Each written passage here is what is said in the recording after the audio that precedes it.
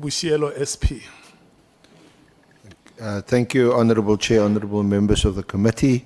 I'm pleased to confirm that that is indeed Dr. Boshielo sitting there with a pleasant demeanour. We've consulted with her a couple of times and she still looks the same.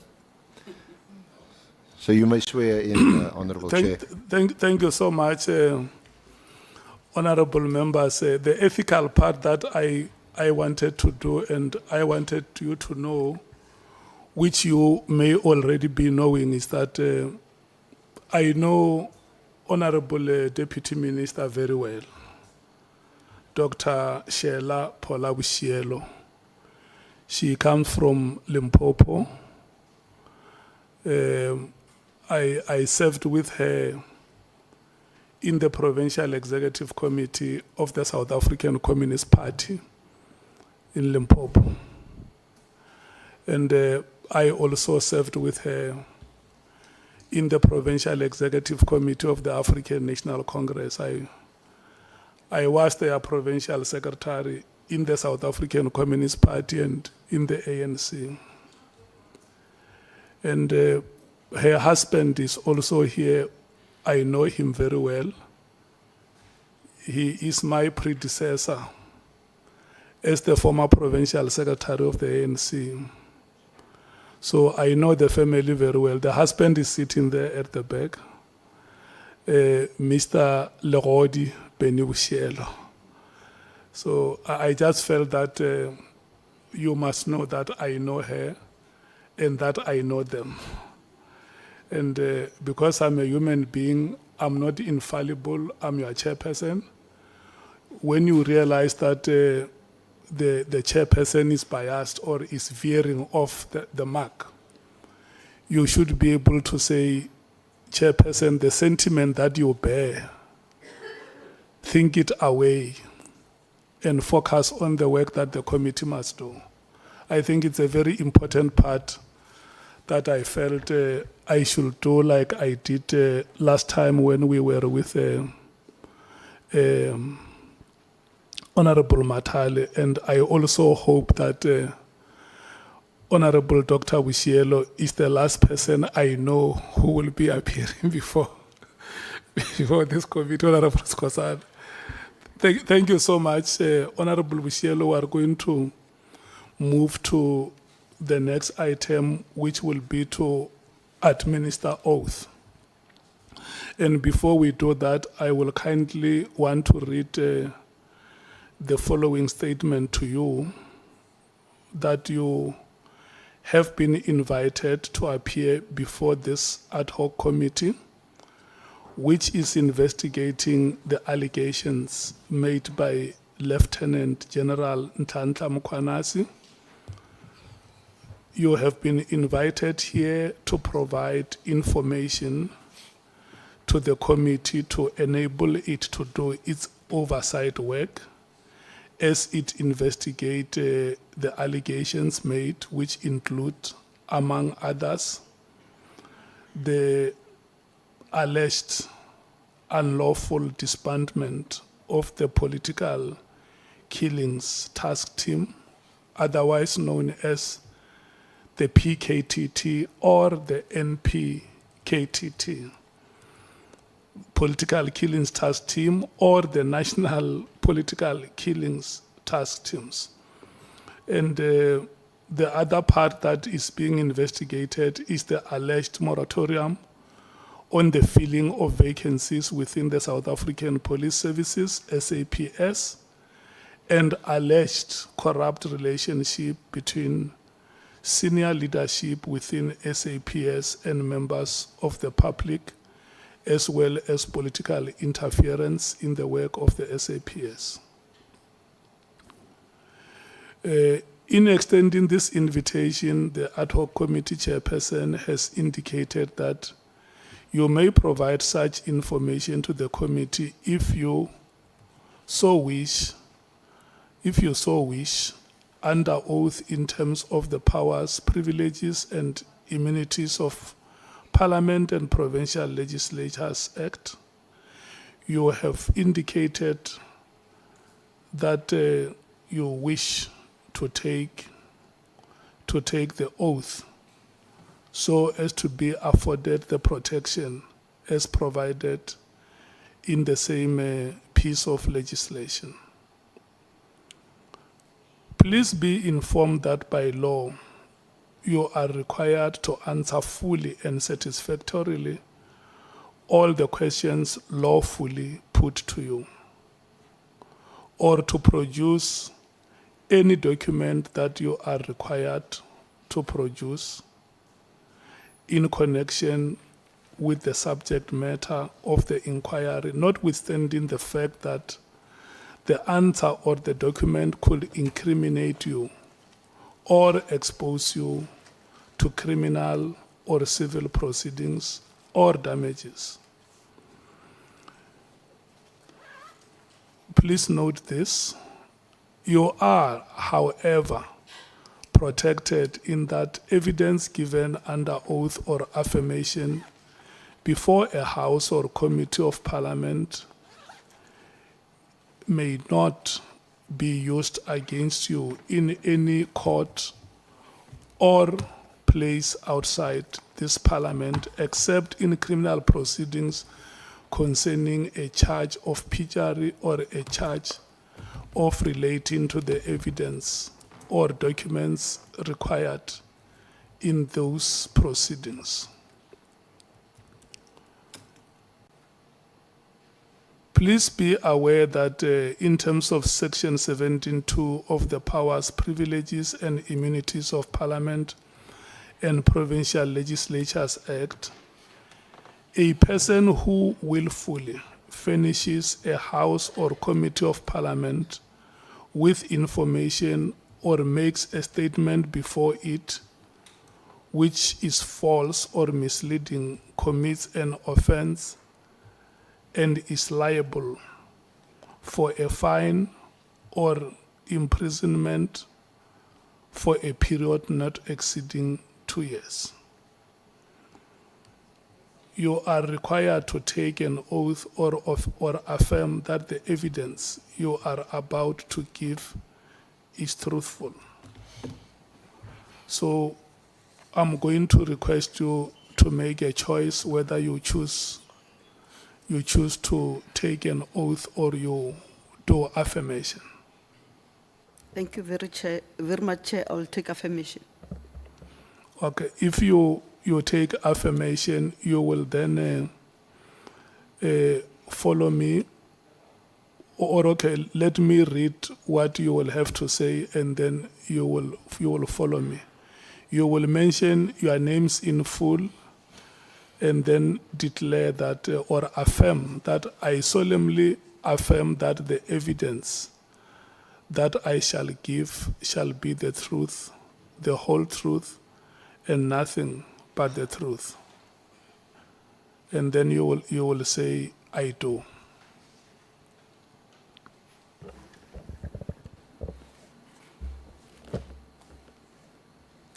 I will follow you.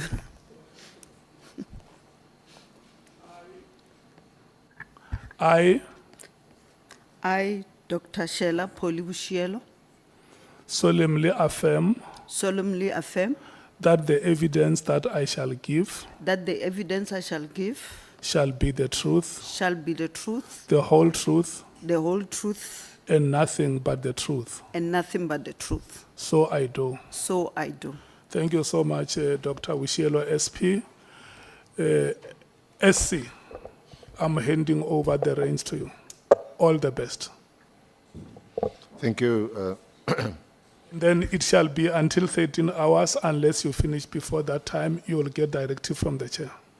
Thank you. I've got no conflicts of interest to declare. Sure. Good morning, Dr. Boshielo, and thank you for your attendance today and your cooperation with us when we consulted with you about your sworn statement.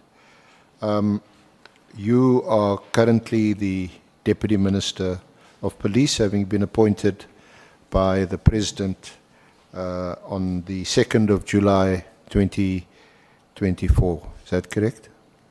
It's correct. At the time of your appointment, that was in the new 7th administration, the GNU government, the then minister was Minister Cele. Yes, sir. So since that date and up to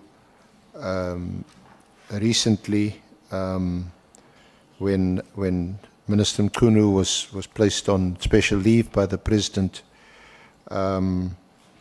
you had assisted him in whatever functions or duties allocated to you. Yes, sir. Now, you are aware of what gave rise to the establishment of this ad hoc committee by the National Assembly. There were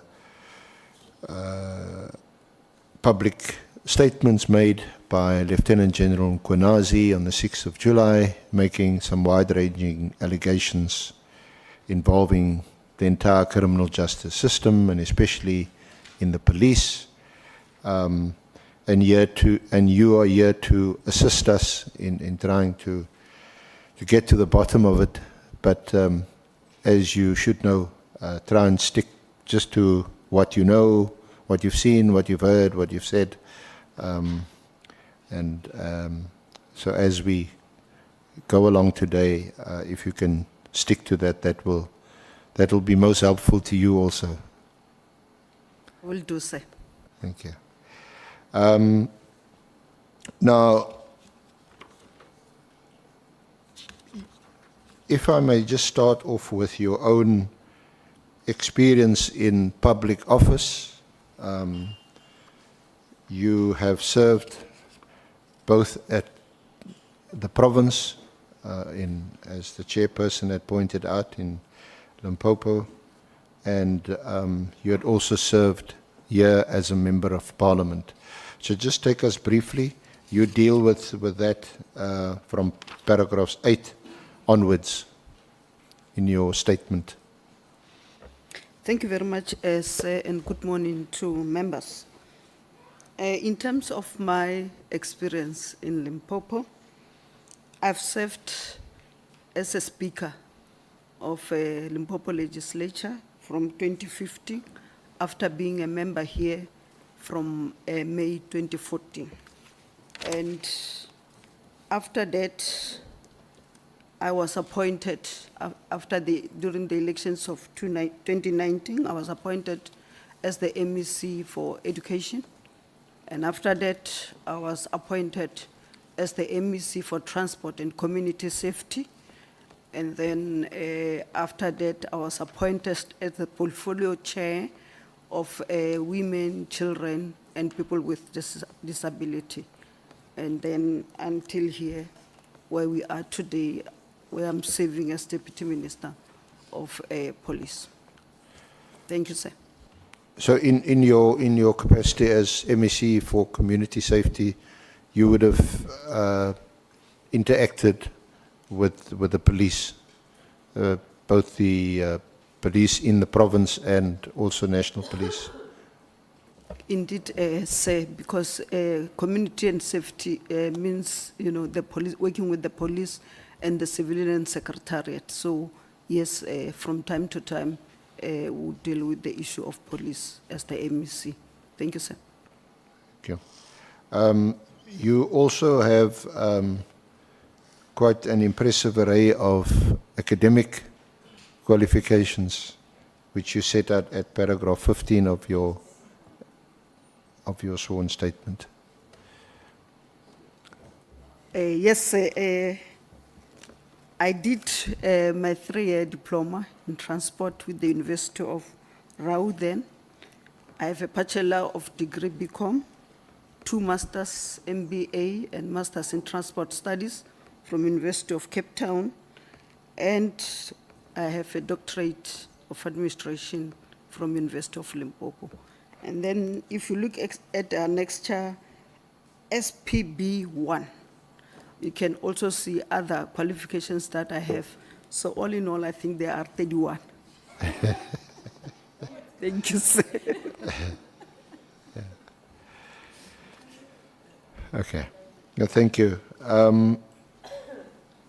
Now, you would have been assigned some roles and responsibilities by Minister Mkhunu and more recently Acting Minister Kachalia. He was appointed only in August, so it's just been a few months. Perhaps describe to us the kind of roles and responsibilities assigned to you. In terms of the Constitution, you are appointed to assist the Minister of Police. So just take us through in which areas you assist the Minister. Thank you very much, sir. Maybe let me start it the other way around, as we said it, because I know there were debates whether we need deputy ministers or not. In terms of deputy ministers, yes, we are appointed in terms of the Constitution, 93A, as you said, and the president can appoint as much as he could. But looking at the responsibility, it will depend whether you need 1, 3, or 5 deputy ministers. So in terms of my responsibilities as the deputy minister, we get our powers in terms of section 93.2, where we account to Parliament about the work that we are supposed to do, and also assisting the minister to do the work that he will give us from time to time. Although the minister have not delegated, Minister Mkhunu, let me be clear so that I do not confuse which minister, delegated to us functions in writing, but from time to time would assist him to be able to do the work. And I will take you through that if we do not mind. But also I want to say, although the minister, I'm on number 80, although the minister have not penned down the delegated functions yet, there has been functions that we're able to deal with them arising from also our responsibility of accounting to this Parliament in terms of 93.2. And on 19, in terms of us, the deputy minister, I did not possess any independent executive or operational authority, but accordingly, the deputy minister's primary responsibility is to support the minister in the development and implementation of policy, oversight functions, and strategic alignment across the policing sector.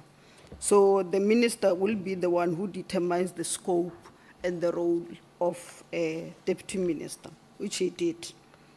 But also, as the deputy minister, I account to Parliament and serve in the following portfolio committees. I serve in the Portfolio Committee of Police. I see my chairperson is there. I also serve in the Select Committee of Safety and Security in the NCOP. Also, I serve in the Joint Standing Committee of Intelligence, JSCI.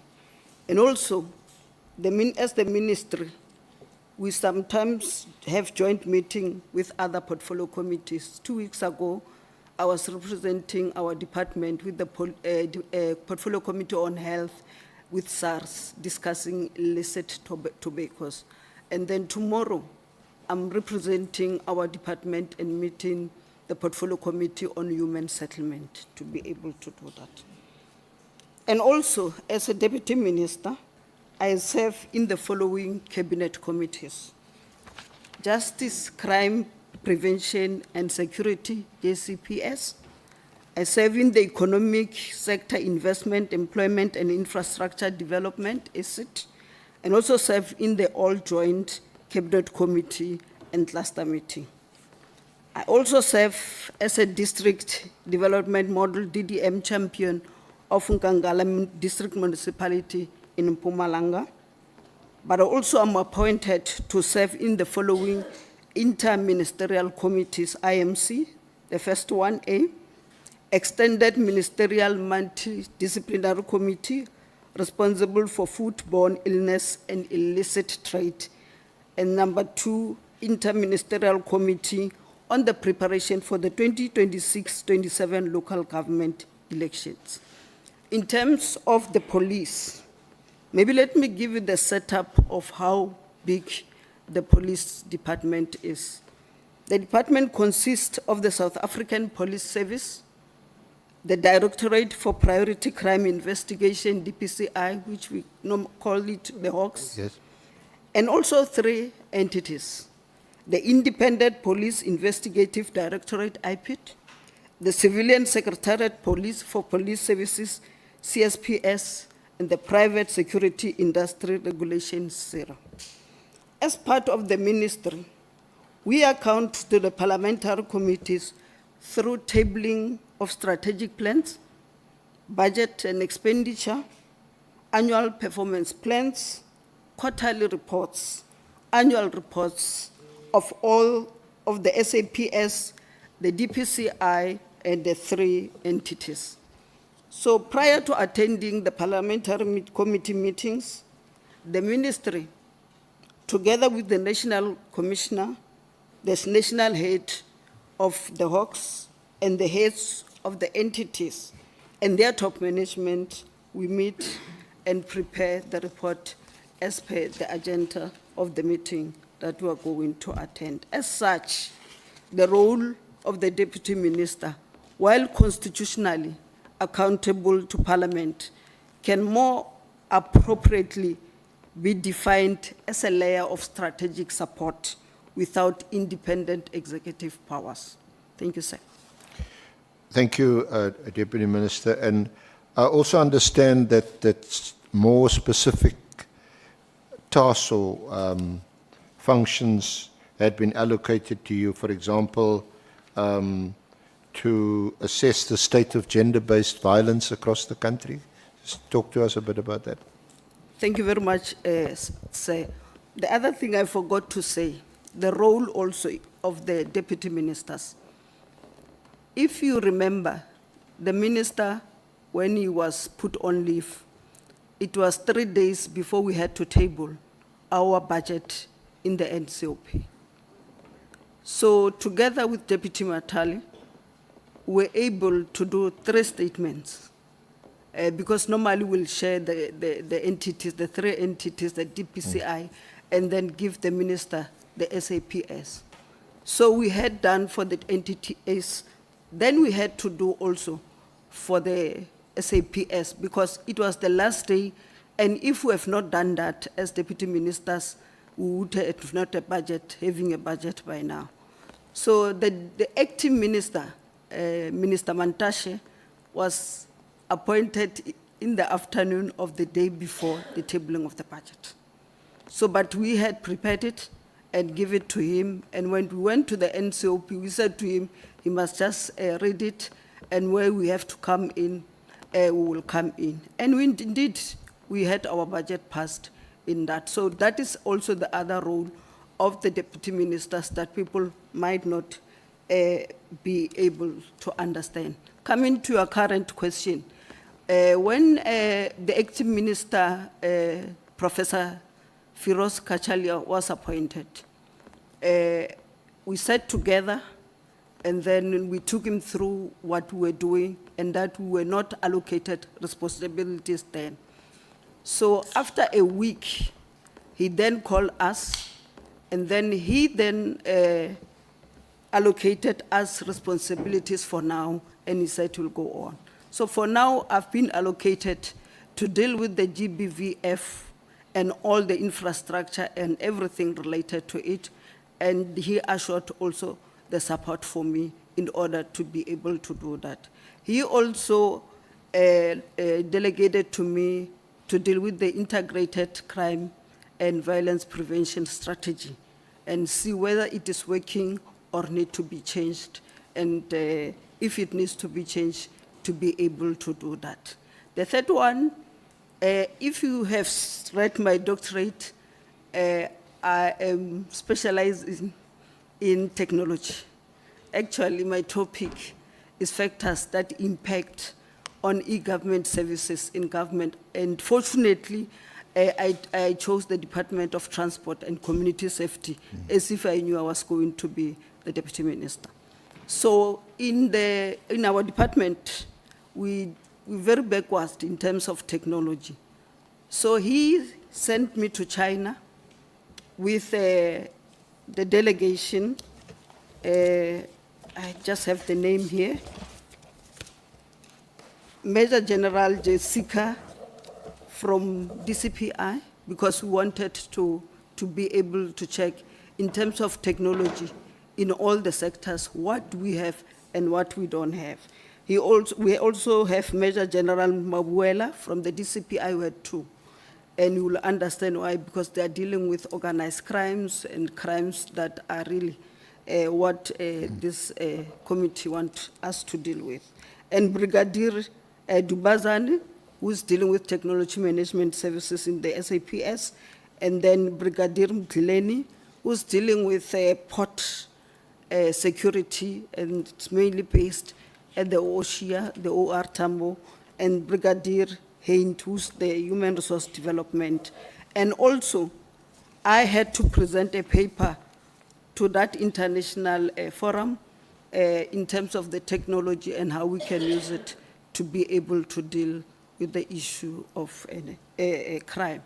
And Interpol also was part. Remember, they had their conference here, and then they were part there, and then we were able to share that the crime you have changed is in terms of your cyber crimes and others. So how do we assist each other to be able to do that? So those are some of the responsibilities that the minister have given us. And after coming back, we had a meeting where I reported to him, because also in China, I met the Minister of Police, just that they call it security, others in China.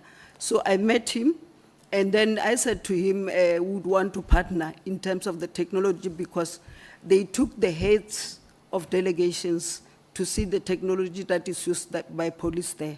And it's very advanced. That's why you don't have crime, almost no crime in China, even when they have a population of about 2 billion. So they use the technology to be able to do that. So when I came back, we sat down with Minister and the Deputy Minister, and then we gave reports.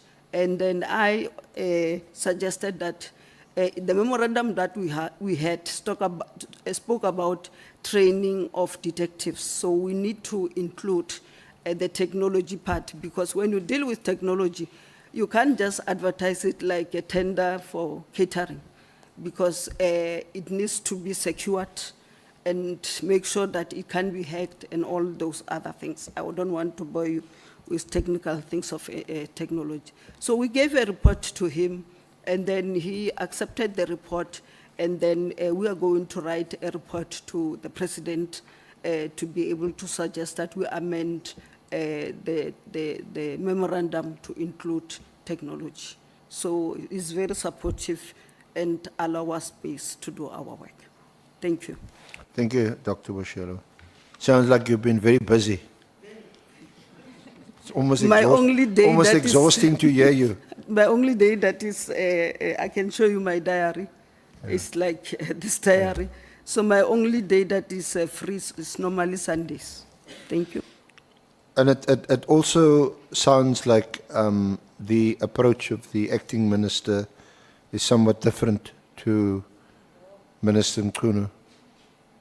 Of course, it's different human beings. Surely you'll expect them that they will have different leadership styles. Now, talking about Minister Mkhunu, of course, this inquiry is mainly about the political killings task team, and on the 31st of December 2024, Minister Mkhunu issued that directive So just to park it there, did you know about it? Were you informed about it? When did you learn about it? So just discuss that. Thank you very much, sir. I became aware of the minister's letter and directive, which was issued on the 31st of December 2024, while it was circulating in the social media. And I assumed it was fake until when the minister called me in the early January, around 6-7, to inform me that the letter that was circulating was not fake. He wrote it himself. I thanked him for clarifying the status of the letter, and the minister further confirmed before this committee that he is the author of that letter. Mm-hmm. Thank you very much. So what was your reaction when you, did you see the entire letter, which is SP2 to your statement? Did you see the entire letter on social media, or was it sent to you? Did you receive it? When did you first see it? No, I didn't. It was not sent to me. If you can look at the letter, there's no CC deputy ministers or CC whatever. It was just a letter addressed to the National Commissioner by the minister. So it was not sent to me. As I said, I saw it in the social media, and I just thought it was a fake letter. So until the minister called me and said it is not fake, he wrote the letter. In terms of how I felt, I was a little bit disappointed that I thought we were working together, and before you could take out the letter, I've read all the letter, all of it, and I thought it could have, as deputy ministers, maybe discussed it with us, but maybe as the executive authority, he felt that he didn't want to discuss it with me. But I was disappointed, yes. And you expressed no view on his authority to issue such a directive or the lawfulness of the letter? As I said, maybe because he's a executive authority. He used that to do that, and I think he had powers to issue the letter, and he used it accordingly. Mm-hmm. And subsequent to, before I move on that aspect, there was a meeting on the 21st of November between you, Deputy Minister Matali, and Minister Nkunu, where the political killings task team was referenced. Do you remember that meeting? Yes, I remember the meeting, but it was not discussed like in full. It was just in passing. Remember, I did not even know what their operations are and what are they doing, because we were still busy calling different sections to brief us, including the entities. So I did not necessarily know about it, and we did not discuss it in details. Did you know, or were you aware of the interministerial committee that was established by the President in May 2018, and where the Minister of Police played a prominent role? Yes, I saw it when it was presented in the Portfolio Committee of the 5th of March by General Khumalo, when he took us through the background and why it was formed and the successes. So was that's the 5th of March this year, 2025? Yes. So prior to that, you weren't aware of the interministerial committee? No. And you obviously never attended any of those meetings? No, sir. Because sometimes the minister can't attend and one of the deputies would stand in. No, sir. the only time that we discussed about it shortly, it was when we were dealing with the organizational structure, and then saying in terms of the matters that we see increasing, how best can we be able to come out with a strategy or a structure, a permanent structure to deal with this. So that was the only one. So I never attended any meeting of the PTY or the IMC. Now, just looking at the letter of the 31st of December, 31 December, SB2, you'll see it deals with 3 items, 3 categories: filling of posts in the intelligence division, ports of entry, and then the political killings task team.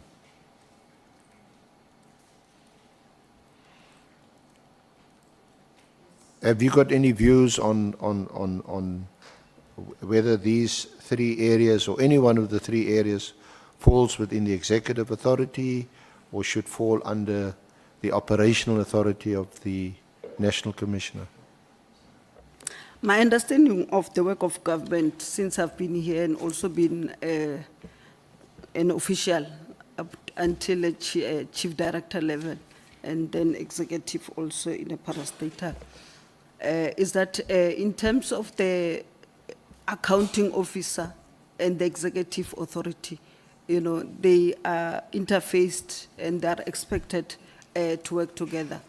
So the executive authority will deal with strategic issues from cabinet, from parliament and others, and then the accounting officer will deal with the implementation in terms of that. So my understanding is that the 2 should have met and be able to discuss issues that were raised in that letter rather than start writing letters to each other. And to say also they were together, we're doing the operation of the safer security, so they should have discussed it because I think they said they were together until the 28th of December when they attended a funeral of one police officer. In terms of the filling, the other one I think of the PKTT I've answered. In terms of the filling of posts in the intelligence division, the minister halted the filling of posts immediately until substantive discussions between himself and the National Commissioner take place. I thought the minister should have provided reasons to the National Commissioner why the process should be halted and what he expects him to bring when they meet so that they can unblock whatever was there and then move over. In terms of the ports of entry, in relation to this matter, the minister's directive were reasonable because it gave sufficient time to the National Commissioner to prepare a comprehensive report at the end of January 2025. So the concerns of the ministers were also clear in the letter. So that will be my take on the letter in terms of the items there. Thank you. So essentially, you would have dealt with this in a much more consultative, collaborative way. That's how we should be able to work together, because when the president appoint a minister and also appoint the head of institution at the national level, these 2 offices must be able to work together. There's no way in which they cannot work together. Unfortunately, it just depends on the leadership style of the people that have to be. And sometimes you need to compromise and understand that it's not personal, but it's about the work that needs to be done. So there is an interface between the 2 offices. They can't work without each other. Now, you after the minister called you in early January to confirm that that was his directive and he drafted it, he wrote it, were there any further exchanges or interactions or meetings with the minister in relation to this, especially the political killings task team issue? No, but the problem or the issue with the letter is that it was already sent to the National Commissioner, and it was addressed only to the National Commissioner. So if he had sought, inputs from me as the Deputy Minister, I should have done.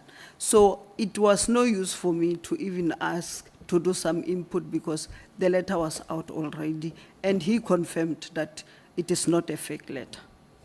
So I did not and had the opportunity to do that. And then it was an online meeting, the one on the 5th of March before the Police Portfolio Committee. So you were in that meeting, and you also heard Lieutenant General Kumalo make a presentation about the political killings task team.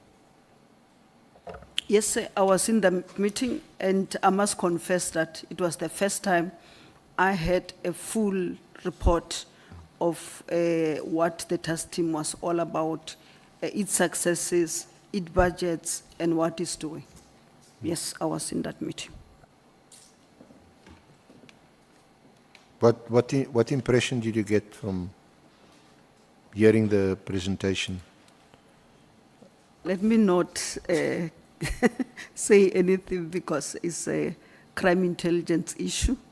But if the commission want me to write what I think should be done, I will do. Okay. Thank you, sir. And then you also heard Lieutenant General Mkonazi express some strong views in that meeting, isn't it? Yes, sir. And what was your reaction to that? I was very surprised because I must say to you, coming to the SAPS, including the entities, I work very well with everybody. From the National Commissioner, actually some of the issues, the dates and everything that I did not remember very well, the National Commissioner was the one assisting me. So I work with the National Commissioner, and some of the responsibilities that I do, we work together, or he will ask me if the minister is not available. The case in point is when we were dealing with the 3 officers from Bloemfontein that were taken by the water in the Hanover, in Pretoria. If you have seen, we were there with the family because the National Commissioner called me, said, DM, where are you? I said, I'm around in Pretoria. He said, the family is here. Can you come and assist me? And then we went there. Yes, it was a painful thing, but I was with him. And I asked him, because everybody was crying, and he was like strong. And I said, you are very strong. And why? He said, no, one of us have to think about what is happening. So we worked together very well. And we buried them, we were together, we did the memorial, we were together. The Deputy National Commissioners also, and the acting, we work together. The Divisional Commissioners, we work together. Executive Director of IPIT, we work together very well.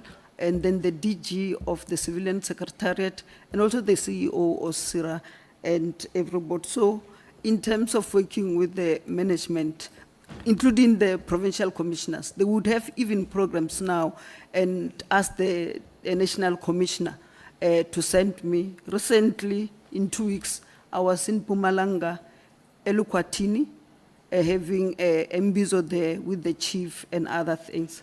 And then I was also in Tlatlaganyani in the northwest, dealing with Samazama issues, and the National Commissioner and the provincial commissioners were working together. So when General Mkwanazi said those things in the meeting, I was a little bit surprised because we had meetings and he didn't raise those things in the meetings that we will normally have as subs.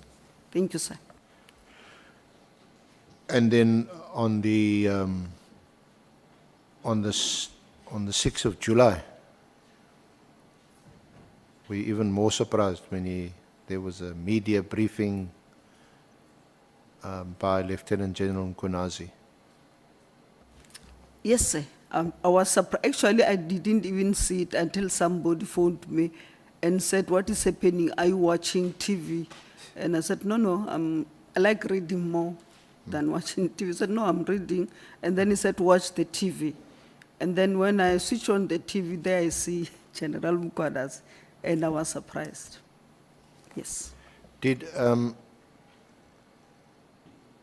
Minister Mkhunu speak to you about what Lieutenant General Mkhwanazi said on the 6th of July subsequently?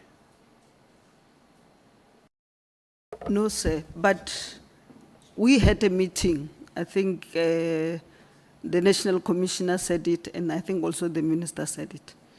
We had a meeting, the four of us, the two deputy ministers, the minister, and the National Commissioner. We as deputy ministers, let me talk about myself. As deputy minister, we raised a concern to say we think the minister and the National Commissioner are not talking as much as they should, and as a result, it frustrates us and also frustrate other senior managers. And we ask them to sit down and sort whatever it is so that we can be able to work. And indeed, they took our advice.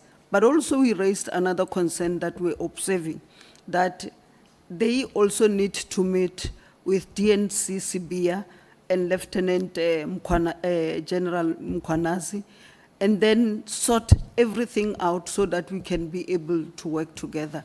And I think they met, actually they met with the National Commission, the Minister and the National Commissioner, and also DNC Sibia and Lieutenant General Mkhwanazi, because if you remember in that statement of the 6th, he said they met, but he doesn't work with criminals, something like that. But it means the meeting takes place because as leaders, we could see there was a problem, it was going to affect us.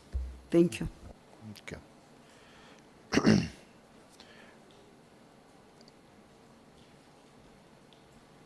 It is not attached to your statement, but in our consultation, we showed you a WhatsApp message that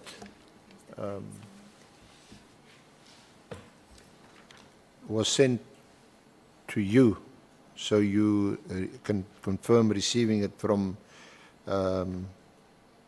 General Sabia, Lieutenant General Sabia, on the 16th of October. It just says, "Good afternoon, DM." So one wasn't sure whether it's a reference to Deputy Minister Matali or to yourself. Was that a reference to you? Yes, sir. So this is about the crime intelligence procurement of new spyware equipment. So just talk to us about this WhatsApp that you received, and what was your reaction? What did you do about it? Thank you very much, sir. I received, it was forwarded, this WhatsApp from DNC Sibia on the 16th of October to me, talking about, should I read it or just say, talking about what the procurement of the spy equipment of 30 million, and that the minister did not approve it, and also the National Commissioner. So it was forwarded at that time. I did not comment. Oh, the comments that DNC Sibia wrote was the first one. He said, DM should take note of the above exercise and exercise vigilance with any type of electronic communication, such as cell phones, emails, etc. So it was like they are buying this equipment to back me. And the second one, he said, Mr. Matebula has also been briefed in terms of ANC leadership. Mr. Matebula is the head of security of the African National Congress. Both WhatsApp were forwarded, not necessarily from him. Then he forwarded another one, because I didn't respond firstly. He forwarded another one which says, my suggestion that we should commit the National Commissioner to this. He needs to come out and say whether he knows about it or not. He must also investigate, and if yes, why was the minister not informed? And I must say, SC, that the reason why I didn't respond is because you know that ministers don't deal with procurement issues. It's the National Commissioner as the accounting officer that deal with a procurement issue. So I didn't respond to it because I didn't believe that a person of that caliber, the DNC, doesn't know the difference that between the accounting officer and the executive of authority in terms of the SCM issues. But then, because I was a little bit worried, I forwarded on the same day the two to the National Commissioner. And the National Commissioner phoned me and said, DM, this is not true. People want to bring, friction between us because they see us working well together. But he said, he assured me and said, I'm going to make sure that I'm going to investigate this and give you a report. Indeed, he investigated the matter, and then he involved the neutral intelligence, NICOC, and then SSA, and then he then sent me a message to say he has investigated it and dealt with it, and I was fine with it. Okay. And subsequent to that, you didn't receive any further WhatsApp messages from General Sabia? I did not, because I also informed him that I'm sending all these messages to the National Commissioner. But why do you think he forwarded this WhatsApp to you, or these WhatsApps to you? I would not know, but like I said, the first message was that DM, be careful of your electronics and whatever. And to tell you the truth, I'm saying the way we're working together, I never thought in my life that the National Commissioner and his team would want to back my telephones and emails or any other thing. Yes, And of course, it's not a... Sorry. May we take Honourable Nomvalo and Honourable Skosana? Okay, Honourable Nomvalo. Yeah, no, thank you very much. I just need some clarification. DM, did the National Commissioner share with you the outcomes of the investigation when he said to you, I have investigated the matter? Did it end there, or he went further to say, I investigated it and these are the outcomes?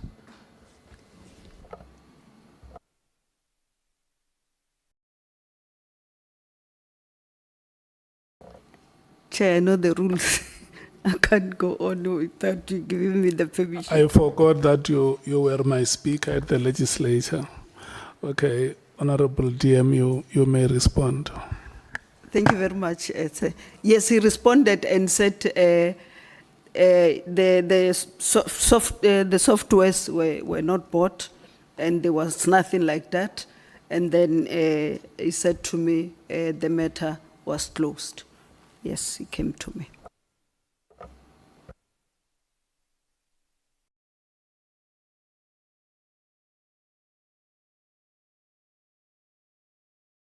See, we may proceed. Thank you. Thank you, Honourable Chair. Honourable Deputy Minister,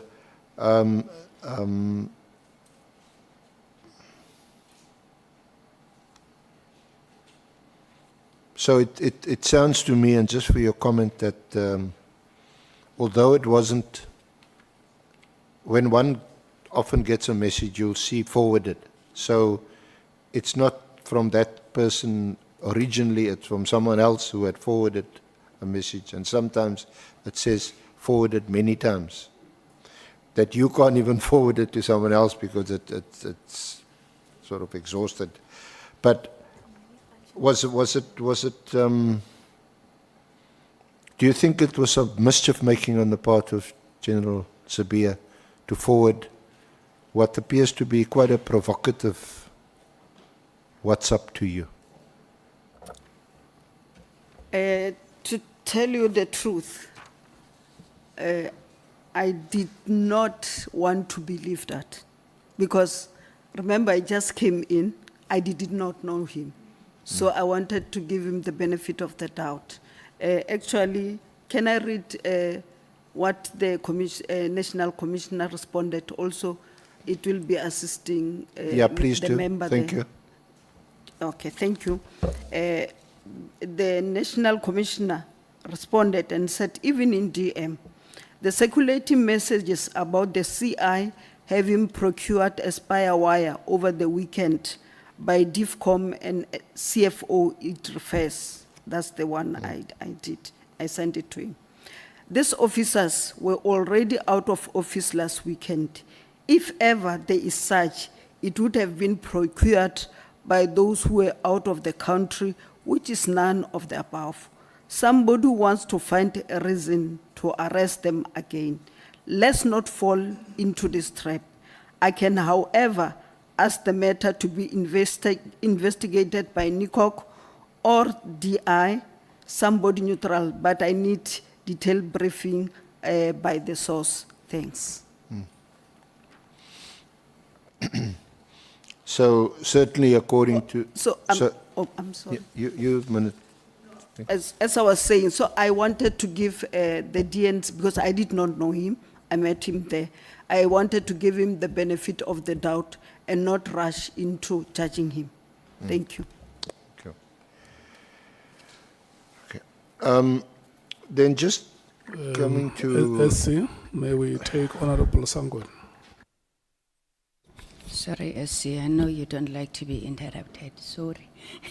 No, I just need clarity on the good morning, Honourable Deputy Minister. Clarity in the response. Maybe we can be furnished with that response from the National Commissioner. But did you say that he's saying that they are trying to get the DIVCOM CFO arrested again? Is this the CFO that was arrested with Lieutenant General Kumalo? Yes, remember he was talking about the CI. The CI is the crime intelligence, yes. So it would be the people who were arrested Yes, with, yes. okay. Thank you very much. Thank you very much. Advocate. Thank you, and thank you, Honourable Member Sangoni, for that, seeking that clarity.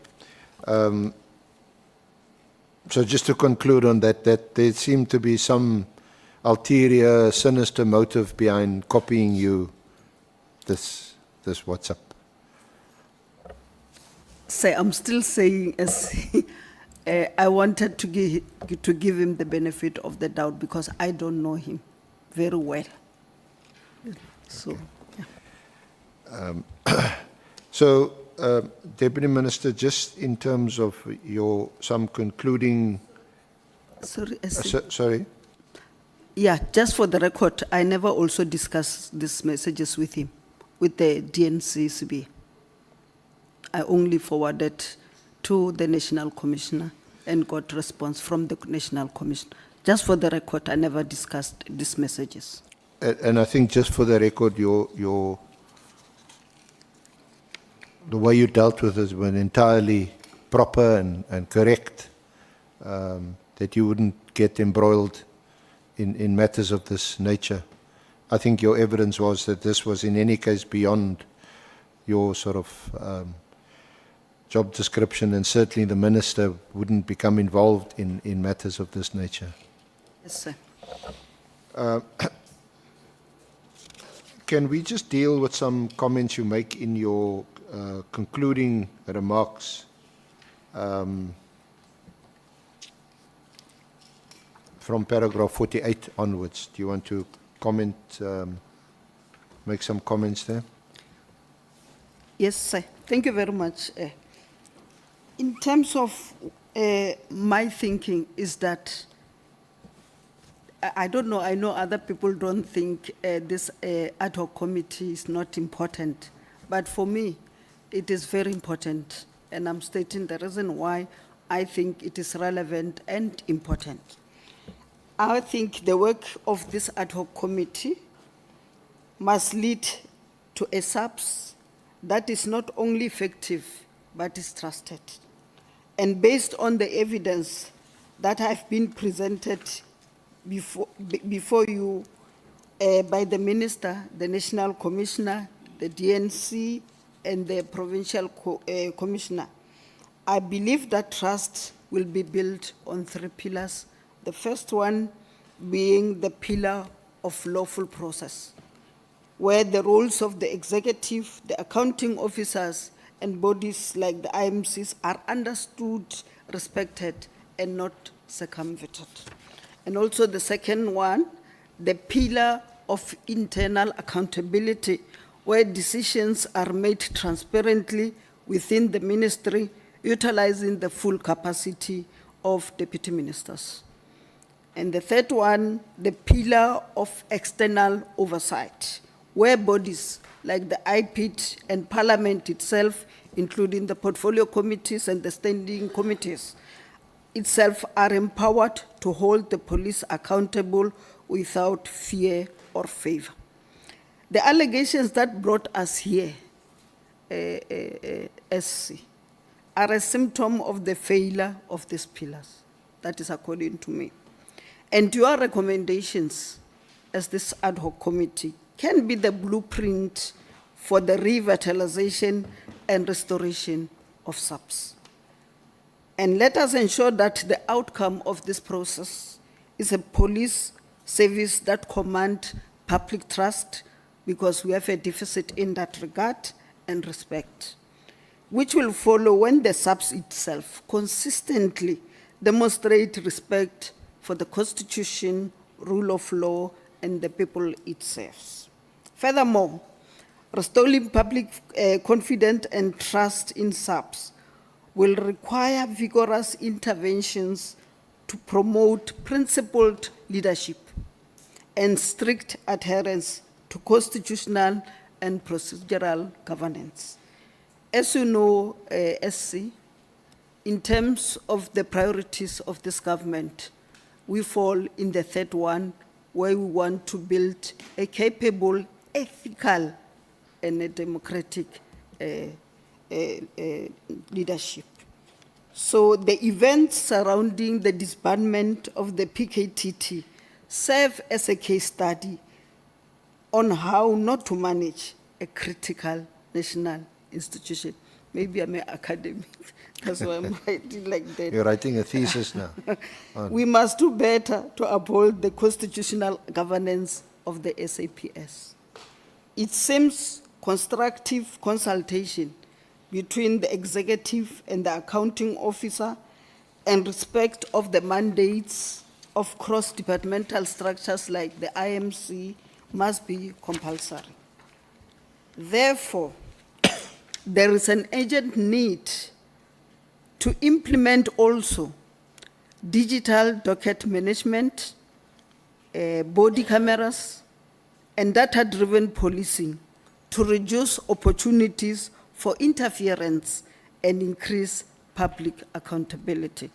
Remember our mandate in terms of 205 in the Constitution is about really the safety of our community, but also protecting the sovereignty of our country. So this committee's work is a pivotal opportunity to reaffirm these principles. I always say you'll be able to assist us to reset the button. I trust your recommendation will guide us towards a police service that is both effective in its duties and truly accountable to the people of South Africa.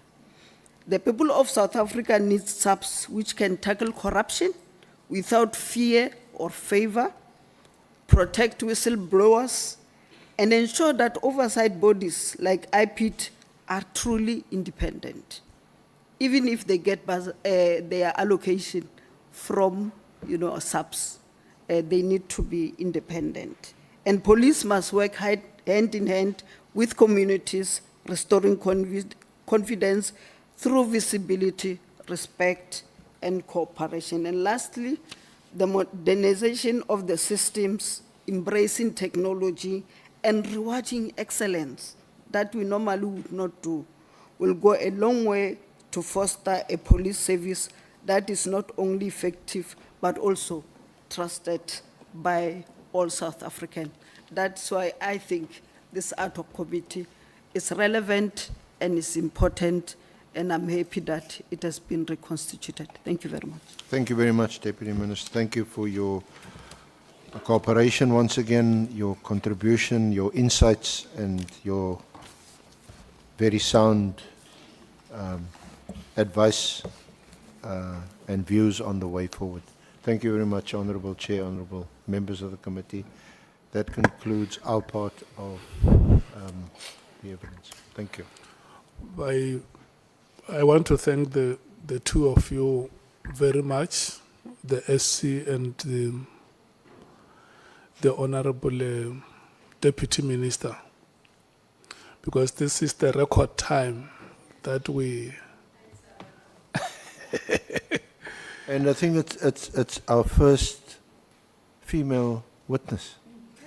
It's the record Maybe time we should that have more. we could ever conclude a statement. Honourable Matthews. Thank you, Chair. Mine is just a clarity question. Dr. DM, I missed the name of who is the head of the ANC security, head of ANC, what is your security portfolio in the ANC?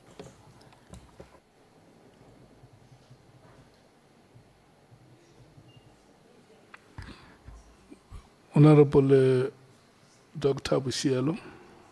Thank you very much, Chairperson. Is Mr. Matebula. Chair.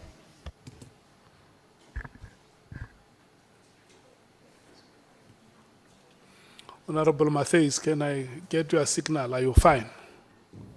Thank you. Okay.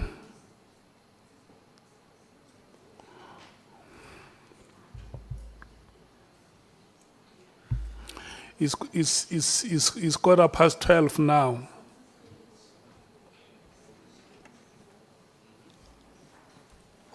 And I think we can take 2 or 3 speakers before we go for a break. And today, a full member is allocated 20 minutes or less.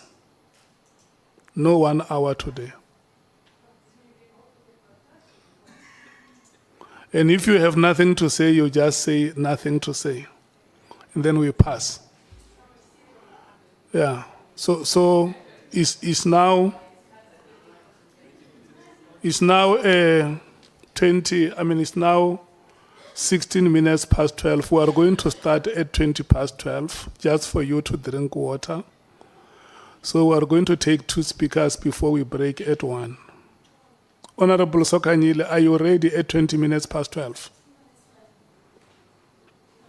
Honourable Nomvalo, are you ready at 20 to 1?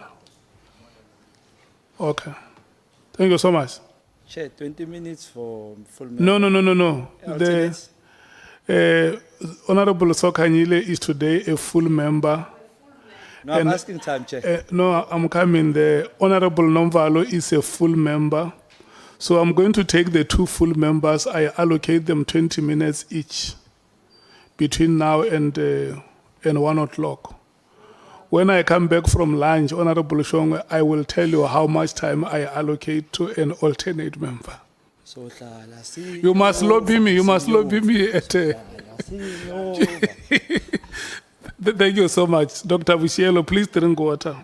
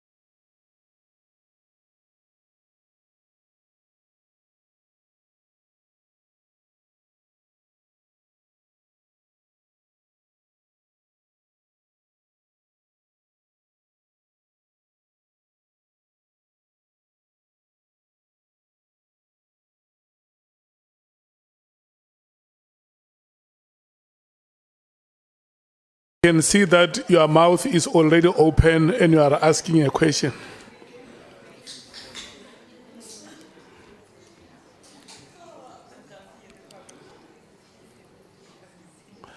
I'm going to deduct a minute from Honourable Souls and credit it to you.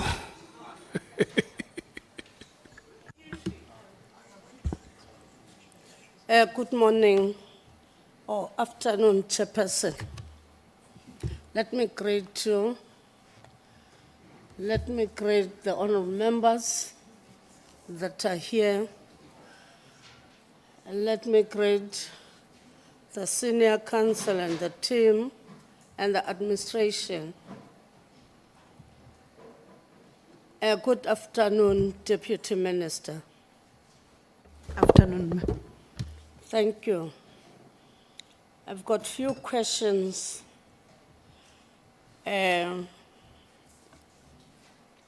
Whereby I will start when the minister was here.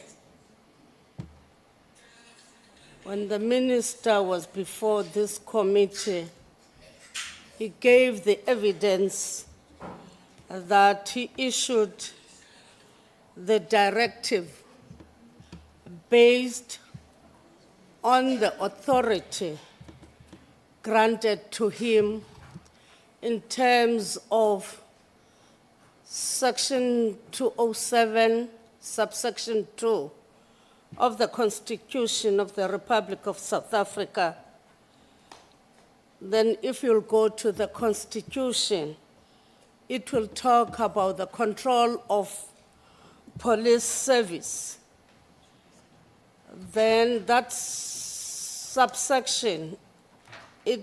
it provides that the National Commissioner is responsible for controlling and managing the police service in accordance with the National Policing Policy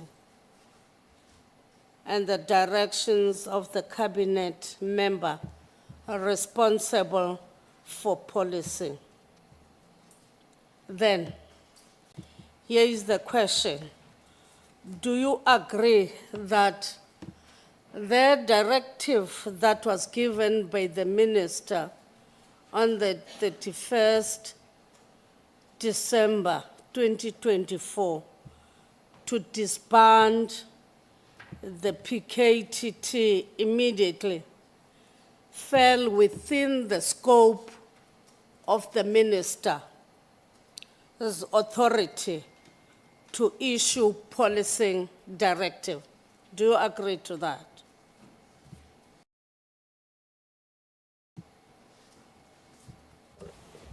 Yes, a member, but if you have seen my response when I was asked directly what I think, I said there should be due processes because these offices, the accounting officer and the executive authority, both of them should be able to work together and agree on processes, how to take forward. So yes, the minister might be having the executive powers to be able to give direction, but the person who's going to implement is the accounting officer. So they should be able to find each other and be able to implement whatever needed to. Thank you. So we are saying that this particular directive that the minister gave on the 31st, he was not supposed to do so. Are you saying that? I'm not saying that, ma'am. Thank you. The minister used his executive powers, but I had my own view, but I'm not saying he can't issue it. You can't say your own views in this regard? I did, like I did said when the SC was asking me. Okay. Thank you. With reference to paragraph 26, you indicate that you had a telephonic discussion with the minister regarding the directive to disband the PKTT. do you remember, or did you, during your conversation with the minister, at least indicate your concerns regarding the approach he took for the disbandment of the PKTT? Did you raise your concerns with the minister during that telephonic conversation? Thank you very much, Ma'am. As I said, the minister phoned me. I thought the letter was fake. So that's why I didn't even follow it up, because there is a lot of misinformation and fake news going on the social media. Then the minister phoned me and said the letter that is circulating is not fake, I wrote it. So there was nothing I could do. The letter was already written, the letter was already given to the National Commissioner, the letter was even, out there in the social media. So I did not ask him why he did not tell me or not tell me. So it was like him confirming to me that it's not fake. He wrote the letter. Thank you. I did not ask him anything.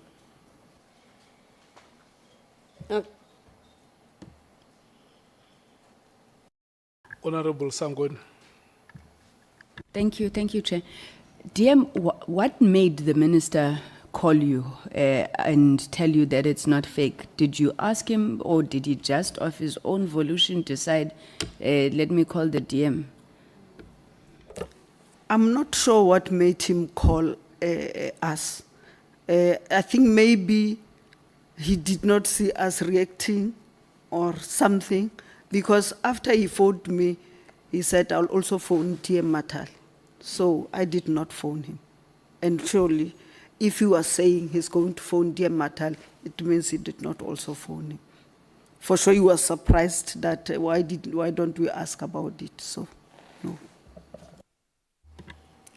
So even yourselves, you didn't say, hey, God, a minister issuing such a directive on the 31st of December, people are happy. You didn't say, oh, minister, why? And you are saying that immediately, and on the 31st, you simply said, oh, by the way, it's already on the Facebook, on TikTok and whatever.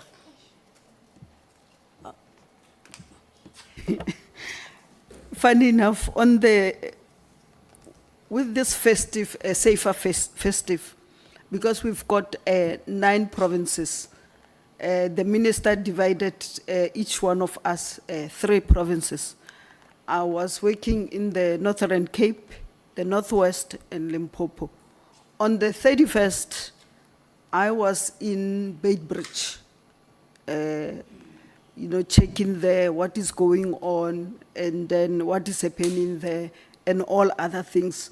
And I think I finished my work around 5 o'clock, then went home to prepare for the braai and the cricket like anybody. So I did not really ask him why or not. Thank you. Okay. You know that directive of the 31st December didn't talk about the disbandment of the PKTT. It also talked about halting the filling up of vacancies within. In your understanding, the authority of the minister, does it also include in making decision in halting vacancies with the subs? For instance, if you have the minister apparently saying also you shouldn't fill up vacancies, in your understanding, the authority that the minister has, does it include making decision to hold vacancies within subs, notwithstanding a submission that he should have given reasons, maybe can you, if you're saying that he has that power, as you have already said, the executive powers, then what informs the perspective? Thank you very much. I wish I knew. I wish I knew. But I did not know. You didn't. That's what I'm saying. If we were given an opportunity to make inputs, let me talk about myself. If I was given an opportunity to make input into the letter, it could have come differently. So, unfortunately, it's out, it's there, he took the decision. I don't know what informed him to do that. Thank you. Do you understand the instruction, that is the one of halting or in vacancies, not to fill up any vacancy, or the directive as a policy related, or it's an administrative or an operational in nature, in your own understanding? Thank you very much. It's both administrative and executive. Because if you are talking about top management, there's no way in which the National Commissioner can do that without discussing with the minister, because at the end, it's the minister who must finally agree on that one. So that is what I'm saying. From where I am, to say it must be halted, and you said it also, if you halt it on New Year Eve, when we are busy with crickets, it will not be immediately like you are saying, and because most of the people, including the National Commissioner, was on leave. So for me, they are not necessarily mutually exclusive. They should be working together, because at the end, from a certain level going up, the minister is the one who approves at the end, and then from a certain level is delegated to the accounting officer. So if they were working together and communicating, I don't think we would have arrived at this letter. Thank you. Thank you, Deputy Minister. You are saying that, for instance, in paragraph 21, you have served also in several cabinet committees whereby there were many IMCs. In fact, you indicate that you serve on 2 interministerial committees.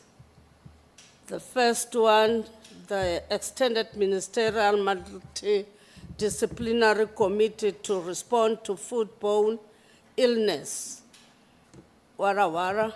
Then the second one is the IMC on 2026-2027 local government elections.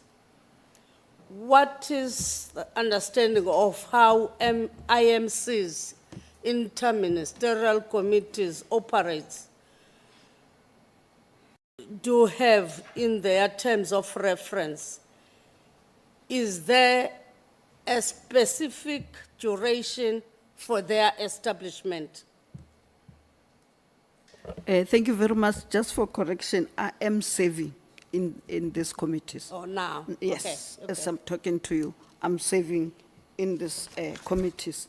In terms of the interministerial, you are appointed by the president, like you are DDM, if you are a champion of DDM of Nkangala. You are appointed by the president to be the champion of that. So in terms of serving in the interministerial, the IMC committees, you are appointed by the president, because it's different ministries serving into that. And remember, deputy ministers are members of the executive. So the president can also assign them any other responsibility.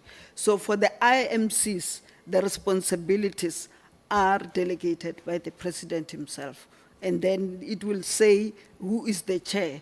Like in terms of the elections, is the Minister of COCTA. And then in terms of foodborne, is the Minister of Health. So he will say who's the minister and who others are serving in it. But individually, he will write to a letter that I am appointing you to serve in the following committee, the IMC committee. Thank you. So all IMCs, they have a uniform approach on how they operate, in your own understanding? Not necessarily. Remember, the president, when he appoints you to be part of the IMC, it will be defined what is expected of you. So it will not be the same. Unless if you're saying in terms of that the IMCs are appointed by the president himself. So if you are having this particular IMC, then the term of those deployees comes to an end, and others, they come, will they automatically join or they will sit to be appointed also? In terms of my own understanding, this is a new term. So for every term, you have to form new committees. Like, I would not think that if the 2026-27 local government elections were coming somewhere in 2030, the president would have formed the IMC on the local government preparations. So it depends on what, but for every new administration, because it's new people, the IMC, are reappointed. If you are still there, you'll still be reappointed as maybe part of the IMC. That's my understanding. Let's talk about the current one that you are serving in. Their reports, where are they submitted to, the reports of the IMC? They are reported to us as we've got the secretariat, and then as we meet, the Department of COCTA will then, service the secretariat, and then they will give us documents and the agenda to discuss, and then thereafter, our minutes or our decisions will then be submitted to the President's office. Thank you. Let's take the IMC of the PKTT, whereby also it was formed by the president, but you said you only heard about it on the 5th of March, 2025, when we were in the portfolio committee. After the portfolio committee meeting on the 5th, you didn't come into discussions with the minister to say, where is this IMC, if it was only for the first time you heard about it, and the PKTT? Thank you very much. The mere fact that I did not receive a letter to be in the IMC, that's why I didn't know that it was in the IMC. But when the minister appeared before this committee, he informed this committee that there is no IMC. But the former minister also, Minister Cele, when he appeared before this committee, he said the IMC is continuing. So I think there's some issues that must be dealt with by the relevant people. I would think it's legal people in the presidency to be able to deal with the matter. But I know that if you serve in the IMC, you get a letter from the president informing you that you are serving in this committee. Honourable DM, the time of the member is up. Can we please move to Honourable Nomval? Thank you so much, Honourable Sokanya.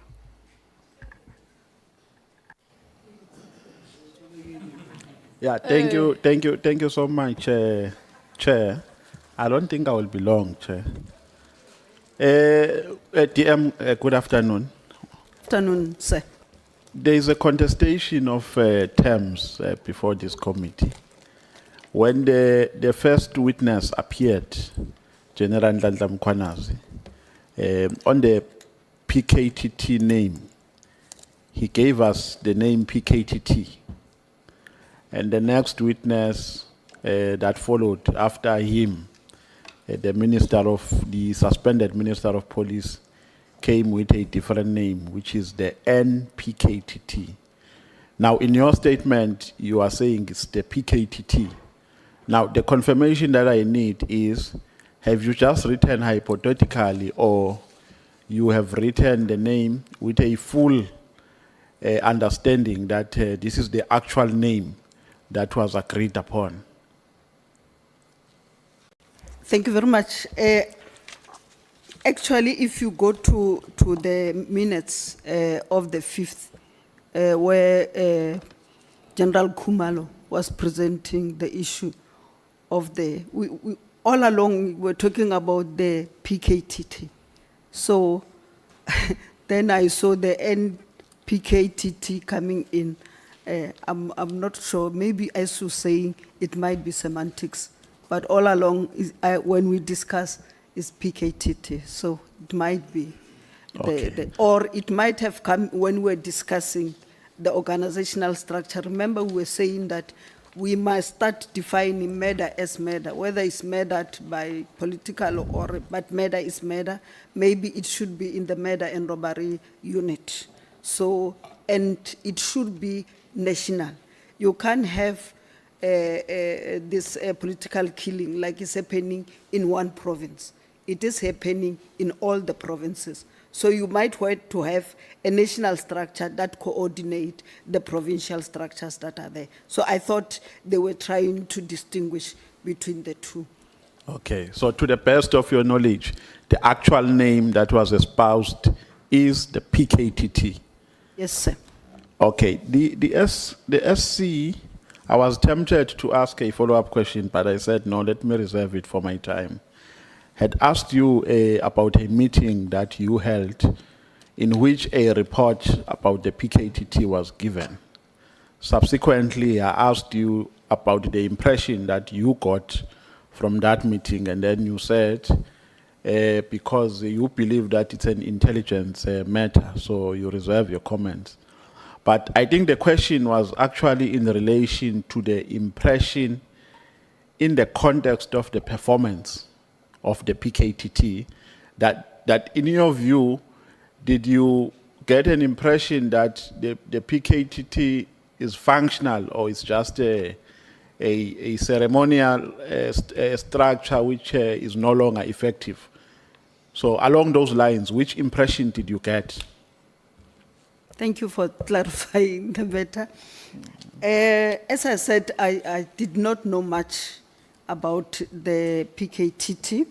In that report that was presented on the 5th of March, the successes, why it was formed, the successes that were there, the challenges of the misinformation and all other things were put there. And where I am, I'm not able to go out really and check whether it's right or wrong. Yeah, but the impression that you got at that time, what impression that did you get in relation to its functionality? If I looked at the report that was in front of me, I think they were doing a great job. Okay. You know, when you get into a normal workplace, as a human being, it's easy to detect when there's a toxic environment or when there's factionalism. You detect through the language and the mood that no, this one is in good terms with that one. These ones are not in speaking terms. Now, what overall assessment you can make about factionalism in SAPS? according to you received a message from Sibia, which was forwarded to you, and he says to you, there is this procurement of spy equipment, you must be careful and so on. And at a later stage, you realize that this was concocted because an investigation thereafter was made, which actually proved that there was no such. Now, out of all these happenings, what is your final determination? What is your final observation? Is there any deep-seated factionalism in SAPS, or is there any toxic environment? And if there's any, is it among certain individuals at the top brass, or is general, it affects the whole institution, the whole organization? Thank you very much. I think firstly, you are right. As a leader, you are able to get into an organization and see that there is a problem. And I think I responded when the SC asked me, I just did not remember the number, where I said we met, the four of us, the two deputy ministers, the national commissioner, and the minister, and said, we can see there's a problem between the two of you. Can you please fix this issue? Because it's affecting us also.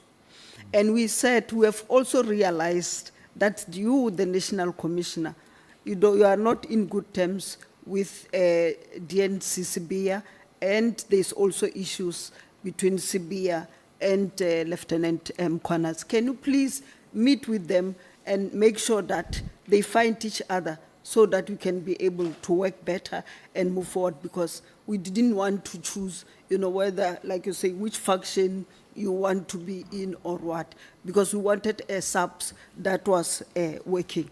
And indeed, they did that. And unfortunately, like I said, when you had him on the 6th of is it July, when he said, yes, the meeting was there, but I don't work with criminals, whatever it is. But we did that, and we asked even the minister and the national commissioner that when you work together, at least once a week have a meeting, not necessarily write letters to each other. When we reach a letters level, it means there's no level of trust and respect, and then that would be a problem. In terms of the toxic environment and what, it was like just in any normal working relationship, like we also have here in Parliament with the opposition, when we shout each other there, not necessarily that we hate each other, it's just that maybe we differ on something that needs to be there. But I think, according to me, it might not be true. It might be one to be briefed, is that the South African Police Services, from 1994, it was not transformed as it should have been transformed, such that you still have the old order and the new order that is trying to coexist. And as a result, there will be that friction. And that is why I said in my conclusion that I hope this committee is going to assist us to be able to pass that hurdle so that we have the SAPS that we want, that will serve the people of South Africa and protect the sovereignty of our country. Thank you, sir. Okay. Notwithstanding what General Ndladla Mkhwana said on the 6th in relation to his meeting with General Sibia and others, but in terms of your observation, was there any paradigm shift after that meeting? Did you experience any change? When people are mediating each other, when they come out of that mediation, you can tell from a distance that there is now a paradigm shift. Did you experience any paradigm shift? Thank you, sir. Yes, we did, like the minister and the national commissioner, when we were doing the safety festive operations, the minister was paired with the national commissioner, and they were doing KwaZulu-Natal, Western Cape, and Eastern Cape. So they were working together. And I was given the acting deputy national commissioner, and then Dear Matalu was also given the national deputy commissioner. So we worked together until like the 31st letter and until the 6th August when this thing came. But all along, I thought we were working together.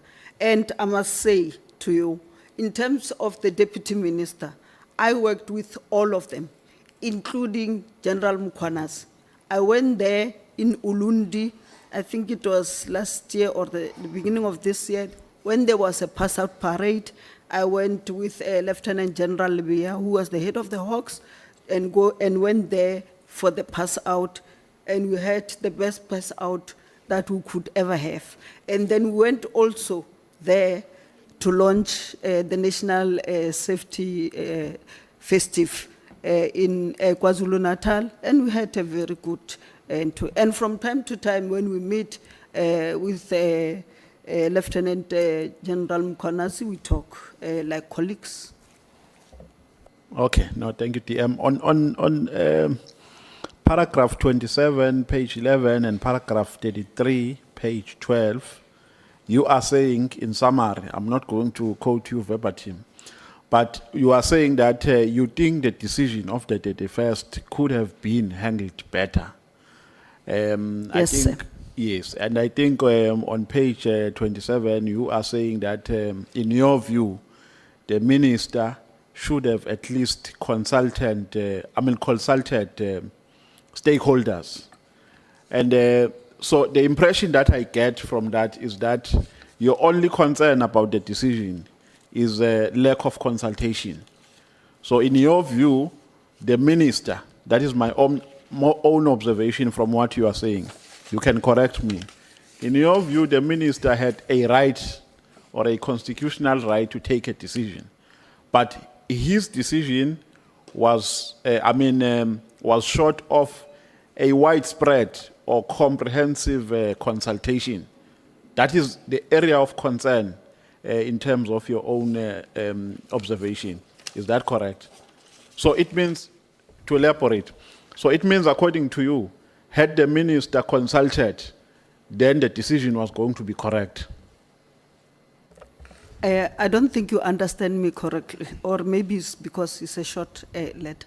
In terms of the consultations that I'm talking about even consulting the operatives, and then people who are in charge of managing the PKTT, the provincial commissioners, the national commissioner, everybody who was involved in terms of that. And surely they would prepare reports and be able to also give recommendations to say, at this stage where we are, we think we cannot be able to do this, and this might be the best way to deal with the matter, and then give an alternative on what to do. So that's my understanding. It's just that I didn't just want to write a big thesis. Okay, no, it's fine.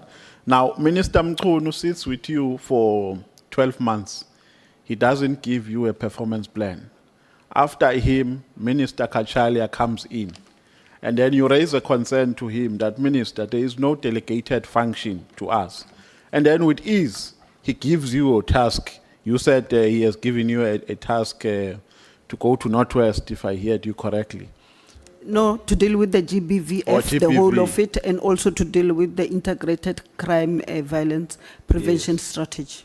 Now, would you describe Mr. Mkhunu as a person who believes in collectivism, as a cordial person, and as a rational person who takes into account his colleagues when he works with them, who doesn't work alone, who's not aloof to his subordinates or to his colleagues? Because Kachalia comes in, he doesn't spend much time in office. You raise a concern, with ease, he gives you a function. And then minister has been with you for 12 months, he doesn't delegate functions to you. So what is your observation about Minister Mkhunu? Leaders don't lead the same. and then they don't see the matters the same. So here, I see a different leadership styles between the two. That will be all I want to say. Yeah, but remember, this is an operational issue. And the standard operating procedure here is that for you to be able to execute your functions properly, there must be a performance plan. Whether you are weak as a leader or you are strong, it's a standard operating procedure to which you must adhere. It doesn't depend on your moods. It's a standard which has been put there. And if you do not meet that standard, it means there's something wrong with your leadership. That's what I'm saying. I can't comment. Maybe you can ask him the reason why he did not do that. But I would not be able to. But for me, I attribute it to different leadership styles. Yeah, but you found it ironic that after 12 months in office, you don't get a performance plan. To you, was it an ordinary or it's a normal thing or it's an ironic thing which must never be encouraged? We tried to raise, I tried to raise it at some point, and it was coming, I thought, yes, I agree with you, it must not. It's Okay, not. then the last question, second last, the chair will kick me out, I know, when I'm running out of time. The second last question, you are correctly saying, yeah, that as a deputy minister, you are accountable to Parliament. Now, you are not given this performance plan by the minister. You go to Parliament, and you are not raising this in Parliament as a concern, because had you raised it in Parliament, Parliament was going to use its oversight responsibility to say, Minister, this is undesirable. Give these people their task so that your department will be efficient. Now, you don't raise that in Parliament. Why didn't you raise it as a concern, either in the Portfolio Committee or in the National Assembly? I think there are processes where this kind of issues can be raised as consent. And I think just raising it in the Portfolio Committee would not have been the correct one. Like I said, we tried to raise it with him. Maybe if he was given a little bit longer, we would have that one. So what we were able to do, the three of us, and chair of the Portfolio Committee, Shirley is here, and members are here, we have never, in any day, shied away from going to the Portfolio Committees or in the National Assembly to do the debates, in the NCOP to do what we should do. Because the chairperson of the Portfolio Committee also understood that our portfolio, unfortunately, is on Wednesday, and Wednesdays are normally cabinet days. So we're able to do that as deputy minister. So yes, we raised the issue, but I don't think it has reached a stage where we had to go to the committee and start saying, but the minister is not doing that. I don't think it has reached that level. Thank you very much. I'm giving my 2 minutes, my outstanding 2 minutes to you. You can say whatever you want to say to the committee. Thank you so much. I will bank the 2 minutes. Honourable Sangweni. Thank you, Chair. Thank you for being so kind today, Honourable Member. DM, when you raised this issue of lack of delegation with the minister, I heard you saying that you thought it was coming. I'm sure you didn't raise it once. What would be the minister's response that he was not delegating to the DMs? I would take that he was saying we should be able to understand. He should be able to understand what is going on in terms of SAPS, because it is huge. It's not only SAPS, it's got also 3 entities with their executives, with every other thing. So I think he wanted to understand first, and then also maybe use our strength to be able to allocate properly what he think he can allocate to us. Thank you. Yeah. Now it's time up, honourable members. It's now 1 o'clock, we are breaking. We will come back at 20 minutes to 2. When we come back, the 20 minutes allocated to the Democratic Alliance. Who is speaking at 20 minutes to 2 from the DA? Honorable Breitenbach, thank you so much. You must be here exactly 20 minutes to 2. Thank you so much.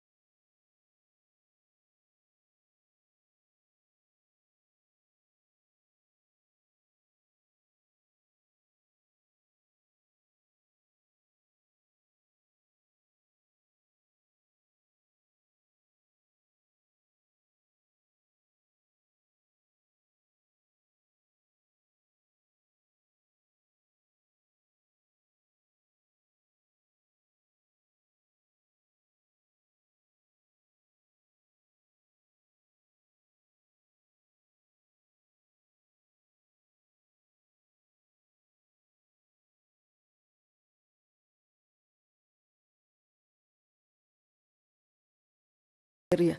Then people will come one by one, and then they will ask, complain that the police take the bribes.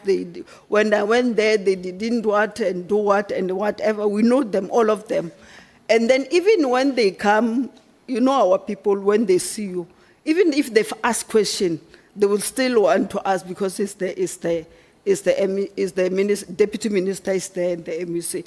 And then thereafter, the local ones, the mayor will do in the language that they understand, and then the provincial one will do. Thank you. I get the idea. Thank you. I don't mean to interrupt you, but there's a time limit. So you interact with people, you find out what the issues are that people on the ground are struggling with. Tell me about implementation. In terms of the implementations, because that's what I'm saying, when I go there, I don't go there alone. I go with the mayor, I go with the MEC, I go with the provincial commissioner, of course, with the management. When we finish, I would expect the provincial commissioner, because that's the one I would have control over, to say, Dr. Mukanazi, can I... You can carry on. Don't worry about these people. Carry on. I would say, Dr. Mkwanazi, I would expect a report in 2 months' time. And then he'll bring it through the national commissioner to say, in terms of this one which they raise, this is what we do. In terms of this one, this is what they do. And also that day, what really impressed me was that we also had the gift of the givers. I think they also operate in the area because we had all the stakeholders. So this isn't a publicity stunt for gift of the givers. Can you just tell me? Then I said in a Deputy month. Minister, no, just a moment. I want you to answer my questions, please. So listen carefully to the question. It's a problem that most politicians seem to have. They don't listen to the question and they give any answer they feel like, forever. I want to know about implementation. You mentioned a couple of things. Did you do anything about the implementation there, Robin? Yes. So what? Yes, I did. Tell me. I went back to the chief. The chief was worried about the security, and he was worried about the guns that were going in there. And then we were able to increase the number of police there. And then he even said to me that he's satisfied with how we have dealt with the issue. Thank you. I presume you could do the same sort of thing here in the Cape Flats, where people are being mowed down daily. Send more policemen and reduce the amount of guns. Any plans to do that? I've been, actually, we were sworn in on the 2nd of July. On the 4th of July, we were at Hanover. And I was chairing the public hearing there. And we had the police over this side, and we had the communities over this side. And the community were saying to us, we don't trust this police, they are not doing their work. And then we're able to. And from there, yes, I've been to the Cape Flats, to Guguletu, to Samora, to Atlantics, and everything. We have a special operations that we want to do. I will not be able to disclose it here, but we have a special operation. Of course, I wouldn't expect you to disclose it. I'm interested in implementation. So you have a plan, and you're going to implement. We will implement it, including, remember we signed the memorandum of cooperation with the city and the province, so all of us will be doing that. We'll be watching. Are you aware, Deputy Minister, of any occasion where the minister, the suspended minister now, Mr. Nkunu, interfered in the operational issues of the South African police? Any at all occasion, in your view? I would prefer that you be specific so that I can just be able to answer. I think the question is reasonably specific, Deputy Minister. Are you aware of any occasion at all that you hold personal knowledge of that the suspended minister, Minister Nkunu, has interfered in the operational issues of the South African police? I'm not aware. How long have you been the Deputy Minister of Police? From the 2nd of July, 2024. And yet the minister is yet to delegate any functions to you? Yes, ma'am. Have you discussed this with him? Yes, I have on how many occasions? More than 3 occasions. More than 3? Yes, ma'am. He's a difficult man. He doesn't listen. Comment on that, ma'am. Have you told him that you're unhappy about it? Yes. And still he doesn't listen? No comment on that one, ma'am. Well, nah. Dr. Boshielo, you must not have a problem of using the title Honourable Member. Thank you very much. Thank you so much. Thank you. Sorry, Chairperson. I really apologize. Deputy Minister, you really don't have to call me honourable, I promise you. It's not an issue for me. I functioned for all my life without being called honourable. I'll function some more. I'm directed by the chair. I must take instruction from the chair. No, you actually don't have to. Has Minister Nkunu ever discussed the national policing policy with you and consulted the provincial governments in your presence, taken you along, talked to you about how you're going to implement those things? Have you had those discussions? Not yet, but we took the national policing policy to the province. We started at the MINMEC, and then we took it to the province, and then it went to the cabinet. It was approved, and I think it was approved about 2 months ago before he was told to take leave. Thank you. So it's taken this long to get that far? Yes, apparently.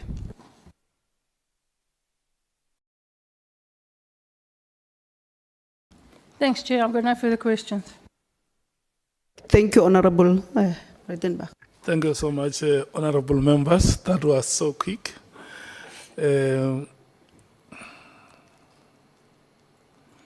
Honourable Matthews, do you want to speak? Okay. Yeah? It's, your time is going to You start. don't have to start it. You can start it like in 10 minutes. Chair. Your I'm time not is going opposed to that. start at, listen, at 8 minutes to 2, Let's go. and will end at 12 past 14 hours. Okay, thank you, Chair. Dr. Deputy Minister, I like saying doctor since we have a whole 31 qualifications to our name. Well done, we're proud. Dr. DM, you spoke about your experience in China. So let's talk about their technology there. So we agree that they have a large amount of resources. They've got decent state-owned buildings, their transport facilities, and there's a very, very minute role of private security companies in policing and security. And what has come out in these, in our hearings is that there's a huge takeover of private security companies. Talk to us about that. Not too much time because this chairperson is going to cut me off very quickly, please. Yeah, just speak to us, please, DM, just about what you have observed about security companies taking over the functionings of SAPS. Thank you, Honourable Member. I fully agree with you that, yes, they depend more on technology and on other issues, not even having more police on the ground. And in terms of private security, I agree with you. We have started discussions in terms of SIRA to say what is the role of SIRA and why do we have so many companies as private companies, also in terms of the ammunition that they have, and others don't even have qualified things, but they get the certificate, like the one in Mpumalanga. So is that something that we need to consider here as a committee as looking into SIRA and also the number of licenses that are issued to security companies as well? Yes. Okay. Noted. Let's talk a little bit. I know we are exhausting this issue of the disbandment. The minister said that he had a meeting with his 2 deputy ministers, and it's very unclear about during this meeting with the 3 of you, was the discussion very clear that we are moving to disband the PKTT? No, thank you. So was the discussion more around the issue of the that we are going to move and we're going to empower, I think is the better word, or, put more resources into the murder and robbery unit. So there was never a discussion at all when the three of you met. I think you said it was in November, if I'm not mistaken. And that all three of you were in agreement that we are moving to disband, not the how and not the when, but that the PKTT must be disbanded. As I said, no, we did not talk specifically that the KK must be disbanded. But yes, we spoke about empowering the murder and robbery unit and saying maybe the skills that are there, because it's a multifaceted team, can be used to be able to assist us in that regard, in terms of even coming with an organogram that could take care of all these matters from the national level. So why do you think the minister was beating around the bush instead of just dealing with this issue straight? Because clearly he wanted to disband it. And during his entire testimony here, he just kept going back to, we are going to well-resource the murder and robbery unit. And by doing that, automatically it meant the PKTT is going to be disbanded. Why is it a touchy subject, or why do you think it was a touchy subject, just to deal straight on as this is a unit, it's been operating, and it's one of the units that needs to go? I wish I knew. I don't know. But you're also a senior member, both in a political party and in government. DM, you have to have an opinion about what was going on. Or even your suspicions. This is the opportunity for us to also know. And we understand that it's your take. But you are there. You were part of, not part of the process in the sense that you made a decision. But you were there. There were engagements that were being done. You talk to each other, whether it's the DM or with the generals or with each other. It can't be that you just had no idea. I'm like saying, you asked me how did he, I don't know what prompted him. And I said in my response here, I said, if I have been given an opportunity before the letter was out, I would have put my input there. Unfortunately, even if I can want to give you all the whole thesis about it, there were letters out already. It doesn't mean that you didn't have an opinion about it. So we're not saying, what we're trying to establish here as a committee, as you know, Dr. DM, is why, so we can avoid these things from happening again. So we know that you can't do anything about it. It's a done deal. But also, speak to us. There was something. And then maybe also, just quickly, just also speak to, do you recall the date and time? Because you don't indicate that in your statement when the minister actually called you to say, DM, that letter is, it's not fake.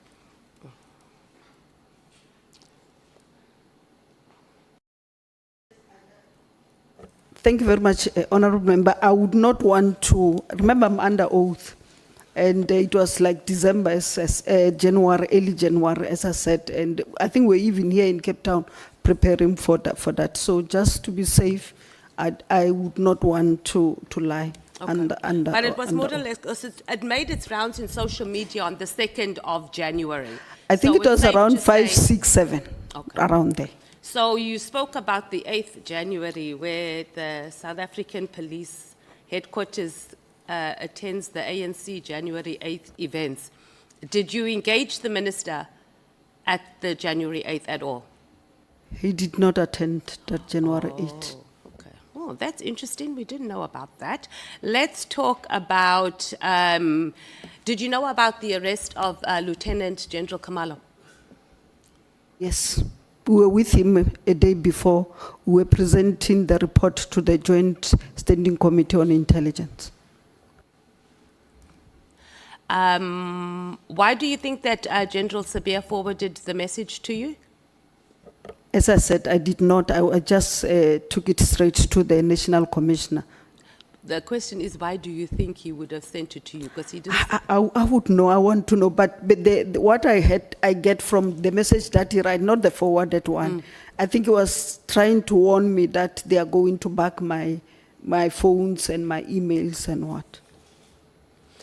And I think this comes back to the question about when we spoke about factions that are operating in the South African Police Service. So there's one thing when we disagree with each other. There's a whole other thing when certain groupings start acting on their disagreements, such as the thing of bugging. Former Minister Cele also said that his phone was, it was intentionally bugged, but it was done in an illegal way as well. So is this a normal practice then, SAPS? Because this is why our country is unsafe. Because we have the executive, we have the top SAPS officials busy bugging each other's phones, listening to each other's messages instead of saving our children from being raped at school.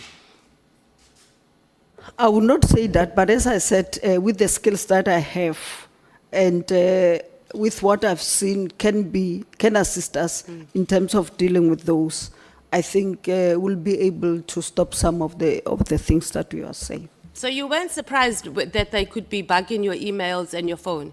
No, I don't have anything to hide, Honourable Member. But that's not the point, Dr. DM. It's the fact that it's illegal, and at the highest level of our South African police service, we are having people operating like that. What hope is there for the ordinary South African on the ground when they're just doing it there on the top? It means that we don't have a justice system here in the country, and it starts with the South African Police Service.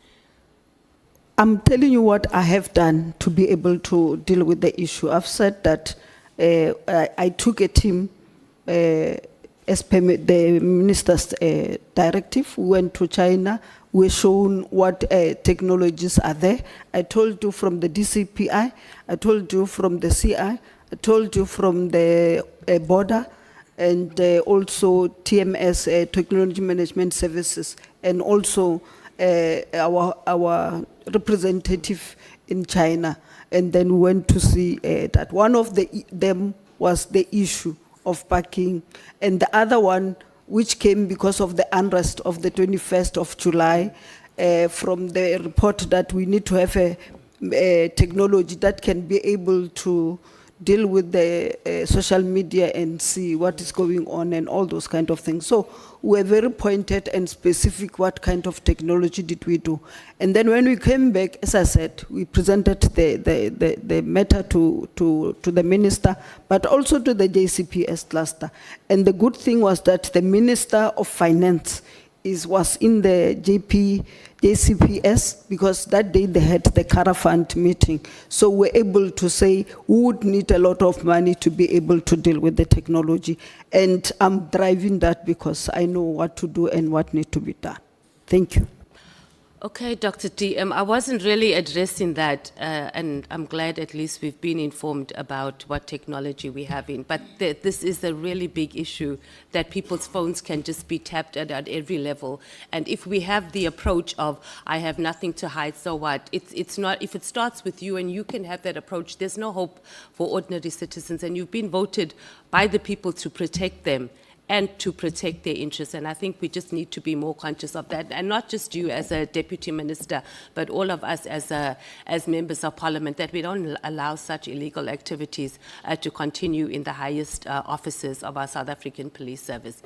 I fully agree with you. As that. So tell me, how does the ANC head of security enter in this? I would not know.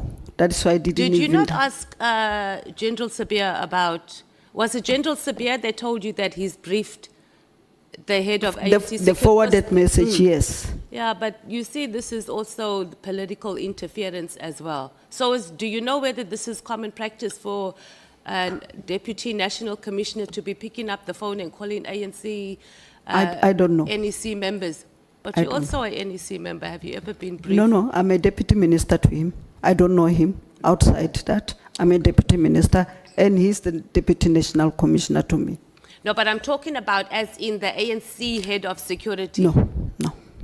So your experience as an ANC member, and you've been served in the executive, I'm assuming both in the province and on a national level, is it common for government officials to be briefing ANC members about what's going on, especially on intelligence issues? I'm not aware. Thank you. Let's talk about this deputy ministers. Deputy ministers, and not just, obviously not police in particular, but just the whole concept of us having deputy ministers.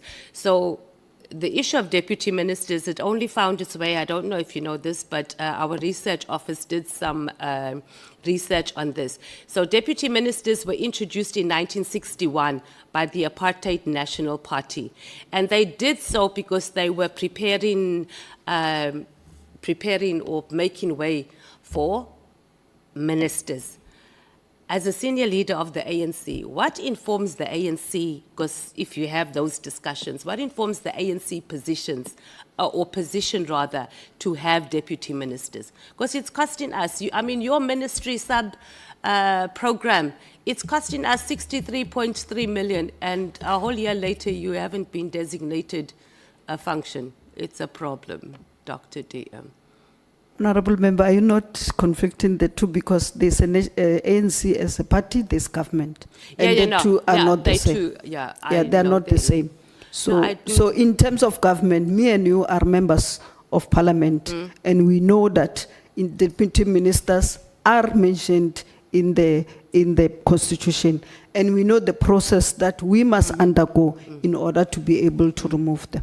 But nothing stops the ANC from bringing a bill or for us to amend it, because there are political parties, particularly the EFF, that has been calling for the deputy ministers to be removed. So I'm just asking, do you know what informs the ANC position of maintaining deputy ministers? Because there's a lot of things that are in the Constitution that's changeable, or amendable rather, including the expropriation of land without compensation. As I said to you, Honourable Member, is the prerogative in terms of the Constitution of the President and not the President of the ANC.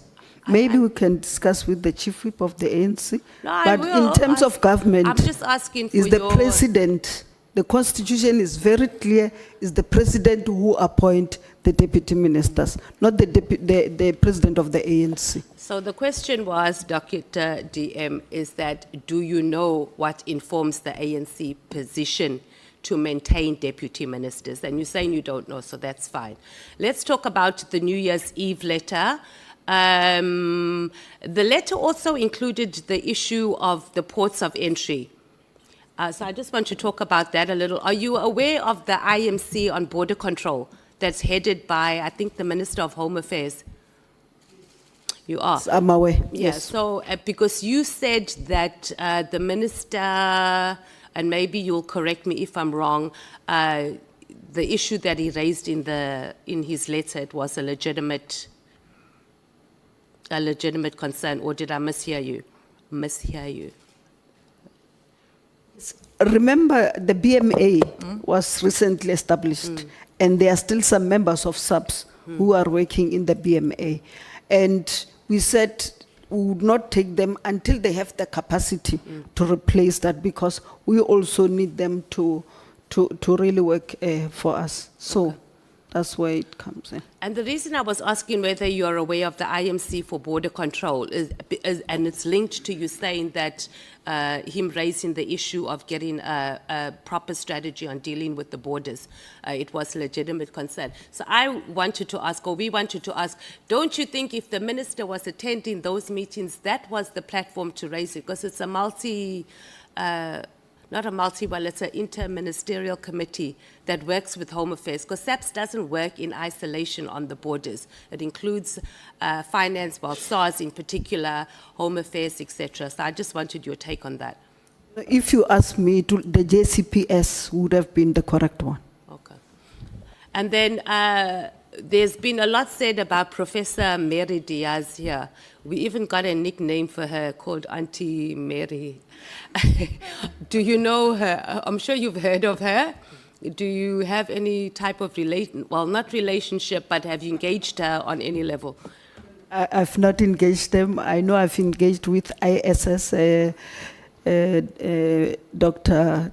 Boshielo, who unfortunately, after we had the summit of the police, he died through accident, I think 2 days after the summit. Okay, so you've had no engagement with her. Did the minister ever ask you for your opinion about her? Because his testimony or his statement here was quite lengthy on the complaints that she had sent. Were you aware of any of those complaints? No, that she sent? I did not. I actually heard it when the minister said, and also there was another one, Patricia Yeah, Masha. Yeah, no, I don't know them. and you have never engaged No, with them? no. They're very active on social media, says Patricia as well. You haven't seen any of her? No, at all. I think I'm done, Chair. One more thing, though, Dr. DM. Have you had any type of engagements with Kat Maklala, any whatsoever? Your time is up, Honourable I don't even Member. know that person. And Brown Mokhosi? Mokhosi.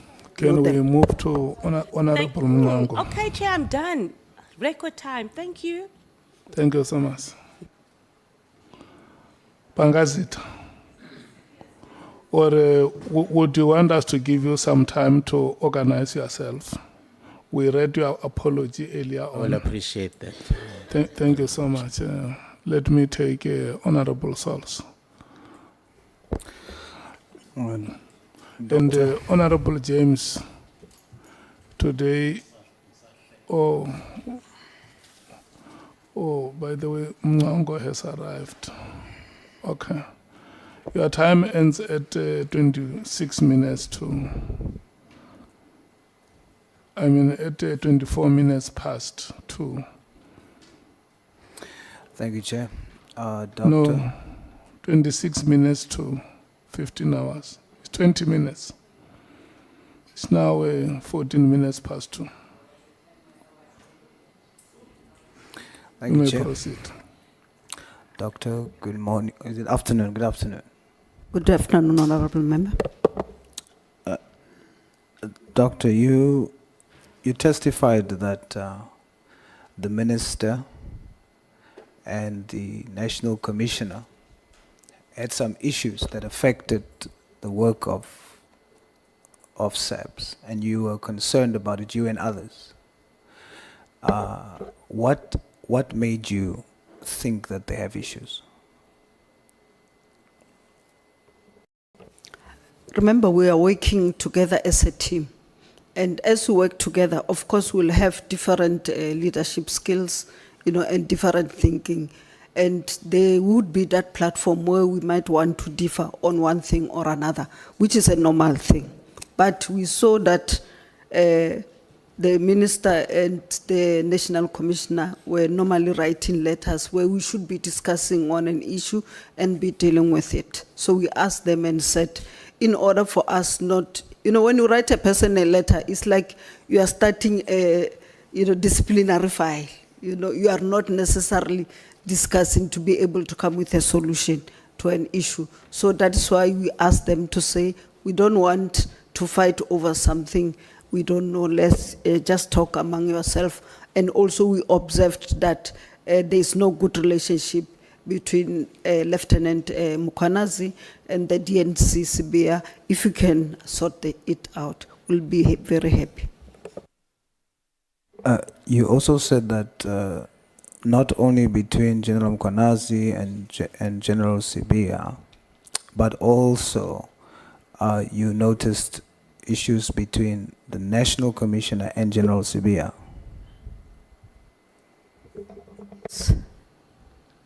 Now, before the meeting that you all suggested they should have to iron out these issues, could you, when you assess at that time these concerning matters, if you had to now tell us if there were to be sides, who will be on whose side? As I said earlier, I was I'm a leader in my own right, but also in terms of responsibility. So when you see conflict, you should be able to come out with a solution so that we all pull in the same direction to achieve the same goal. So there's no way in which I can say this side and not this side.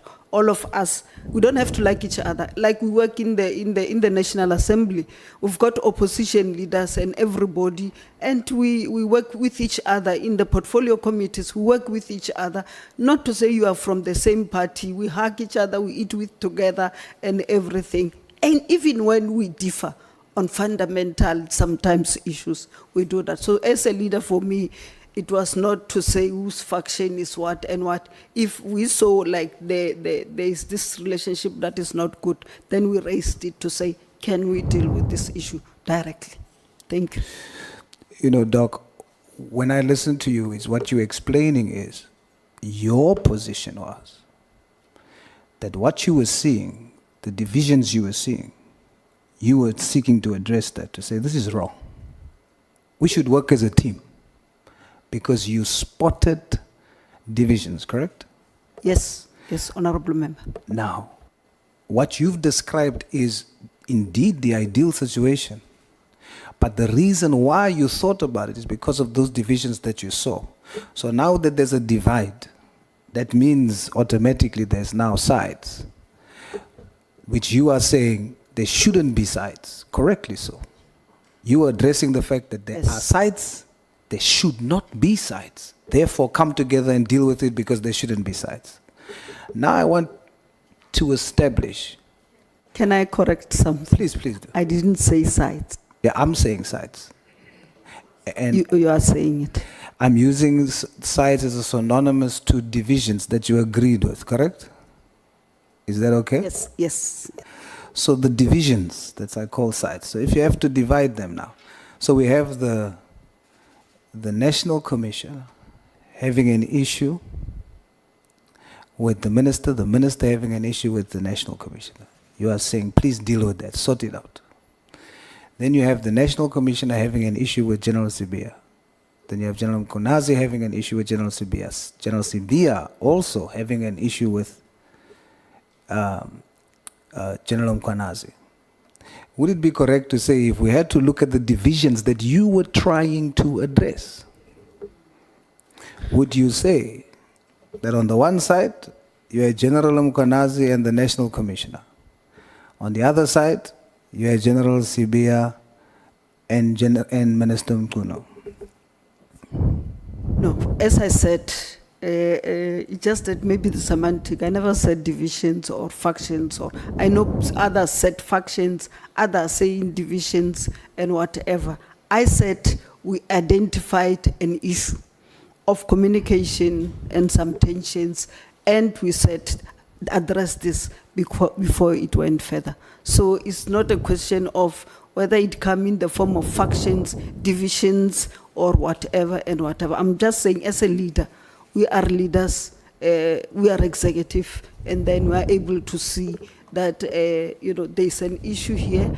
You don't necessarily want to get involved, but we want everybody to pull together. So that's why we did that. Not to say the one was with this one, the one was this one. That is why when we even said it, we said the two of them, the minister and the national commissioner, should deal with the matter.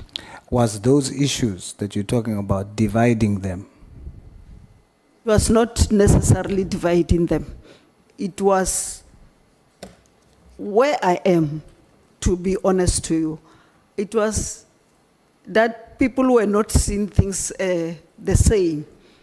And then they just heightened them where they were not able to come together and say, but we can still bring this and this one and then have one way up. That, for me, that's what it meant.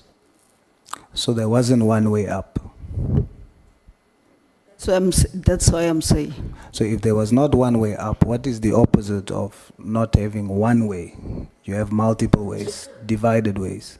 No, it's not a divide and rule. It's just you are not going to achieve what you as the organization want to. Why? Which was to make sure that our country is safe and to make sure that we protect the sovereignty of our country. Doc, this will be my last attempt. Why would it not achieve that? What was your concern? I think I said it. I said they should talk.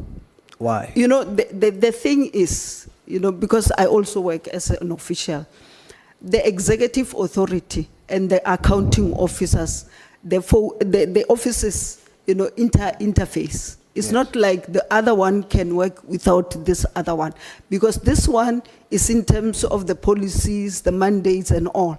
And then the accounting officer must be able, with his team, to implement what this one says. So that interface must always be there. So sometimes the interface is not because there is not necessarily an interface. We differ on how it should be done. All right, Doc. A very direct question to you. Is Minister Mkunu corrupt? I'm not aware. I would not make that determination. Maybe it will be part of the report that we'll do as the ad hoc committee. You working with him, having worked with the minister, these are allegations that we are dealing with. What would your position be if I had to ask you, based on these allegations, is Minister Mkunu corrupt?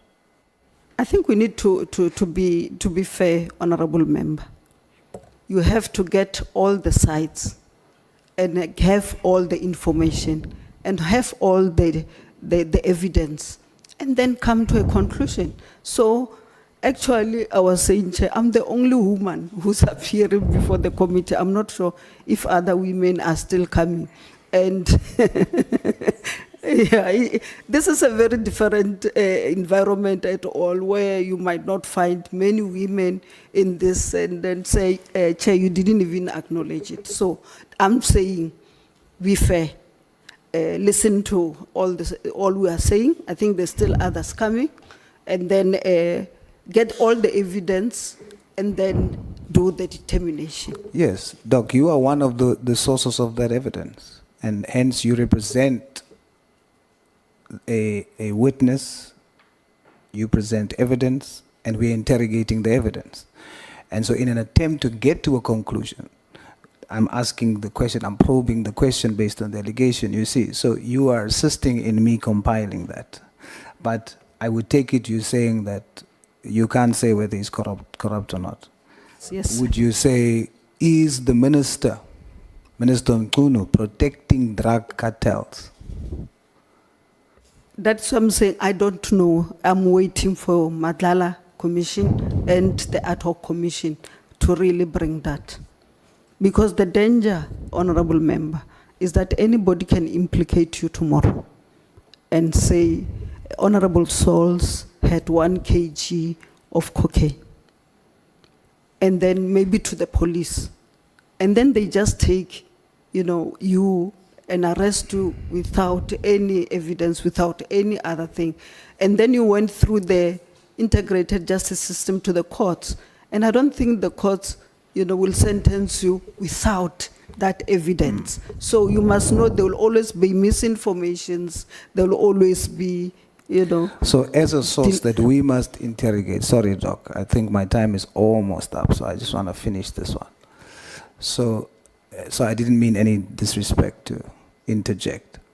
So as one of the sources from which we must draw answers to these questions for, is the only reason why I'm asking you. I'll ask everyone else too, you see. So I'm not expecting you to know, but I'm trying to interrogate. Do you have some sort of idea based on your experience that these allegations that are being made of the minister, is it true or not?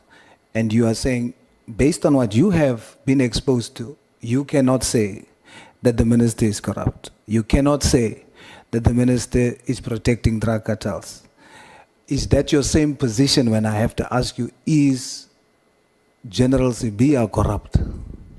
That's what I'm saying. You need to be able to yourself, with the information that you have, the evidence that you have, and I hope, Honorable Souls, you are not just going to take what is on the social media and everything, and then you come with a decision that will assist us to be able to say, what you are saying is true or false. Yes. So that question is hanging, and it's part of the allegations. And all the witnesses that are sitting in the seat that you are sitting, Doctor, you, I repeat, are the sources available to us from which we can seek to establish whether or not these allegations are true. Therefore, I'm posing it directly to you.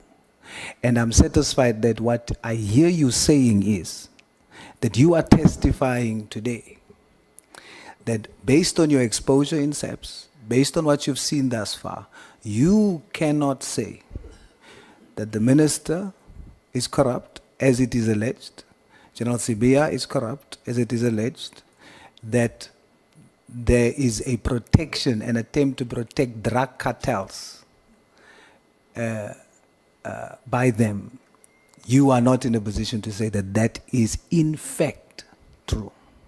Yes, Honourable Member, I'm not. Thank you, Doc. Very much, Honourable Member. Thank you, Chairperson.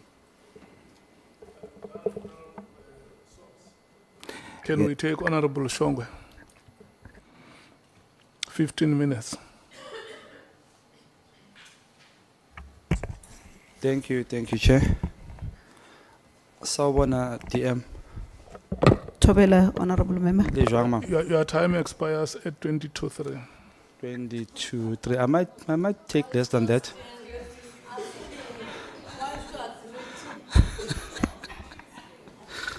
Hey, impiyami no share your pelak dad. DM, you spoke about digitalizing SAPS. In fact, I'm interested in that. I don't know whether it should be a question or a supporting statement from me. Because one, that would create jobs for EU in South Africa. I like that. Number two, it will help SAPS not to lose so much money in courts. Because with the body cameras, there's a lot of money that can be saved. So another thing that is on my mind is that you said you went to China, which is the one that puzzles me, for that equipment. But at that same sentence, you spoke about e-filing. I don't know whether I was wrong or something, digitalizing files and stuff like that. Okay. My question around that is that, would you mind considering SMMEs from South Africa to do those digital filings, including the Z83? Because you see, when people apply for jobs in South Africa, the Z83 takes a lot of time, and sometimes it carries dust there. And with the AI, it can help SAPs and South Africans that it determines on the spot that this person qualifies to apply or not. So I don't know whether it should be a question or not, but I would emphasize that, please, on that note, please, if you may say something about that. No, you're correct, Honourable Shongwe. I fully agree with you in terms of creation of jobs and in terms of assisting us as the SAPS. The other issue is that we might not have the money now. We are realistic to do the police stations all over, to do the courts all over, do everything all over. But if we can digitalize some of the processes, our people will be able to access them. Firstly, the other example I said is like, if you want, we don't have time. We are busy as we are. Even if you think we are not, we are busy as we are. You will not have time to go and queue, maybe to renew your license or any other thing. So you can be able to do it online, and like Uber, and then it can be Ubered to you. You can pay 30 rand and then be able to still do the other job rather than spend it on the queue. And the other one also help our people, especially from the rural areas. You know, in terms of transport, they would have one bus in the morning and one bus in the evening. And I've seen many of them, old people, sleeping at the police station, those bench. And it really breaks your heart to have that kind of situation. And when you ask them, they want to certify, they want this information and that information. And I think if we can make those process very easy, there is no need also to be able for them to travel. Actually, they don't even have that money to travel. And in most cases, they're not helped and they still have to come again. So I'm definitely agreeing with you, even the ZA3 and everything. That is why my topic is saying factors that impede e-government. E-government is all the services of e-government. It's just that I was concentrating on transport and community and safety. Yeah, the correct word is e-government. We saw that in G20. There was a lot of SMMEs there. All right. You are a very sweet person in person. I've met you a couple of times. Unfortunately, we have to meet in these circumstances. Please forgive me. Who appoints the ministers and who, the deputy ministers, and who do they account to? Thank you, Honourable Member. In terms of, if you can go into my statement, I think, in terms of the Constitution 93A, the deputy ministers are appointed by the President, and then the B says, he said they're appointed by the President among members of the National Assembly, and then also B says he can also appoint 2 deputy ministers who are not in there. So it's the President that appoints. Accountability, who do you account to? Accountability is Parliament, very clear, and then also in terms of the executive powers that you have been given. So who it's does both your ways. performance assessment? The performance assessment under normal circumstances should be done by the President and the Minister. How often? It will depend, normally quarterly or half yearly or at the end of the year. It will depend. Okay, in the past 12 months, have you done any? I think you're aware that we never had any delegation, and then how would you do that? But for now, at least I have 2 delegations. I have the delegation on GBVF. I know that I will be assessed on it. I have delegation on the integrated crime and violence prevention strategy. I'll be assessed on it. Thank you. Your experience tells me that you may have, possibly, you may have come across or came across an issue of ghost salaries. Should I continue, Chair? Or should I? Okay. You may have came across an issue of ghost salaries. So what I want you to explain to me, how do you feel about those ghost salaries? People who earn salaries, behleze emakhaya, bengenzi lutho, bangaziwa. What's your feeling about that one? No, there's no way in which we should be able to pay people who are not doing their work. And that is why in your system, as you build it, you must be able to, from time to time, make audit of your employees. What we did in Limpopo at one stage, they said everybody is going to get salary by a check, and you must come with the ID personally to come and sign for it. Then that's where we realized that we had more, I think it was more than 2,000 ghosts or whatever. So if you also have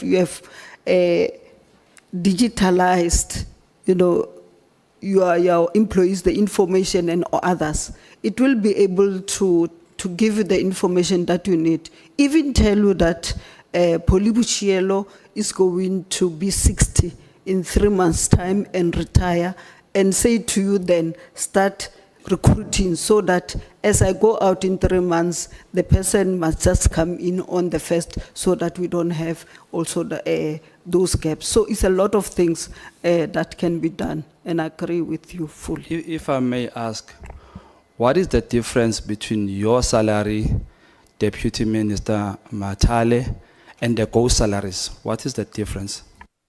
As you know, as a member, is the same. Ours and yours are... No. Let me just clarify. Okay. The ghost salaries, people earn salaries for doing nothing, and your salaries and DP Matale. What's the difference between the two? I think you were not here when the question was asked, what was my responsibility.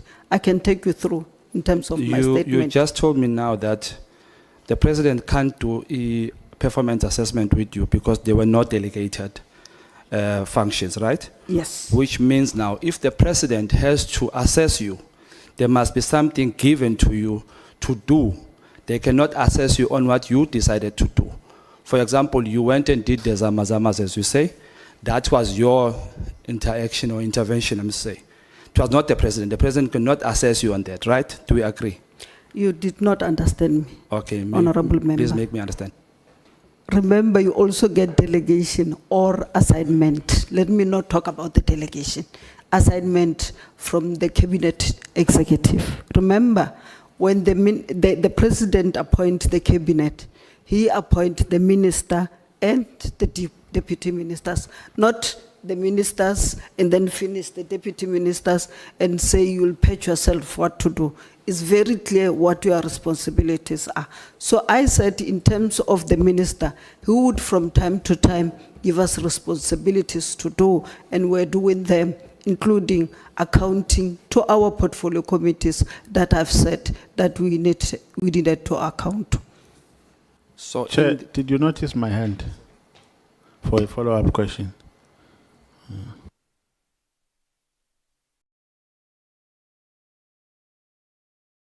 I come in. No, let's allow Honourable Shonga I think he wants to respect to me, Chair. conclude his time. Just write your questions down yourself, and Honourable Matthias, you'll come in when he's done.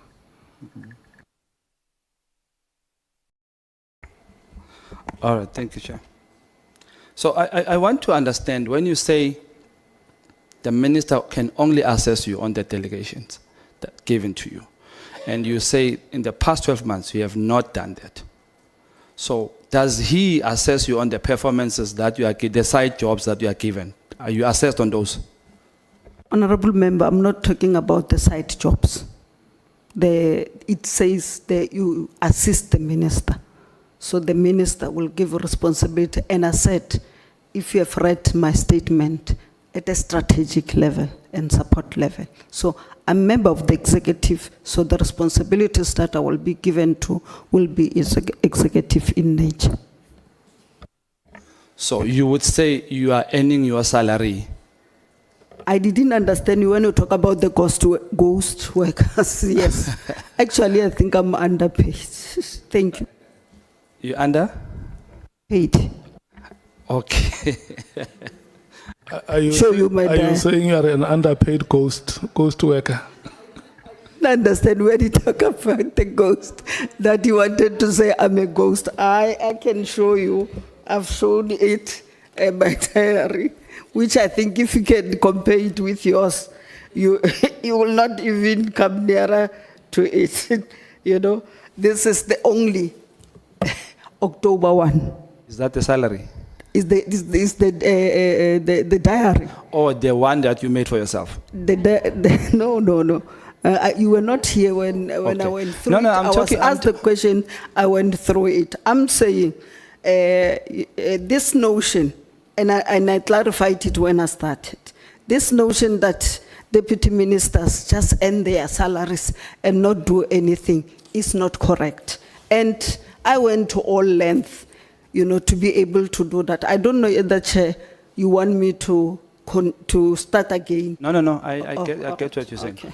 My questions, I think my confusion together with South Africans is this.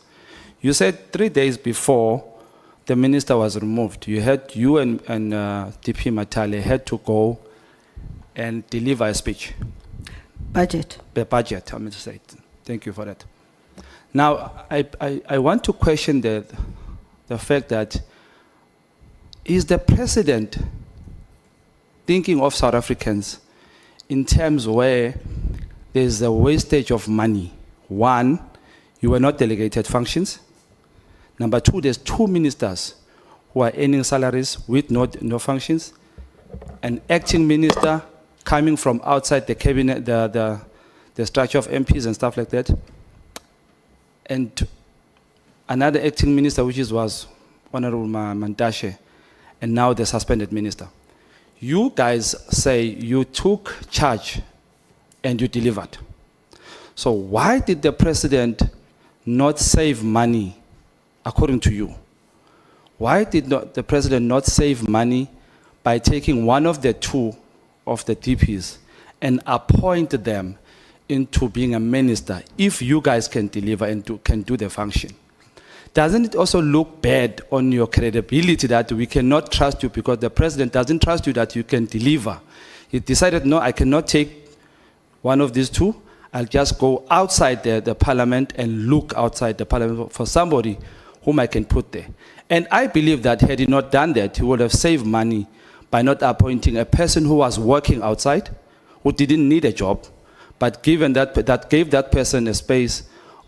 I would like to raise a point of order. Point of order. Yes, it's a point of order, Chair. Chair, we sat here and we endured Honourable Mateis, and we didn't call point of orders when she was doing exactly what Honourable Shongwe did, and I think to a certain extent maybe Honourable Sauls. It is not fair to the witness that we expect the witness to account for the thoughts of other people.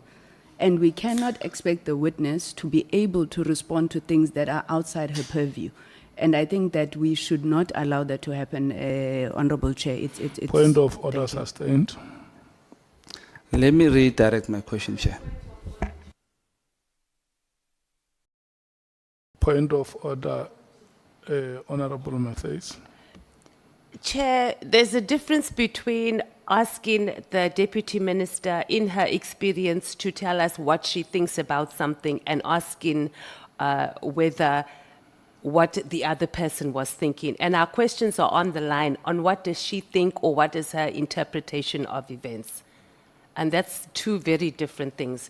So it's not something to endure, Honourable Member. Yeah, that point of order is not sustained, Honourable Nomvalo. On a point of order, Chair. On a point of order, Chair. Yeah. Chair, there's absolutely nothing wrong with putting a proposition to a witness. And that does not preclude a right of a witness to give an answer to her satisfactory. The witness can say, I can't answer this one because it's not within my competency. The witness can say, I agree. The witness can say, I do not agree. So let's not want to be active on how the witnesses must answer to questions and want to prescribe questions for members. Because there is no gun that is put on the witness to say, respond like this. The witness can say, no, I can't respond because I feel that this question must be responded to by the relevant person, either by the minister or by the president. So I'm afraid, Chair, if we're going to be after each other like this, in terms of wanting to ascertain questions which are relevant or not relevant, without making a consideration of how the witnesses respond to a question, I think, Chair, we're going to defeat the whole purpose of this fact-finding process. So let's allow members to ask questions, and if a witness says, no, I can't answer, and the witness will tell you if they need your protection to say, Chair, on this one, I think I cannot answer. And the member is insisting that I must answer, even though I've made an indication that I can't answer. So please protect me. But I am protecting you, and I'm protecting the guests that we invite here, and I'm protecting the integrity of our process. We have the terms of reference that we have adopted. And furthermore, we must be consistent ourselves as honourable members. It is not kind when a member asks a question and then you expect the witness to say, no, I will not answer to this question. What we do, let's ask the questions that are framed within our terms of reference. If you need an opinion, you can say, what is your opinion on this matter? And I think it helps us to move forward. And I'm going to plead, honourable members, let's move forward and not make this a matter for a point of debate. Honourable Sauls. No, thank you, Chair. I just wanted to state that my questioning was in line with our terms of reference, for the record. Thank you. Yeah, okay. No, he says the question that he asked you was within the terms of reference. You are left with 2 Even minutes. Honourable Shongwe's question is You are in left line. with 2 minutes, Honourable Shongwe. No. When they started, we were at 39. So there was 1 minute. There was 1 minute left, and 1 minute and seconds. So I credit those seconds to a minute. So you have 2 minutes left. You are expiring at 14:46. I wish you were not an ANC member, because those questions would be 5 minutes now. But I'm joking, Chair, it's fine. No, the reason I'm asking this, Chair, is that, you know, in King Espeganena, South Africa, Chair, having members that want to lead, benganawo members, yona into esibangela inkinga leyo. Yingakho ngibuza u-Deputy Minister, that's why I'm asking the Deputy Minister that, in her own thinking, how does she feel with this fact that, you see, I'm coming from a Davidton, in a place called, there's a Twatwa, there's Barcelona where there's no transformers of electricity and all that, and we need to save cost for those things, Chair. It's important. So now when the president decides to take a person from outside, you being appointed, you have a right to say, hey, President, I think take one of the deputy ministers. Kwenzakalani now? I shouldn't ask questions, Chair. Now, I was just clarifying this where I was going, because the question will be taken out of context. Yeah, bo. So I want to push that point so that it's clearly understood that Unembeza is important as a leader, Chair, that if you do take accountability and cost-saving measures, wouldn't it have been an opportunity for you to say to the President, President, before you appoint outside, please look inside, let's save money, because we're paying 5 salaries for one position. It's 5. Mantashe, Honourable Mantashe, the 2 of you, and acting and the minister. They were paid 5 salaries. We could have saved money there. Thank you, Honourable Member. Let me correct you, it's 4. Honourable Mantashe is already a Minister of Minerals and so. Are you saying when he acted, it got nothing? No. And then, one, remember the President appoint ministers, doesn't ask you whether you appoint me and not. But also secondly, while deputy ministers, we are members of the executive, but not cabinet members. The time of the honourable member is up. Honourable Matthews, Thank you, you DP. wanted to ask your follow-up question. you. What is your follow-up question? I'm even scared Thank you to so ask much, now Honourable because we're Shongwe. not sustaining anything with me, Chair. Just quickly, it was just on clarity, Dr. DM. You've said you now have responsibilities, but with the new acting minister, you've been assigned responsibilities of the GBV and, am I right? But we're not done. Okay, so the question here is not about responsibilities, but more about, do you have a designated functions now, and have you received a letter for it? And can we have a copy of the letter so far on what your designated functions are? Remember, delegations can also not be in writing. But for now, this is what the minister said I must do. But as we finish others, I think he'll be able to write comprehensive functions in terms of what So you I'm don't have expected still to do. then? I'm asking for a point of clarity, Chair, please bear with me, I'm not being difficult. Okay. And DM, I'm also not being difficult with you, and I also don't think you must take it personal when we're questioning this thing about deputy ministers. And it's not a reflection on whether you've been working or not working. Okay. As the public and as members of parliament, you're supposed to have designated functions. All deputy ministers, not just you. So the bigger question here on what we're trying to deal with is that are our ministers and is our cabinet failing South Africans? We are allocating budgets and then they are not doing their jobs by giving you these designated functions that you're supposed to, so you can answer for. So I'm just asking, that process, I don't know how it works with the other deputy ministers, whether they get, these are your designated functions, because if you are appraised, there needs to be something in writing. So Chair, that's what I'm trying to determine. That's what I'm saying, not yet in right. We'll be finishing it because we're preparing to come here to. So the deputy, this- so the acting minister's been running around in China instead of also sorting out, or Yes. wherever he Okay, is, can instead we of Yeah, sorting take, yeah, but out. also Thank to you. say other Honourable, deputy ministers have. The time for their follow-up delegation. is over. Can we take Honourable Nomvalo, your follow-up? Yeah, no, my follow-up is almost, I'm being interrupted, Chair. Maybe the EFF is attacking me, Chair. Can I be protected?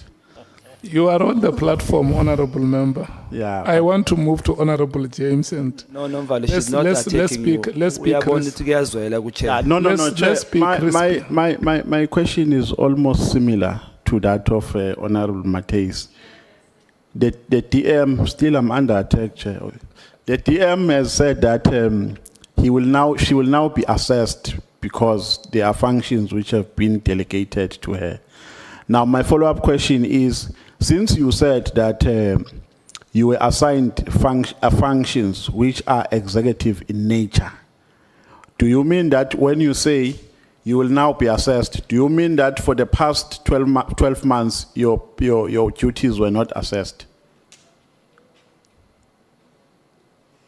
Honourable Member, I think it has been said in this committee that we don't have the delegations, but we had work that we're doing, and I showed you what I was doing and everything. Yes. So it means I would not get a bonus, but I work for people. Yeah, no, I get that, DM. But do you mean that that work that you have been assigned to has not been assessed up until today? Not yet. Oh, okay. Thank you so That's much. what I needed. Honourable Sangoni. Thank you very much. Deputy Minister, is there No, anything? Chair. No. Point of order, Chair. Sorry, Honorable. I had a follow-up. My hand was up first. Oh, I was The noted. Chair nodded to me. Chair, you're doing the same thing you did in the last meeting. No, it's fine. Today, I can't accept it, Chair. It's okay, Honourable Sol. My apologies. You are right. Your hand was up before Honourable Sangoni. May we start with you? Thank you, Chair. Honorable Doctor, just for clarity, I understood you to say that even though there was not delegations, but you have at least 2 delegated responsibilities. So you are a deputy minister with at least 2 delegated responsibilities. Correct? Can I clarify? I'm saying with the current acting minister, the 2. With the current. Yes, but as we sit here now, we can Yes, say you yes. are deputy minister Yes. with formally delegated True, responsibilities. yes, 2 and of them. we're not done. When we finish this process, because we're preparing this, we had to really take you serious and prepare and come and do statement, and others were going to finish the rest. He will come, I think, tomorrow also to say Yeah, but how he's going to do for it. now, it's 2. Yes, for now it's 2. Thank you, Honourable And Sangoni. I can say them, or No, it's fine. Nobody asked which are those, but you have said them. It's gender and integrated what. Honourable Sangoni. My follow-up, Chair.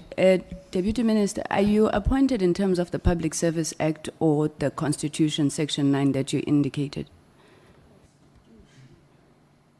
thank you very much, Honourable. I'm appointed in terms of the constitution of this country. Now, DM, in the Constitution or any other law that you know of, is there anything that requires you to have a performance assessment? No. Thank you. Thank you, Chair. Okay, thank you. Okay.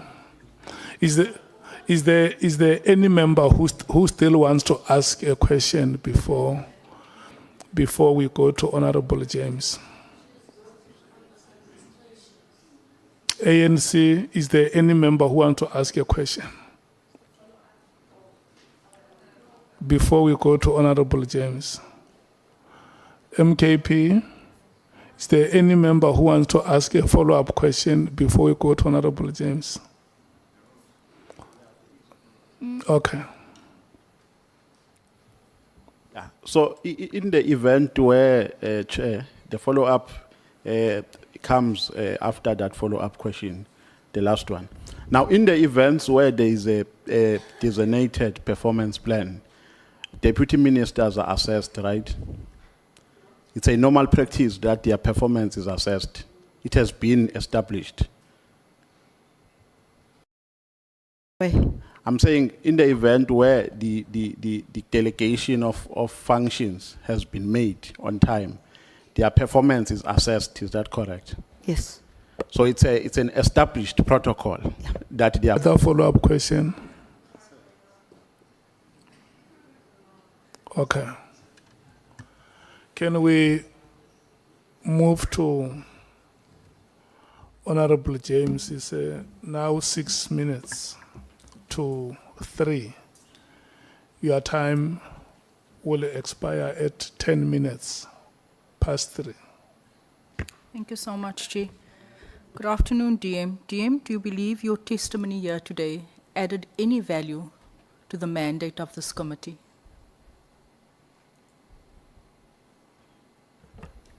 Good afternoon, Honourable James. Surely, yes, you have. It's just that we are not going through the annexures that are here and all other things. Yeah, I think it has added value. Do you think your testimony adds value towards you sort of justifying that you are keeping busy, or it adds value towards South Africans actually getting to the bottom of this?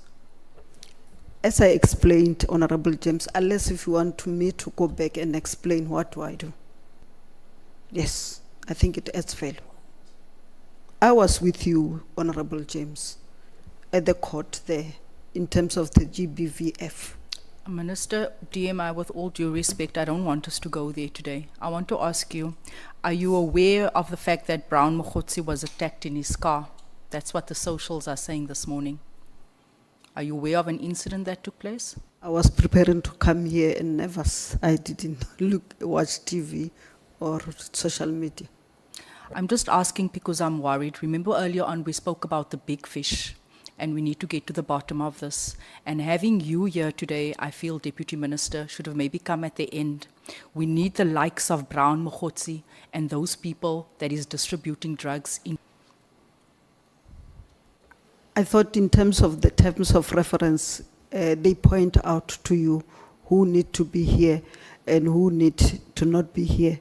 And I hope, Honourable James, you are not saying because I'm not a small fish, I'm a tadpole.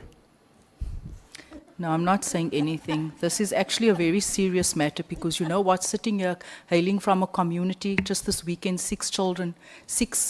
9 people were gunned down in Reiche Park. Mothers were shot, assassinated in their heads. The people that are embroiled in this should have been on the scene, assisting our communities and ridding our communities of crime. Minister, you have continuously here today, you have shown us your busy diary and showed us that every day there's something in there. Do you think, would you agree with me that when you don't have a coordinated approach towards a certain goal, you can just be keeping busy doing absolutely nothing and there's no impact for South Africans on the ground? So do you agree with me that keeping busy does not necessarily translate to an impact that will favorably respond to South Africans in terms of the crime patterns unfolding in our communities? I think it depends what you mean. I'm saying, Minister, when you say you are busy, I'm saying, DM, that when you have a deputy minister, the three of you in my thinking should be working hand in hand, hand in glove towards resolving the crime issues that our country is experiencing. We have you having a full diary. We have the other deputy minister saying that he doesn't have a job, he doesn't have work to do, and we have the minister in cahoots with alleged criminals. Does that move this country forward? That is what South Africans are seeing right now. The disconnect between 3 people that's meant to be working in a coordinated approach. I can't respond to that, Honourable Member. All I'm asking, a DM, you are a well-learned person.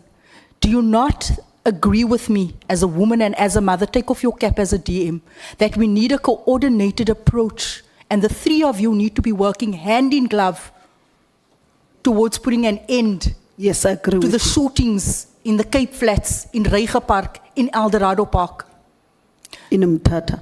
in Tata, Yes. everywhere else in our country. Absolutely. And that is not happening. It's happening. It is not. How do you say it is happening, DM, when the Deputy Minister last week said that he has no duties? You have come here and you've said that you have a full diary. It is not coordinated. It is not towards a certain outcome.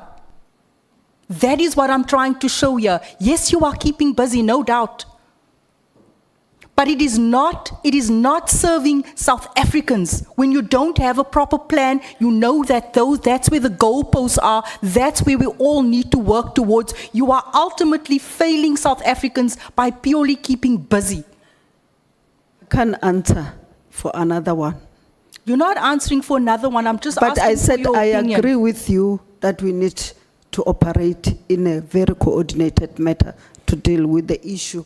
In particular, I said the safety of our communities and also ensuring the sovereignty of our country.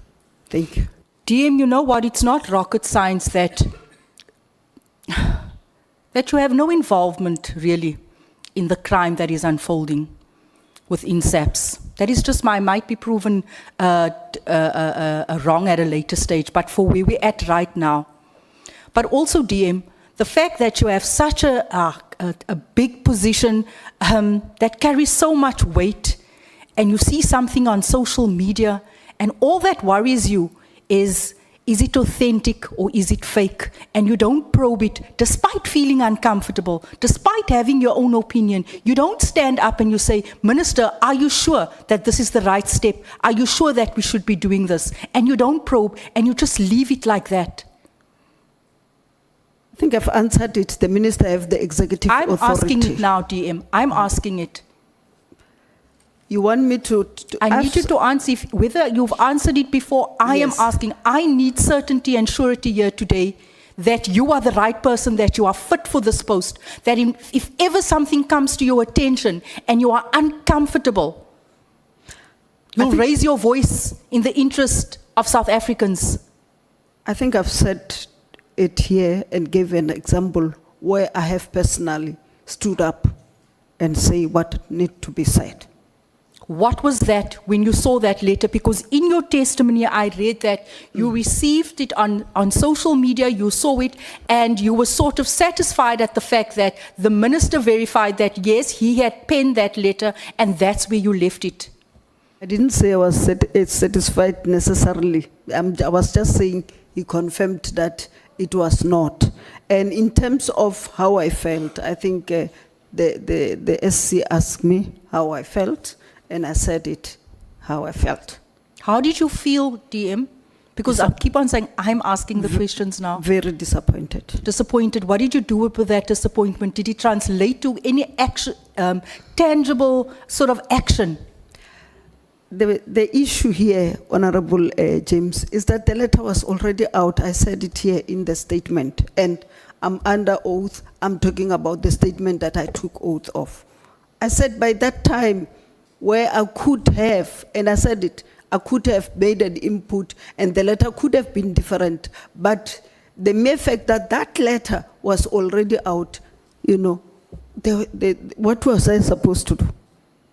No, DM, you cannot just fold your hands and say, what was I supposed to do? I'm not folding my hands. I'm busy. It is disappointing to hear that, but I'm going to leave it at that. I seriously don't think that we should have called you at this stage. I don't have any more questions. I'm not going to waste time here today. Thank you. Thank you very much. Thank you, Honourable Tlhapa. Your time expires at 20 minutes past 3. Thank you, Chairperson. I won't take so much time. Good day, Deputy Minister. Good afternoon. A lot of questions have been answered and asked, so I'll be jumping through my questions, so pardon me if it doesn't always come in a uniform way. Deputy Minister, you mentioned that the letter that was circulating was fake. And you said the Minister called you to explain that it wasn't fake, and you did try to explain this, and I did hear you. I just want to ask two parts of a question here. Why did you think it was fake? What brought you to that conclusion that it was most probably fake? And I really need to get more clarity on why did the minister think that you thought it was fake? Because he called you and had to clarify that specific issue with you. And I would just try to understand the reasonings that you might have for him phoning you out of the blue after not consulting you to actually give the directive in the first place. Why would he feel it necessary to phone you? On your first question, you were saying why the letter was Why fake. did you feel it was Because fake? What it was led you never to that? discussed with us, with me as a deputy minister, and involved the department that I'm deputy minister. And, you know, then I thought it was just like all these fake things going on, misinformation things going on and everything. So I thought, that's why I thought it cannot. The second one, the reason why, I think the minister was here, he explained to this committee why he had to take that decision. And then I was listening very carefully as you were explaining to him, or, you know, probing why did he take such a decision on the 31st and then all others. So why he phoned me out of the blue, I think because of how we work, we will normally consult each other. And I think for sure he thought, why are we not asking about the letter? You know, and then maybe that's why he phoned to say, no, it's not a fake. It's me, I've written that letter. So just to clarify, Deputy Minister, you're saying it was important enough for him to consult you that it was fake or not fake, but it was not important enough to consult you to actually execute the decision to send out the letter. Is that what you are saying? I can't say on his behalf, but I'm just saying from me how I felt about it. No problem. Thank you, Deputy Minister. I do take note of the inputs that you've already given on this matter, and you did express that you were very disappointed. And I have to say this because it catches me. You say in your statement that the gap created a lack of reasonable and adequate consultation, and it gave an opportunity for the controversy to erupt. And then you say, what I would ask, that are you saying Minister Mchunu is directly responsible for the mess we find ourselves in? And I ask this specifically because you must understand, Deputy Minister, this controversy has created a situation where it has brought our portfolios, various portfolios, almost to a snail's pace. And it's taxpayers' money is being spent to fund this whole thing. And so that's why I ask you your opinion on this matter. Do you link Minister Mchunu directly to this mess, as what it alludes to in your statement? Thank you very much, Honourable Member. I don't think the letter is a mess, but I think your formation as the ad hoc committee and going through your TOR is because of that letter. Deputy Minister, you spoke about the police, the minister acting alone, and he departed from all protocols for dealing with structures created by the IMC. You were not sure if the IMC was receiving reports. I think it's in paragraph 33 of your statement, if I'm correct. Who were the IMCs at the point of disbandment? Who was part of the IMC? And if there were none, who was he meant to consult then, in your view? As I said, before this committee, the former minister, Minister Cele, said there was IMC. And then Minister Mchunu came here and said there was no IMC. I said to you, when you serve in the IMC, the president will write you a letter to say you are serving in the IMC because it involves different departments, and then it will give the lead department. So I have not received any letter to serve in the IMC. So that's why I didn't know whether it's there or not. So you're saying you do not know if there's an IMC in place currently? No. So who was he meant to consult if you at this point in time still don't know if there's an IMC in place? Remember this, the IMC that we're talking about consists of the ministers. Yes. And then they say the PKTT then report to the minister is chaired by the Minister of Police, and then they report to the IMC. And I think there's a reason why they don't report to anybody but the IMC, because maybe of the sensitivity of issues they are dealing with. So there was an IMC in place, Deputy Minister?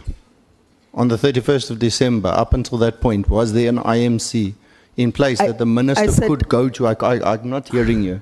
I said, I don't know, because if I was a member, I would have been given a letter, so I don't know. So, Deputy Minister, from December up until now, and we're in November, considering that all of these allegations have been brought to light, it's been televised, it's in the Madlanka Commission, have you not found an opportunity to go find out if an IMC then in fact exists?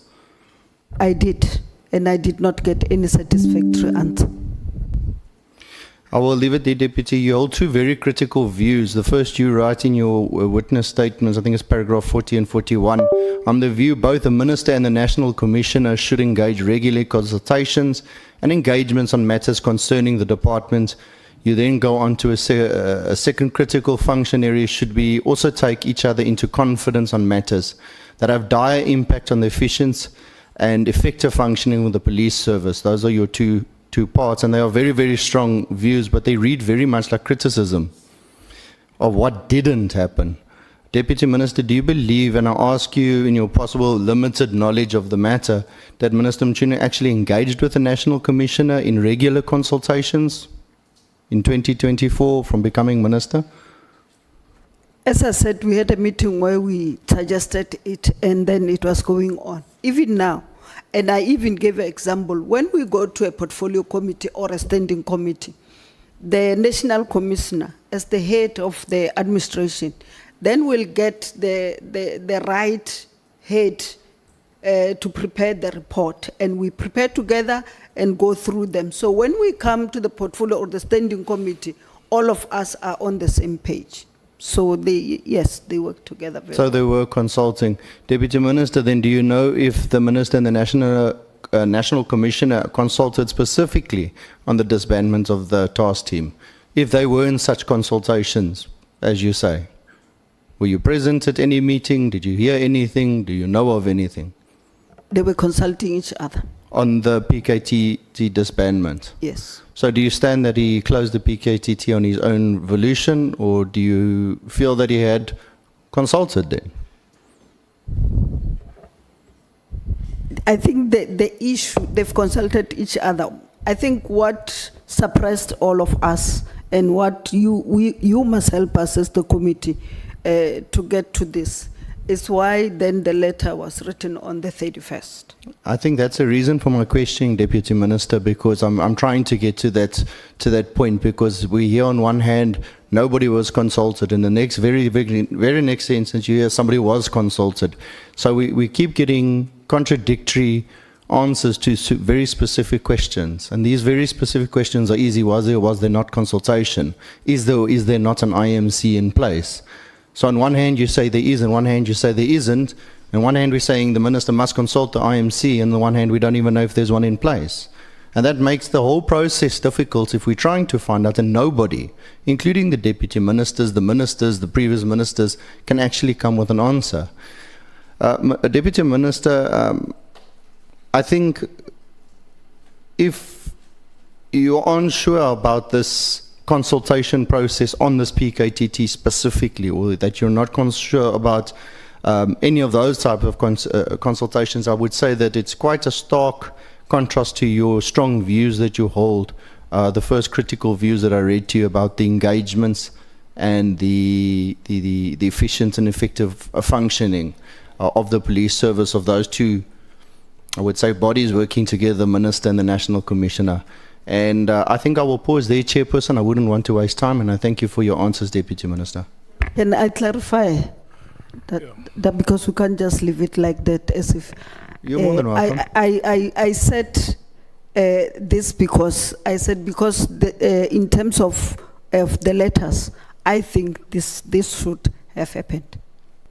My strong views to consult each other and work together. Okay, thank you so much. We are going to break for 15 minutes. We come back at past. When we come back, it's Honourable Sangoni, Honourable Skosana, Honourable Cameron, and the last is Honourable Mwango, in that order. Thank you so much. 20 minutes each. Thank you.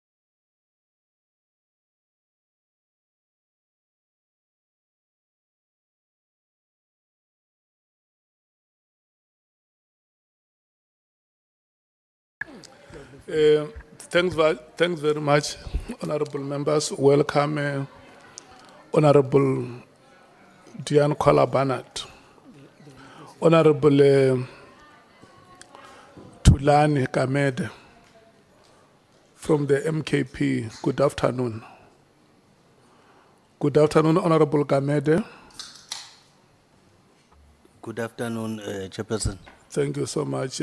We welcome you here to our proceedings. It is an established practice here that as and when honorable members come to join us, we introduce them for the South African public to know that you support us, you know the work that we are doing. We are doing it in the name and on behalf of Parliament and for the people of the Republic. We want to thank you so much for your time to be here with us. Welcome, Dr. Boshielo SP, Honorable Deputy Minister of Police. The first speaker after the break, I said, is Honorable Sangoni. 31 minutes after 15 hours, 51 minutes after 15 hours, your time expires. Thank The you. clock starts now. Thank you very much, Chairperson. Let me greet you again, Deputy Minister. Deputy Minister, this committee has spent a lot of time on this issue of deputy ministers. I'm not sure its relevance to our terms of reference, but I want to come back to it. DM, I'm going to speak about things that are in my knowledge, that I know them for a fact, and then just ask you some questions afterwards. So in the portfolio committees that we oversee, for example, part of the presidency, I know that DM Hlauli, she is delegated Operation Vulindlela, the Presidential Youth Employment Initiative and Stats SA. Deputy Minister Morolong is delegated the GCIS, Brand South African MDDA. In international relations, Deputy Minister Moraga, she is allocated Africa and the Middle East. And Deputy Minister Bottas is allocated South America and Australasia. Now, in your opinion, DM, do you think that these functions that are delegated to these deputy ministers are important? Thank you very much, Honorable Sangoni. Yes, it is very important, like I said before, when I explain what our rules are. And I want to also say to you, the characters might not be the same. I'm just saying this for the record. So it does not mean that if DM Matali were not able to articulate some of the things, he's not doing anything.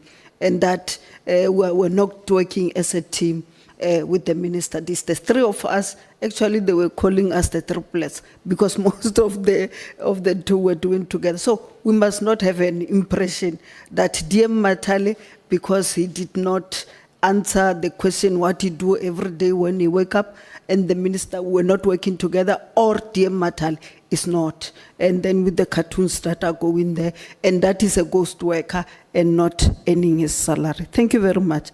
As I said, honorable member, it's in terms of the constitution. And as I said also, other deputy ministers, they have, it's not this ones, they have the delegations. I think you reached a place where you sit down and discuss this issue and be comfortable with each other, and then the strength. Like I'm giving my own example that the minister saw my doctorate on technology and then just gave me the technology for me to go and address the international platform on technology, because I knew what I was all about. So they have the delegation, and it is important for them to do that. And also as I explained to you, SAPS is not SAPS only. Wait, I'm coming to that, Okay. DM. All right. So while you have this problem of not being delegated, and maybe some other deputy ministers, it's not across the board that not everybody has delegations, okay? Oh. And I know that's correct, because also in our portfolio committee, DM Gungubele is delegated artificial intelligence, cybersecurity, digital skills, commitments on the African continent, the Post Office, the Post Bank, NEMISA, the Film Publication Board, and .ZEDNA. Now his minister, Minister Malatsi, looks after the department, the SABC, Centec, Broadband Infraco, ICASA, CETA, USASA, Telcom, and then the rest of the sector. Now, do you think that Minister Malatsi could do all of this alone, still do cabinet committees, still do international engagements if he didn't have a deputy minister? Never. Let's be honest, honorable member. You will never have. Actually, I'm scared when you spoke about all those responsibilities because we're going into the digital stage where South Africa must be able to catch up. We are behind. So if the two of them have to do it, honestly, I don't think they will be able to do justice to it. I thought maybe they must have another DM, but it's not up to me. It's the minister's one. So, yeah, that will be my response. So DM are not useless? They are very, very useful. Okay. It's just that people would want to portray DMs as being useless because they ask one DM what you do when you wake up and could not give an answer. Then they said, then you see, and the chair did not even protect us when they even call us small fishes. That's why I am upfront even saying, I'm not a small fish, I'm a tadpole, but my qualifications really talk for me and what I do. Thank Very you. educated tadpole. I apologize. Yes, educated. Deputy Minister, so on the issue of working together, and I want to come to this thing that all of you are just fluffing about, you have no coordination, no vision. Am I correct that you have the National Development Plan, you have the medium-term framework, you have the strategic plan of the department, and you also have the strategy that you raised here of the integrated violence? Now, are you not all working together in fulfillment of that vision in a coordinated manner, DM? I just want to be specific also to show you in my what I said about it. We work as a team, like you're saying. I said, it's here. That SAPS consists of SAPS, DPCI, which is the Hawks, and the 3 entities. And as a result, sometimes I will deal with the Civilian Secretariat or CIRA, or I pitch, the minister deal with the SAPS, and then DM Matali will deal with DCIP and what. So that's why I even said, when we go to portfolios or anywhere, we, together with the National Commissioner and his team, would come together and prepare together on that one.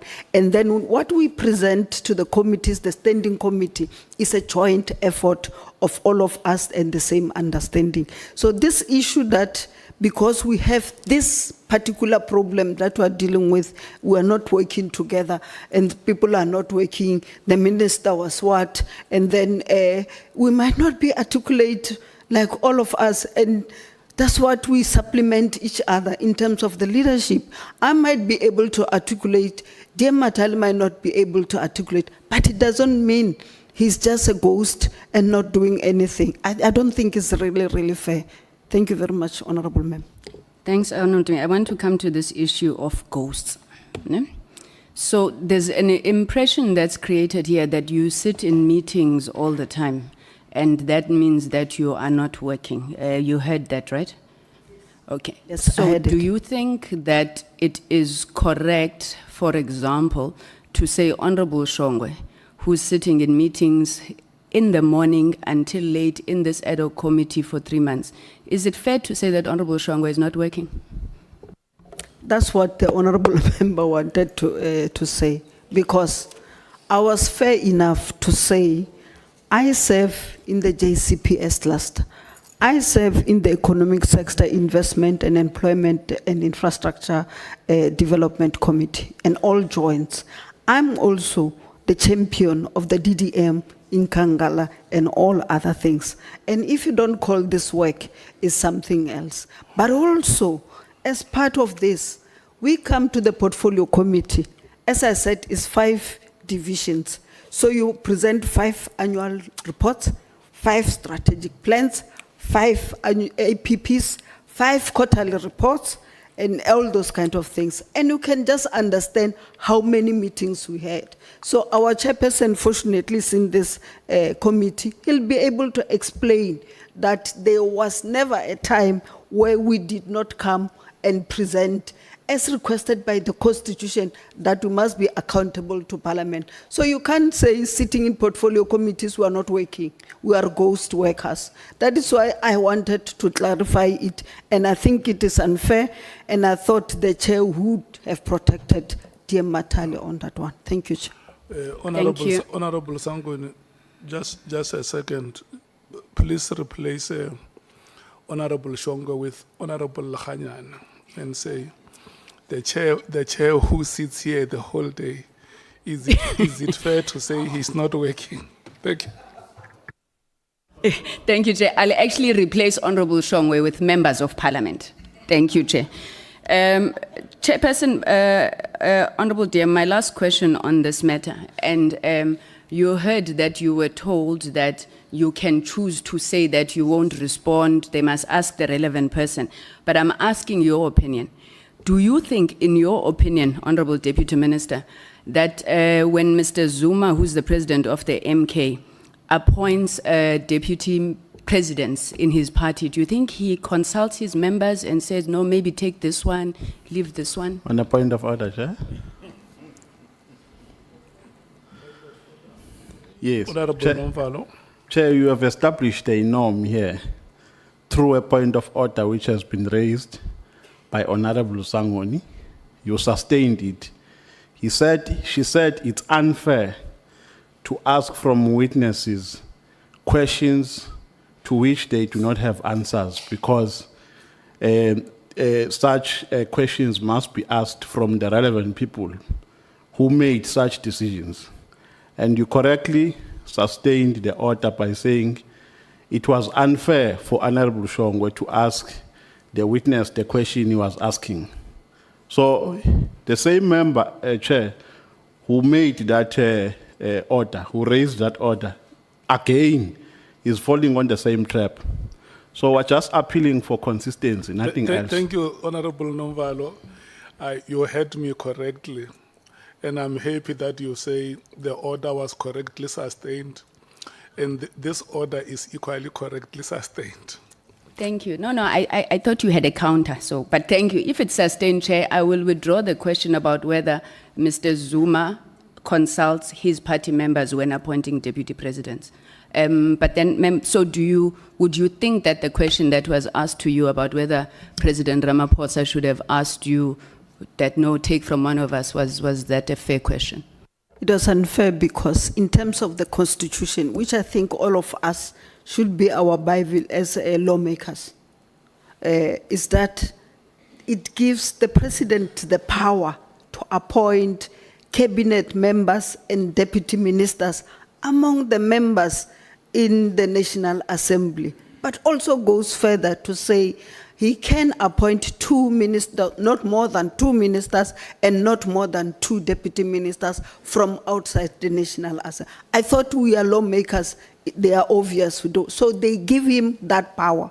So that's why I said, I can go and say, why do you not appoint me on this one? And also the other thing I want to clarify, members or deputy ministers, in terms of the Constitution that I'm talking about, deputy ministers can't act as ministers. Only a cabinet minister can act as ministers. That's in the Constitution. So if we want to make deputy ministers to act as ministers, you are lawmakers, you can change the Constitution. But in terms of the Constitution, deputy ministers can act as ministers. That is why they have to bring another minister who's Minister Mantashe to assist in this regard. Thank you, Chairperson. I have no further questions. Thank you, Honourable Deputy Minister. Thank you very much, Honourable Member. Thank you so much. The next speaker is Honourable Skosana 15-hour 44. Your time ends at 5 minutes past 16 hours. Thank you, Chair, and good afternoon to the Deputy Minister. Afternoon. The good thing, Chair, is that I sit in the committee of the Police Portfolio Committee. As I said once again, that I was not parachuted. At least I know the things which are happening in that department. Now, I'm going to start by saying there's internal systems which were not followed by the minister. It's a fact. That the issue of the delegations which were not given to our 2 deputy ministers is a fact. I'm not sure whether the deputy minister agree with me with that. That the fact of the matter is that the minister failed to delegate powers to you and Deputy Minister Matale. It's a fact, am I right?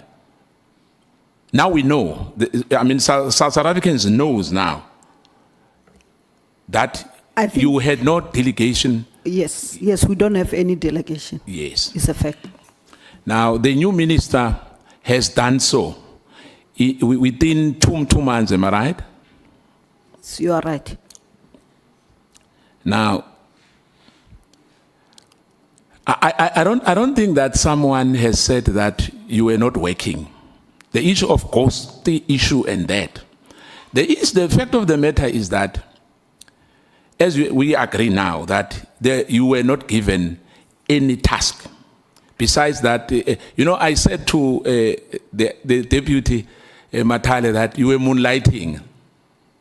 You'll find there's nurses here, by profession they are nurses, but they have been called at Velges, the other time, Jacaranda, because they are nurses by profession. Now, I understand, we are in politics as well, that sometimes Honourable Sangoni, sometimes, now invoked other departments that this one works, you went that. It is unnecessary. There we are talking about the police here.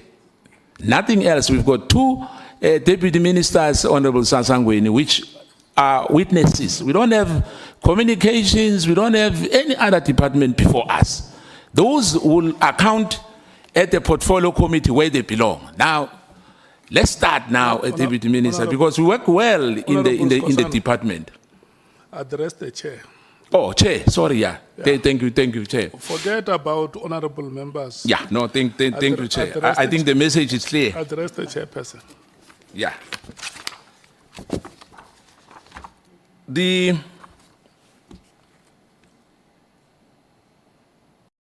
There was a question here which I'm going to pose to you. Have you ever spoken to General Mkwakwanazi before the 6th or after the 6th? Yes, I've spoken to General Mkwanazi like all other 9 provincial commissioners, the DNCs, the divisional commissioners, including the national commissioner himself. Yeah, I'm talking about regarding the matter of the PKTT. Have you ever spoken to him about that? No. After the 6th, you never spoken to him? No. Because he mentioned that there was a minister, a deputy minister, but he didn't mention who, whether it's you or it's you never said Dr. Boshielo or Deputy Minister Matale. So you say it was not you. You were not here. We discussed the issue.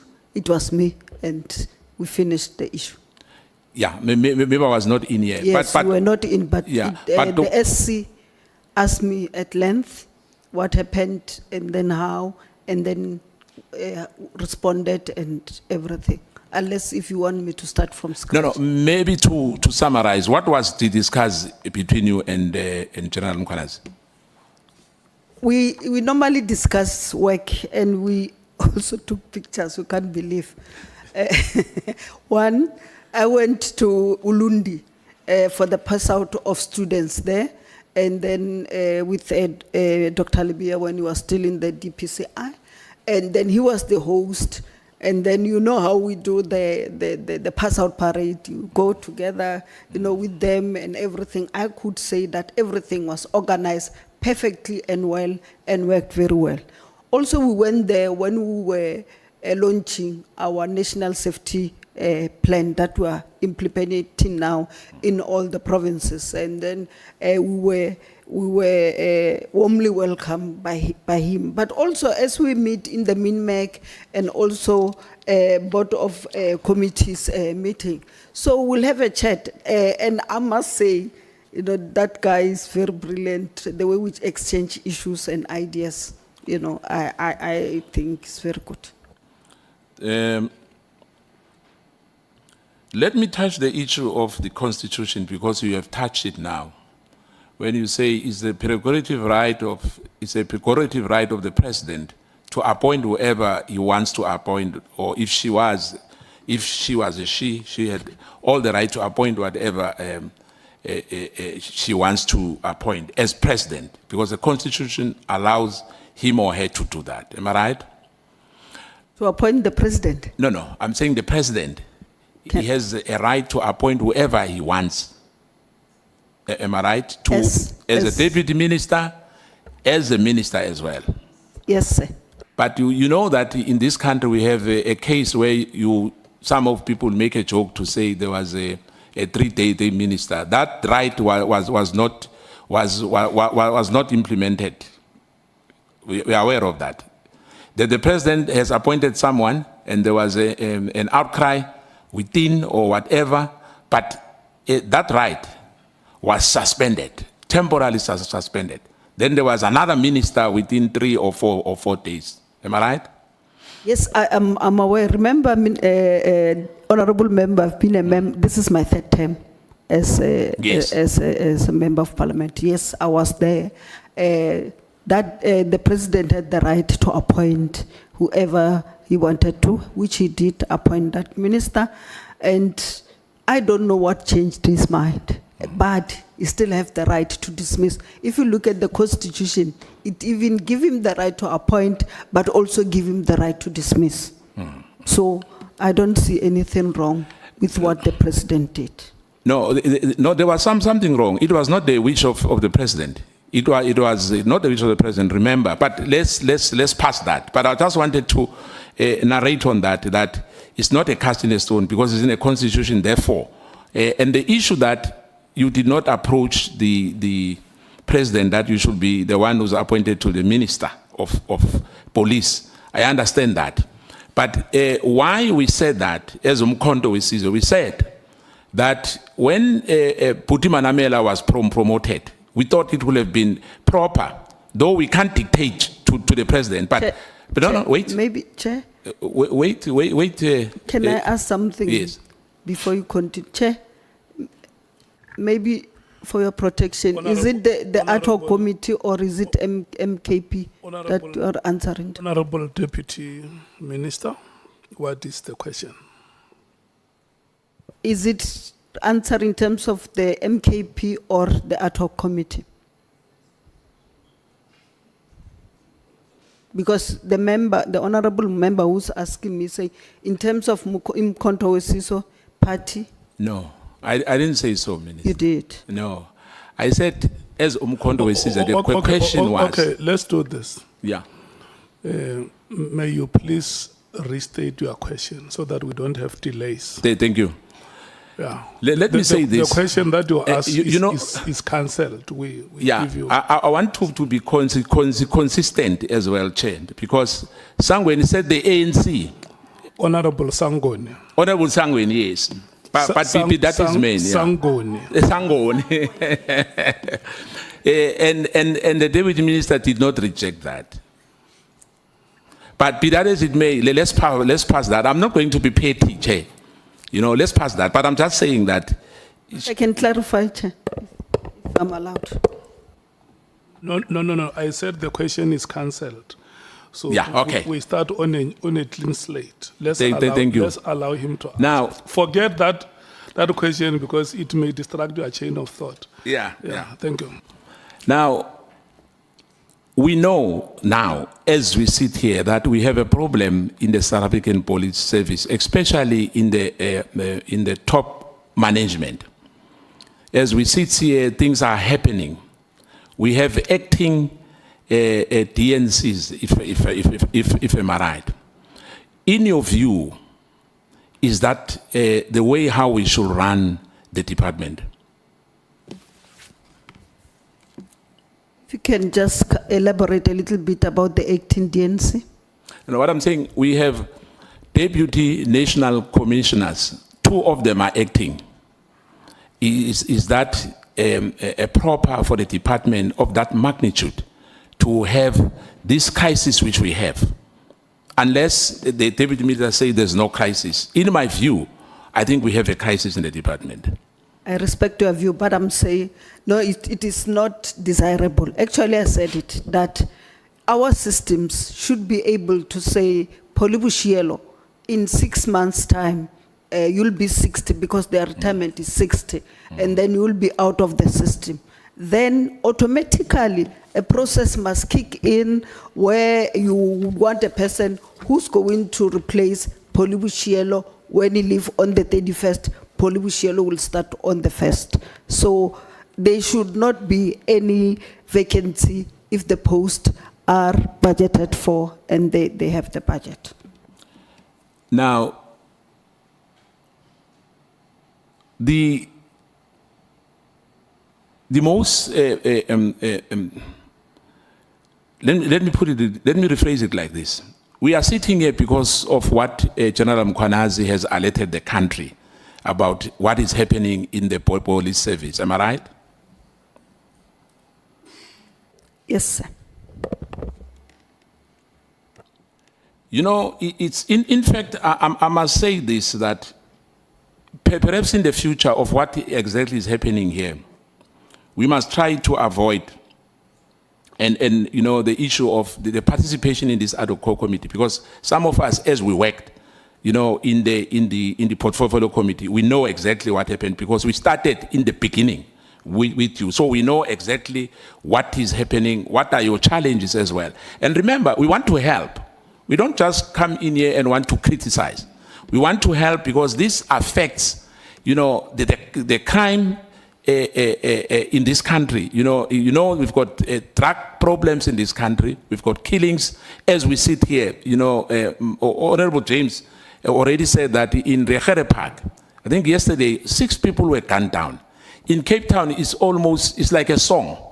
And we know that we won't be able to have policemen and women in each and every street in this country. We know that we still have vacancies as well which have to be filled, both in the detective service and in other criminal intelligence, VISP, and others.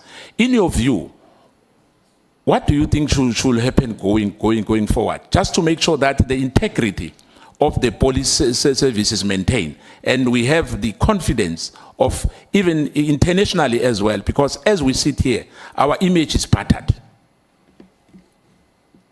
you very much, Honourable Member. If I can take you to number 48, where I said the work of this ad hoc committee must lead to the SAPS that is not only effective, but is trusted.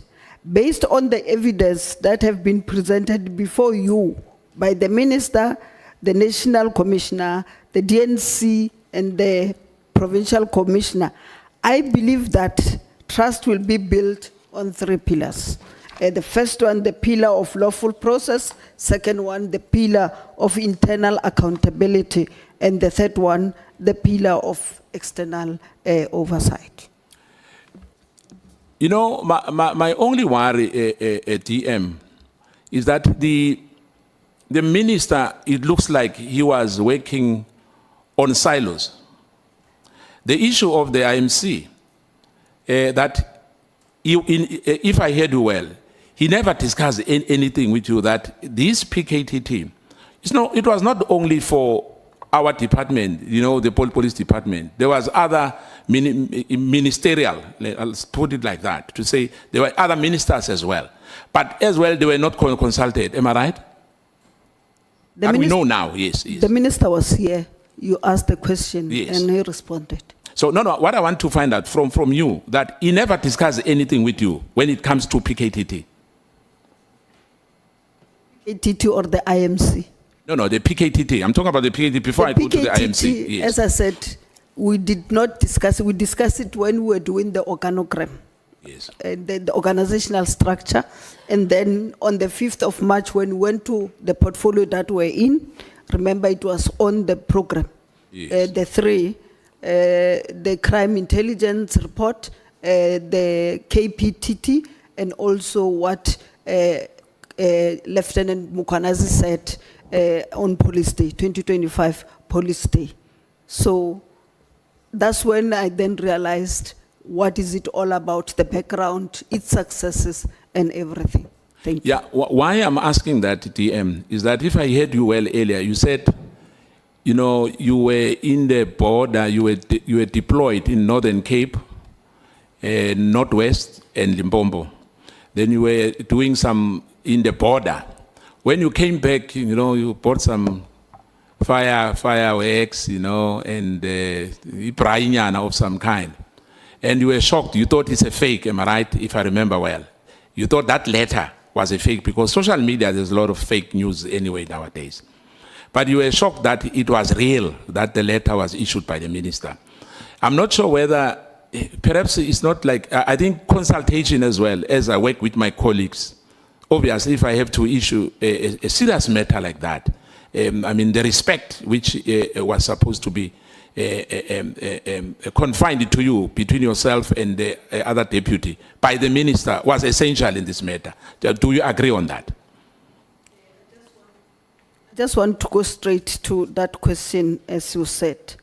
And then we said, I said, is it?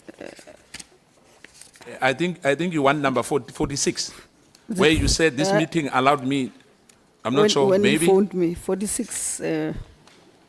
Page 17. No, it's conclusion, page 17. Because There's somewhere where I was asked, remember we asked these questions, it will be a topic so that I'm accurate and not wish, oh, it is number 11, page 11.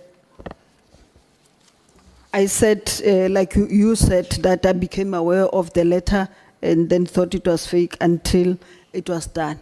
If you can go to 27, I said, in my view, respective view, not anybody's view, whether Yes. right or what, I believe that the letter could have been handled differently because of its sensitivity. Consultation with relevant stakeholders could have been preceded the writing of the letter. The gap created by the lack of reasonable and adequate consultation gave the opportunity for the controversy for this controversy to erupt. And I think there's one honorable member who asked me, what do I mean by relevant stakeholders? And then I listed them. Yeah, and quite frankly, it was really distasteful, to say the least, that Brown Mokgotsi knew so many things which are happening in the department, which you were not privy to. Am I right? Actually, I don't even know Brown Mokgotsi. I remember you said that, but what I'm saying, we are concerned that the matters which were supposed to be known by the two DMs was the person who was privy to the information. Why is the minister was your colleague? You didn't know about that, but Brown Mokgotsi knew about these issues. Some other issues of the department. I think that's what maybe at the end of this process, you would have the evidence. For sure, you'll call him to come and answer for himself too. You can't take one side of the story. And then after you have that, maybe when you come to that conclusion, you'll be able to give us the report. Thank you. Yeah, in fact, Chair, why I'm saying all this is because the DM says this on number for page 17, number 46. This meeting allowed me to have an understanding of the operations of the PKTT because I had not been privy to its operations and reports. So, in other words, there were a lot of issues which were happening which we were not privy to. Am I right? Yes, remember we just came in. Yeah, but what I'm trying to say, remember you almost have 12 months, am I right? 13 to 12 months working with the minister. Yeah, but it's like between maybe you July. can't count July and December. Oh, okay. But in your view, when I conclude, or perhaps the question would be that the decision is not yours. That I know. But in your view of whatever happened, or what you heard in the ad hoc committee at the Madlanga Commission as well, and from the minister when he was sitting with us here, do you think it would be proper for the minister to be, because it's suspended, to be reinstated? I know it's a very difficult question, it depends on the president. It's not suspended. It's special leave. Yes. Remember, there was that. We are in court. You must remember that. We are still in court on that matter. That the issue of special leave then changed to, there's another word which they use, SIM. There was the issue of special leave. Then there was the issue of, remember, the leave. When you go on special leave, you ask for, am I right? That is a legal question. I agree. I have 31 qualifications. One of them is not law. Yeah. I did not do law. So it will be more Honourable on DM, people who can interpret the law. Honourable And DM, the time of the honourable member Thank- has thank- expired. I thank you, Chair. Thank you so much. Can we take Honourable Cameron? Is your hand up, Honourable Matthews?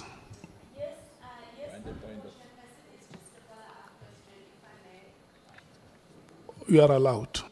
How much time would I have? I'm joking. Honourable Skosana, may you please Dr. switch. DM, we clear about the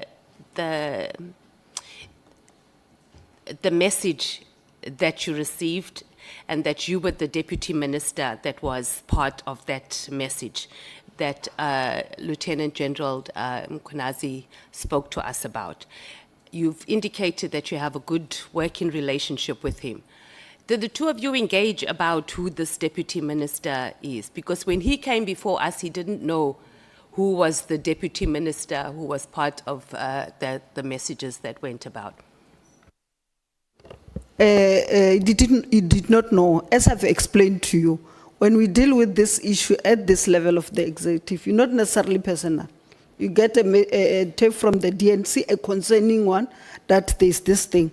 What you do then, you go to the National Commissioner as the head of the administration and say, Commissioner, there's this thing. And then that's how it came in. So we never discussed this thing.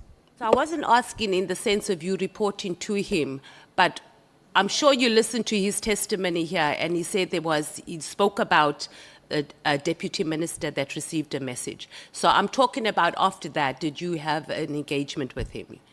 No, I did not, Okay, because he that's was fine. not addressing me, he was addressing you. And I don't know why he didn't say DM Boshielo. Okay. So you think he knew? I don't You know. don't I know. can't, I Okay. can't talk. Thank you. Thank you, Chair. Thank you so much, Honorable Sangun. DM, why do you think General Sibiya sent this message to you, specifically you? Why not the other ANC DM Matale? Why you?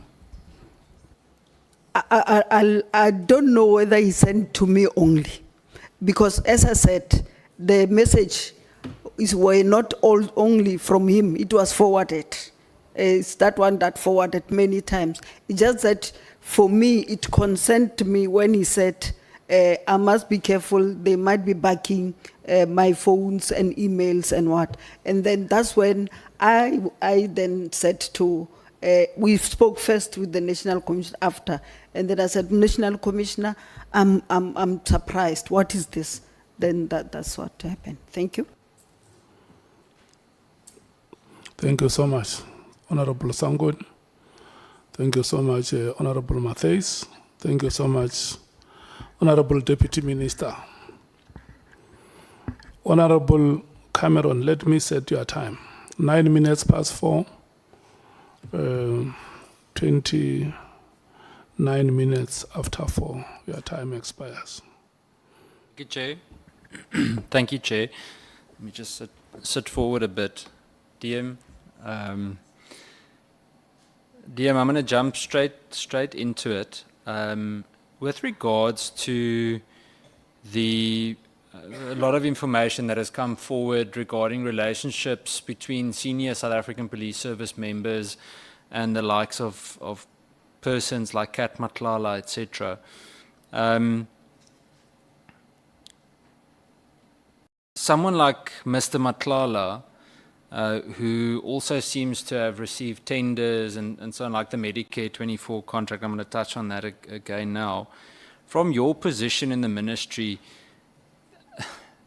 did you at any time notice anything strange regarding relationships with a Kat Matlala or a Brown Mokhotsi? I know you've already said today that you don't know them, so I'm not insinuating that. But did you pick up anything strange? If so, what was it? And do you think that their involvement, or what we've heard so far, let's say alleged involvement, in any way influenced disciplinary action against senior members? Thank you very much, Honourable Chairperson. The first one, as I said, I don't know Kat Matlala, I don't know Brown. I heard them when they were spoken in this ad hoc committee. Obviously, I went and Googled them and watched what is natural to say what you are dealing with. But in terms of the tender, the minister raised a concern about this tender in December. And I must say, I did not understand because we don't get involved in tenders as deputy ministers or as ministers. It's the accounting office. So I don't know what tender is there or what. So I was surprised when the minister raised a concern about this tender. Then he called a meeting convened by the National Commissioner and people who were dealing with supply chain management and also the CFO. And he then asked them what process did they go through, and he doesn't think it was fairly awarded. And then they must go back and check, and then we'll have another meeting. He gave them, I think, 4 or so days. They went back. When they came back, they then confirmed that they went through the process and these people qualify. Then he insisted that they don't qualify, the tender must be cancelled. And then I remember the administration then raised a question to say, but they are finishing to assess the students that are supposed to go to college in January, so it will disturb them. Can they currently finish the one that were there, and then they will then get into the issue, which he agreed. And then they went and investigated, and the National Commissioner then cancelled the tender. I think when he was in this committee, he even thanked the minister for that. Thank you. Thank you, Dearman. In terms of your oversight role as a deputy minister, let's say the ministry broadly, do you think that SAPS has adequate mechanisms to detect or prevent outside individuals like Mr. Matlala, even Mr. Mokhotsi, from exerting influence over procurement, appointments, and investigations? The reason I asked this, so yesterday in the portfolio committee, we had a whole discussion about supply chain. Now, we've mentioned it before in the ad hoc committee as well, but if you look at the material irregularities that were found by the Auditor General, I think it's a 140% increase from the previous financial year. And I think there's 2.5 billion rands worth of irregular expenditure from previous years that hasn't been recovered yet.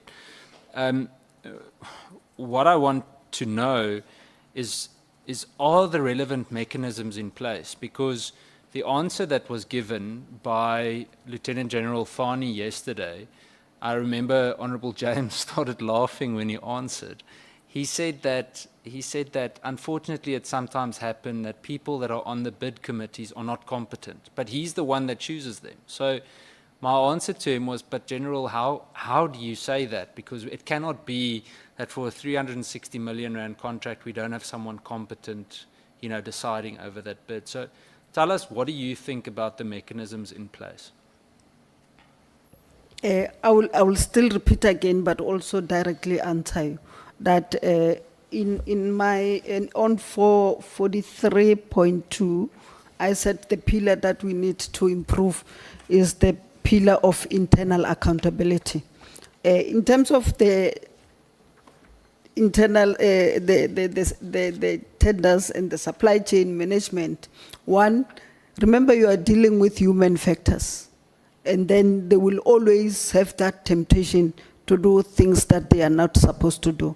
That is why I'm proposing that we digitize or go online so that we are able to trace what is going on and then be able to take irregularities just in time. Secondly, they must be vetted.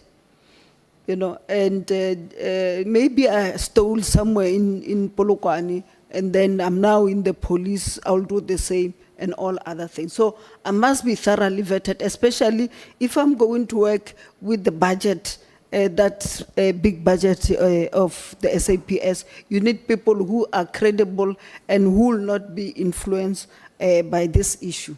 The third one, I'll still go back to the priorities of this government, the third one, where we want to build a professional, ethical, and democratic public service. So you need people who are ethical and honest in the supply chain management.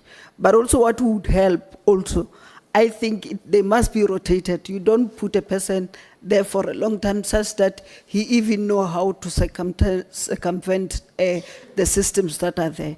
But I'm also disappointed that the risk management committee did not pick up some of the things that you are saying. I was supposed to be in the meeting, but of course I have to prepare to be here. And the second one, what did the internal audit committee also not pick some of the issues back? So as I'm saying this, these are some of the things that I have noticed them, but because there's this process coming in, we should be able to reset the button with also the recommendation from yourself. So it's not a question that I wrote down, but when you answered now, you said that we need to make sure that people are vetted, and you said that it was something along the line of we need people with integrity in supply chain, honest people in supply chain. If you look at supply chain at the moment in the police, and the reason why I mention supply chain so much in the procurement process is because of the whole Cat Matlala Medicare 24 thing, and it fits in the terms of reference. How would you, from your side, explain the fact that we currently have a divisional commissioner of supply chain management that himself was implicated in a previous SIU investigation? You're aware of the Red Roses company and the PPE and so on. Are you aware of any steps by Minister Nkunu to address that? Because it's one thing to vet the people that we do business with, but it's a problem when the people doing the business aren't vetted either. Yes, I'm aware about it. He brought it to our attention, and then a meeting was called with the National Commissioner, and the matter is, as you said, is in the report. And the minister raised a concern that why is this person here when there is this thing that have to be there. I'm not sure whether the National Commissioner was able to investigate and give the minister the report, or where is it? But the minister, yes, we picked it up, we discussed it, and rightly so, the minister can investigate it. Is the National Commissioner that was supposed to do that. Thank you, DM. DM, I've got 2 or 3 last questions.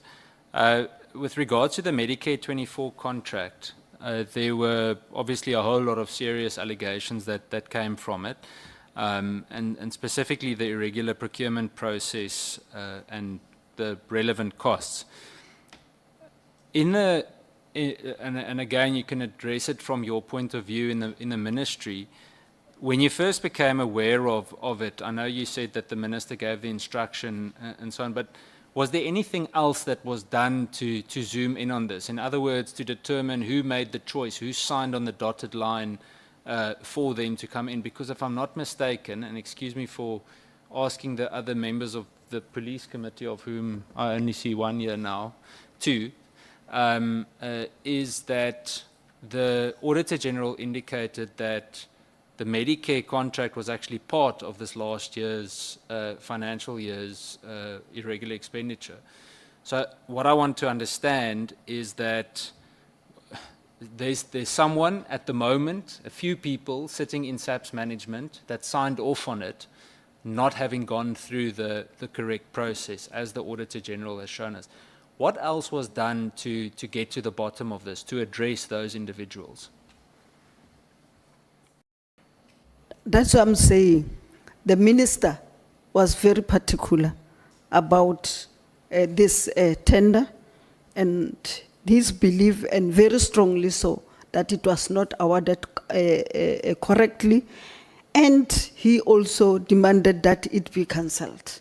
And then he was able to show why this process was not. Because, as I said, we had a first meeting with the National Commissioner and then with the supply chain people, and give them time, because when they responded, like you said, as a normal being, they responded that they went through the processes and they believe that he deserved to be awarded the tender. But the minister was of the view that that was not correct, and they should go back and then come back again to assure him that it was done correctly. So when they came back, they still said they went through the process, but the minister could not hear any of it, and then he then said it must be cancelled. That's when they pleaded that they finished the remaining one, and it was done. In terms of action taken against these officials that have done this, I've not had a report from the National Commissioner. Thank you. So I think that's what I was getting at, is that I want to understand who was fired or who is going to be fired. So that's the thing. And we'll ask the same to Acting Minister Kachalia too. But I think that's what we want to get to. We want to see heads roll for that, because that's not a mistake. The Medicare 24, and I think it's important for the record, Chair, especially when it comes to the people from procurement from SAPS, not the ministry so much, is that the Medicare 24 contract wasn't a minor oversight or a mistake. It was blatant corruption. People saw an opportunity to steal money from the state. They pushed it through in order to enrich themselves. It's that simple. So I think by the end of this, even before the ad hoc committee ends, we should have already seen people being fired for stealing tax money. The last two... Chair, yes? Just to also add what you're saying, one of the brigadiers, you know, that is resigned within 24 hours and joined the Medi 24. So, but we'll still follow up in terms of action that need to be taken. That wasn't a good pension decision for her, because the contract ended very quickly. Dear, my last question is with regards to consequence management. In your view, if you had to start a cleaning process of SAP senior management, who would you zoom in on regarding procurement failures? So that's the first part of the question. And if you had to start the lifestyle audit process, who are the, let's say, the 5 individuals that you would kick off with? The reason, and I want to quantify or qualify why I'm saying this, is that I believe that if we want to clean up SAPS, we have to address the integrity issue. So I want to understand from your point of view and the experience you've gained over the past year, where do you think we need to start with that integrity testing process? I think I've said that, one, we need to according to me, check the qualification if they qualify to also be there. I've talked about the vetting. The lifestyle audit also might come in to understand what is going on. Appoint people that are able to do their work and have integrity or any other thing. Where I am, Chair, I must be honest to you, I'm not able to point to say where Boshielo, Honourable Cameroon, and they should be out, and then thereafter the system will be foolproof. I'll be telling lies. I think we need to explore also what other organizations are doing to improve their SCM and all others, and then come out with what will work for SAPS. So I think that's what I would do. Thank you. Thank you, DM. Chair, just a closing comment. I think we have to try and find some kind of a way, I'm not sure how yet, to quantify the losses that we've seen. So yesterday, the comparison that we made from the Auditor General report, Honourable James was speaking about the scanners. I think Honourable Matthys at some stage, not yesterday, but previously also spoke about the scanners. There were a few members that spoke about the scanners that needed to scan cargo coming into the country. Now, with 650 million rands worth of irregular expenditure, we could buy more than 20 scanners. And it might be a very simple comparison. There are many other things that are also needed in the police. But I think we need to start understanding that this isn't just money that we just lose along the way. It literally is the difference between success and not. Thank you, Chair. Thank you, DM. Yeah, I agree with you, Chair, but also the other issue that me and you knows is that the CI, while it's part of the SAPS, also report to the Joint Standing Committee on Intelligence, and then on other operations that, and counter intelligence and all other things that are not for the public. That is why they report there, so that's why I'm saying we must benchmark with organizations that the same as us, because it's a different thing altogether. But I'm taking your advices with the humility that it deserves. Thank you. Thank you, DM. Thanks, Chair. Thank you so much. The two of you, Honourable Cameron and Honourable Boshielo, belong to another committee. When you are here, the chairperson is me.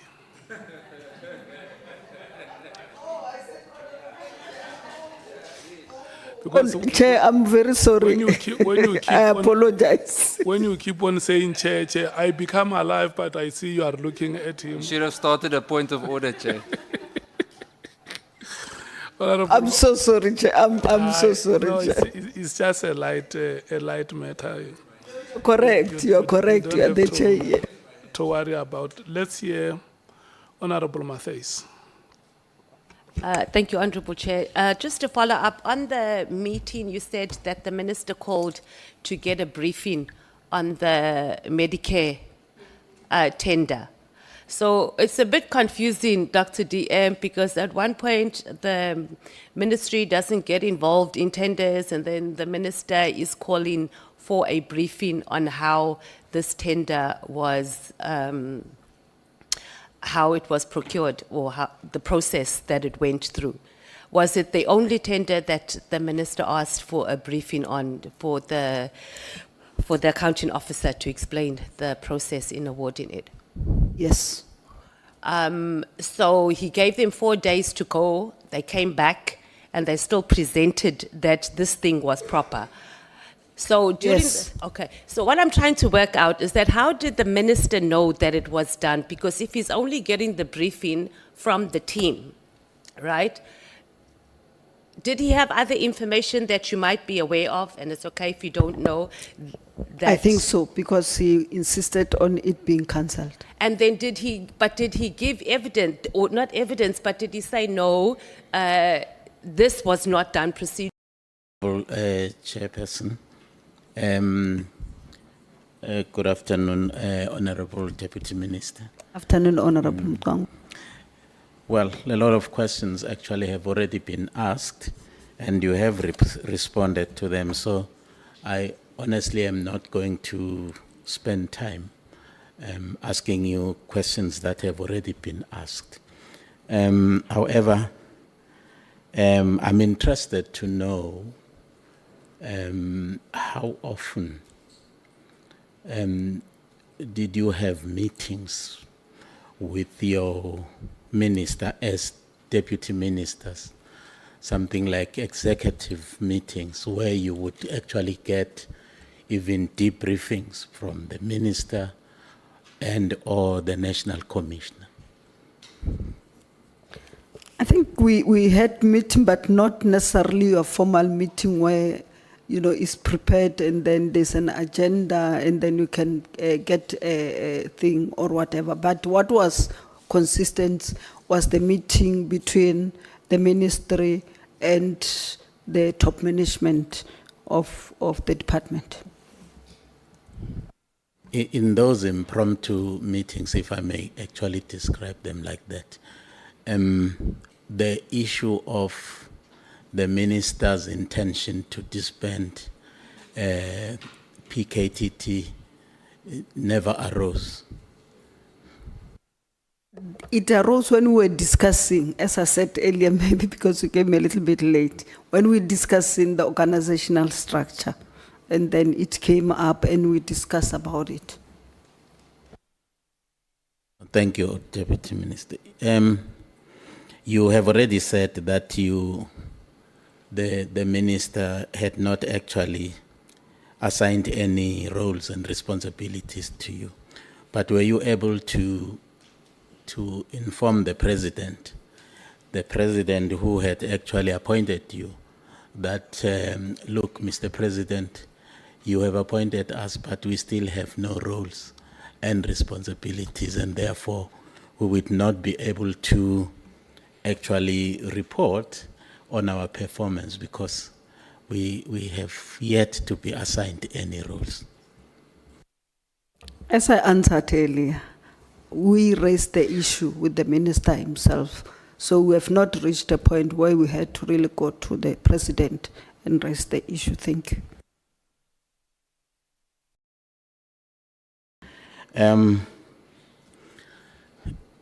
Honourable Deputy Minister, you obviously you may have seen now the content of the directive, the letter of the 31st of December.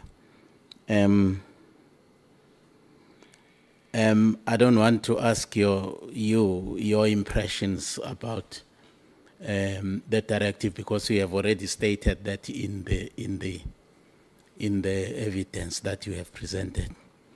But I'm interested to just suss your brains on the issue of the use of the term immediately. What is your view on that? What does it mean to you? Thank you. Thank you very much, Honourable Member. I'm just laughing because English is my fourth language. It's Spedi, Stonga, and Shivenda, and then English. I might not be able to understand, but from the basic that I know, immediately is now. Now, as I'm talking to you now, if I say stand up immediately, yes. Thank you very much. Certainly not next week. Not even after 10 minutes. I said now, and you did. And thank you very much for following the instruction. Thank you, Honourable Minister. Political interference. Would you say that indeed political interference in the operations of the Department of Police? As I went to length from page 13 on the issue, whether the minister conduct amounted to unlawful interference in a legal issue, it's necessarily a legal issue question which can be explained by our honourable. I know he's going to SC to be able to explain to us because, as I said, I declared that I might be having 31 qualification, but one of it is not being a lawyer.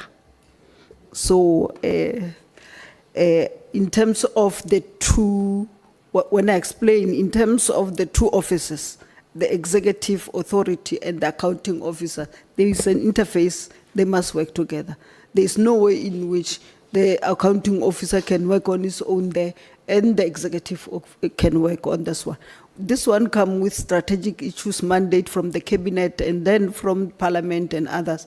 And then this one must be able to implement it. So there's no way they can't interface and do that. So in terms of what I'm saying is that they should have met and discussed the issue. They would have agreed how to go about dealing with the issues rather than immediately. I know you're talking about immediately.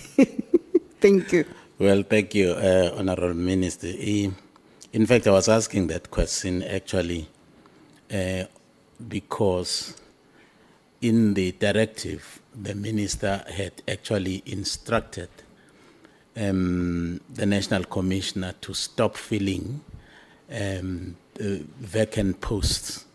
In my view, and the view of other people, is that the filling of vacant posts in the Department of Police, it's a matter that actually falls in the hands of the National Commissioner, with, of course, the HR division in the department, certainly not the Minister.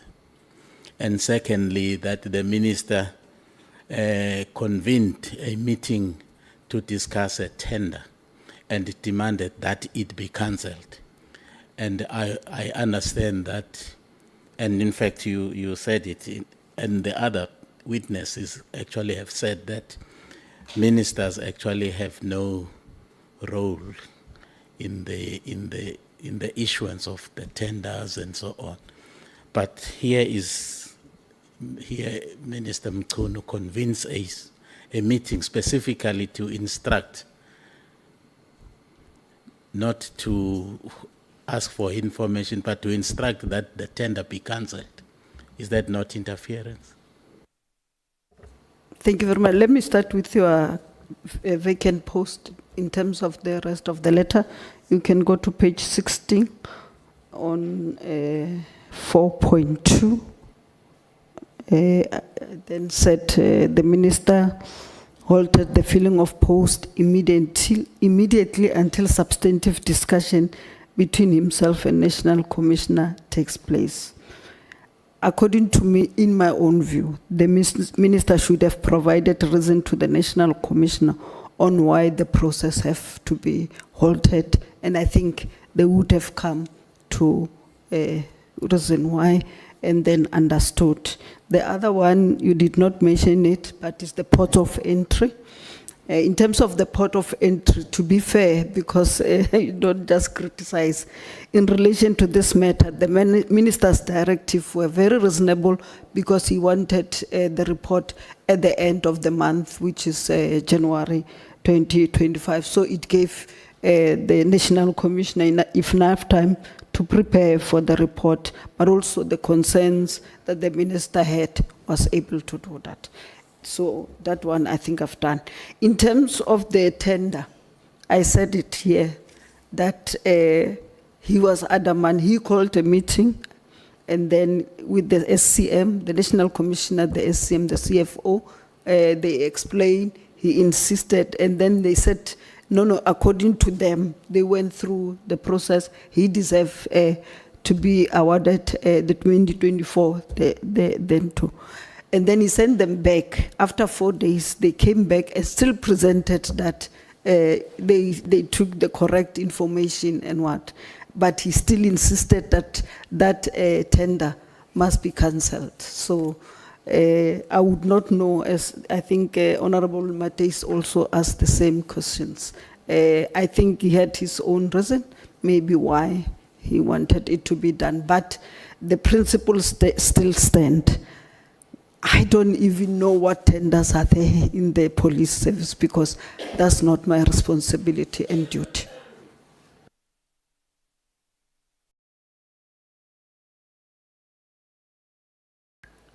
You want to... For me, No. He wants to make a follow-up. Let's allow him to come in. Honourable Nomba. Yeah, no, thank you, Chair.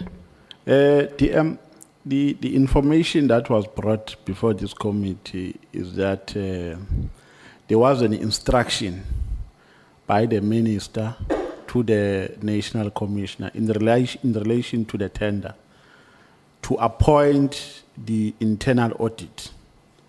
And then the tender was cancelled as a result of findings and recommendations that were made by the internal audit. Are you aware of that? I think I answered that he had that conversation with the National Commissioner, and I think they dealt with the matter.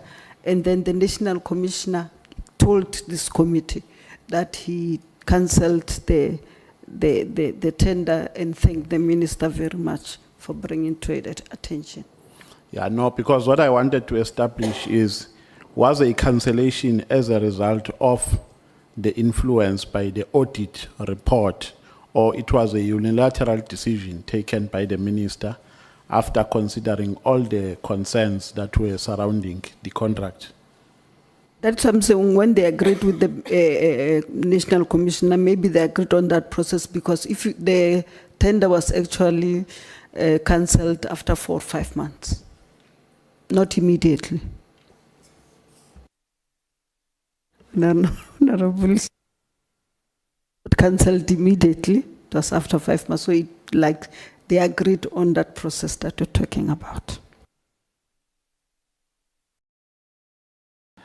Honourable TM, there is a worrying coincidence here. Things are happening in December. The meeting that cancels the tender is in December. The letter that disbands PKTT is in December.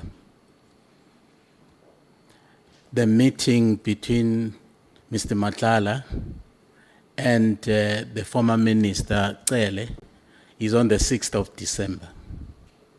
At that meeting, Mr. Matlala informs the former Minister, Mr. Cele, that he has actually been awarded a tender of 350 or 360 million rand, and that there are strings attached to that tender, namely that he is expected to finance the campaign activities of a particular candidate to the presidency of a particular party.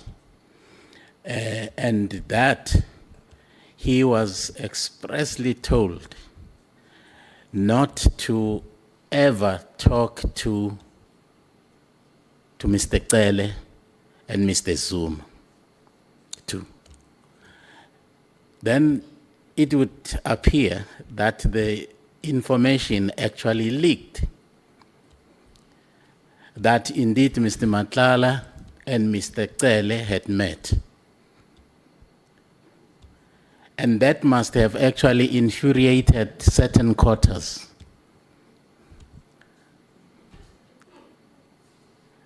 And then decided to wield an axe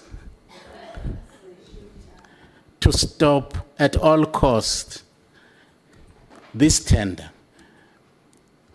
because the conditions have actually been violated.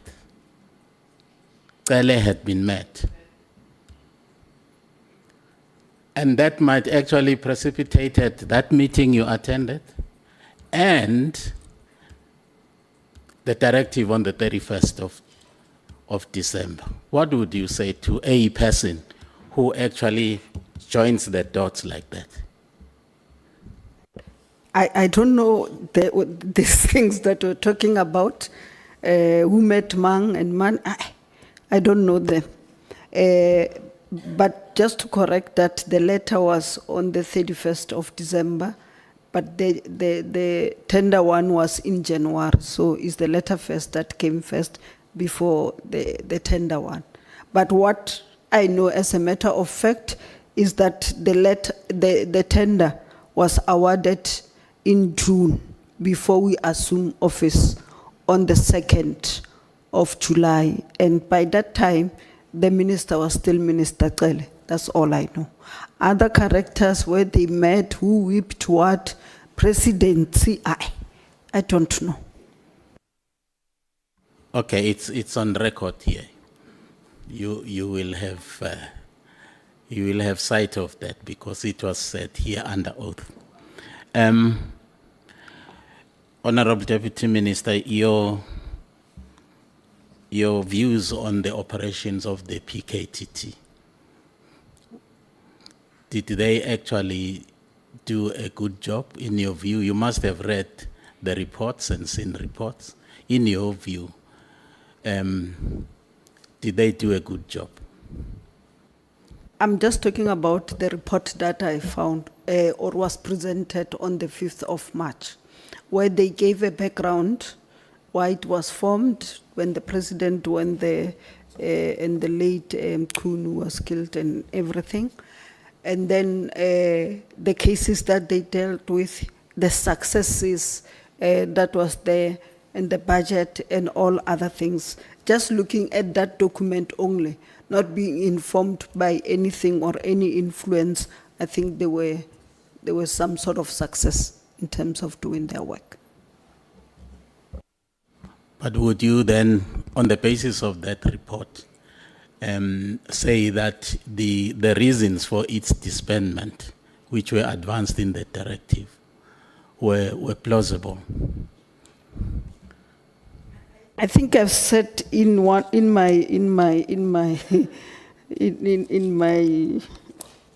statement, if you've seen, I just want to use the correct word I said.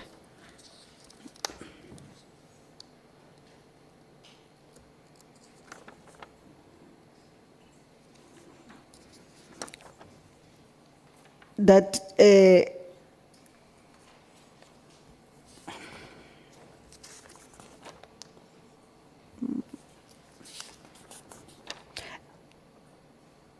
actually what I said, just that I don't say it here, I said it was practically impossible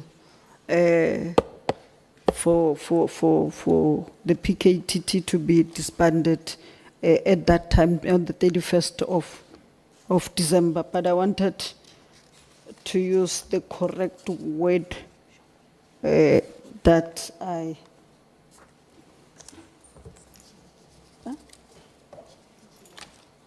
11.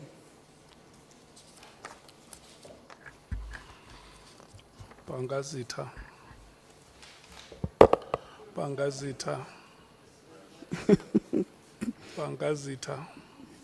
Honourable Chairperson, What is I'm aware that I'm left with 2 minutes.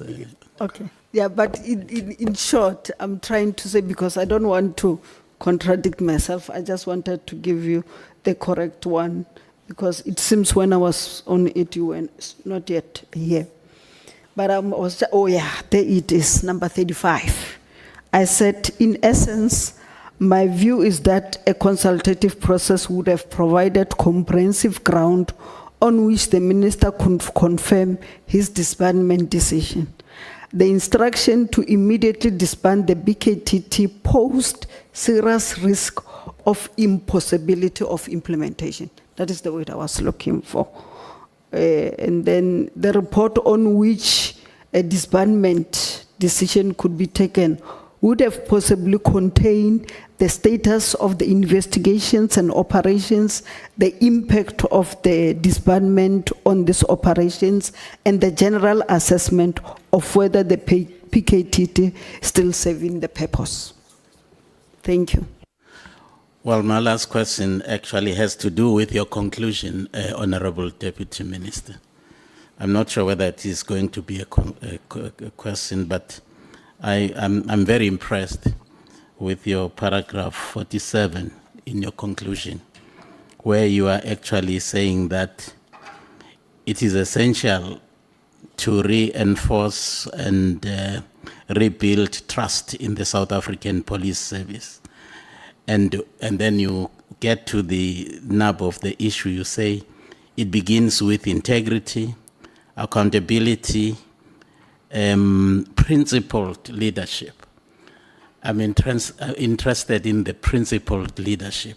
Can you unpack that for me? Thank you very much. As I was talking about the principal leadership throughout the day, it's like one, working together as a team. Two, where there's a problem, you are able to deal with it immediately and provide solution. Where you see things are not working out, like I said, we could see there was some gap between the National Commissioner and the Minister. We're able to call them and tell them, fix this, because it's going to affect us. So those are principled one, not necessarily on whose side you are taking and whose side you are not taking.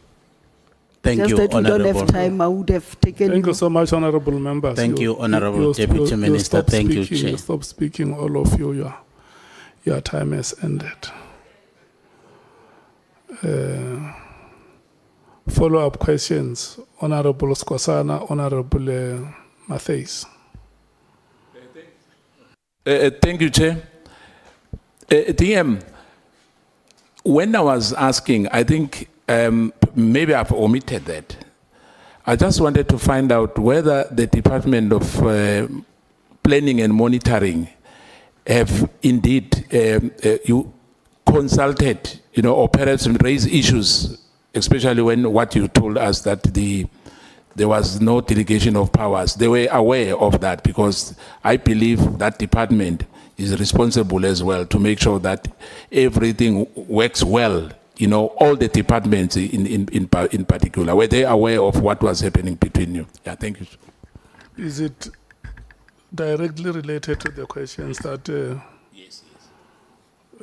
Bangazita was raising? Okay. Honestly, I would not be able to answer that one on behalf of other department. I'm not saying on the other department. I'm just saying that because the Department of Planning and Monitoring, what the President has said is that all the departments, there will be evaluations of everybody. Forget the lifestyle audit. What I'm saying, they were aware of that you have a problem, not that we're not working. I think let's put that aside. The issue that they were in consultation, perhaps you've been ever consulted or felt perhaps you have done better by going to them to say, we are stuck here. No, not necessarily the President. I'm talking about that department, because that's their responsibility. I did not know about that responsibility No, and that thank you. instruction. No, thank you. Honourable Matthews. Thank you, Chair. Mine's not really a question, but just for our evidence leaders to please follow up with the National Commissioner. I don't recall us getting a copy of the report of the investigation that led to the cancelling of the tender. And just for clarity, we are not saying that we support or we don't support the cancelling of the tender. The issue here is that whether it was done, was there political interference, and how the matter went. So we must get the report, and also who were the investigators that investigated the tender that led to it being cancelled. But to be clear, Okay. we are glad that it was cancelled. We just want to know if it was done properly. Thank you, Chair. Thank you. SC, do you have any further question to ask? I'm checking, all the speakers have, my speakers list is exhausted. I'm checking if you have any question to ask the Honourable Deputy Minister. Thank you, Honourable Chair. Just to continue, Honourable Deputy Minister, the fish and pond and sea analogy. It seems to me that you're a very small fish in a huge pond. And what your I want to thank you as the team of evidence leaders for your cooperation and for your evidence here today and your insights. I think the tendency is to say, no, you hear Katmat Lala, you hear about Bran Mogotsi in this thing. But this is much, even though there are millions and millions, hundreds of millions of rands involved, it's much bigger than that. It's what we've heard from the Portfolio Committee. Over a period of so many billions of rands that's been lost, stolen, leaked, and misappropriated. So, firstly, we're talking about a huge department, maybe the biggest in government. It's difficult to know where to start this rot that we now know that has manifested. Is it the whole appointments procedure, the appointment of ministers, the appointment of deputy ministers, the allocation of functions to you? It's, for example, you may have been appointed, no one would have had a problem with the allocation of powers and functions, but you may have been appointed allocations, tasks and powers that is completely innocuous and that would have had no effect on what had happened. That could have been done deliberately, intentionally, by design, or accidentally. We don't know.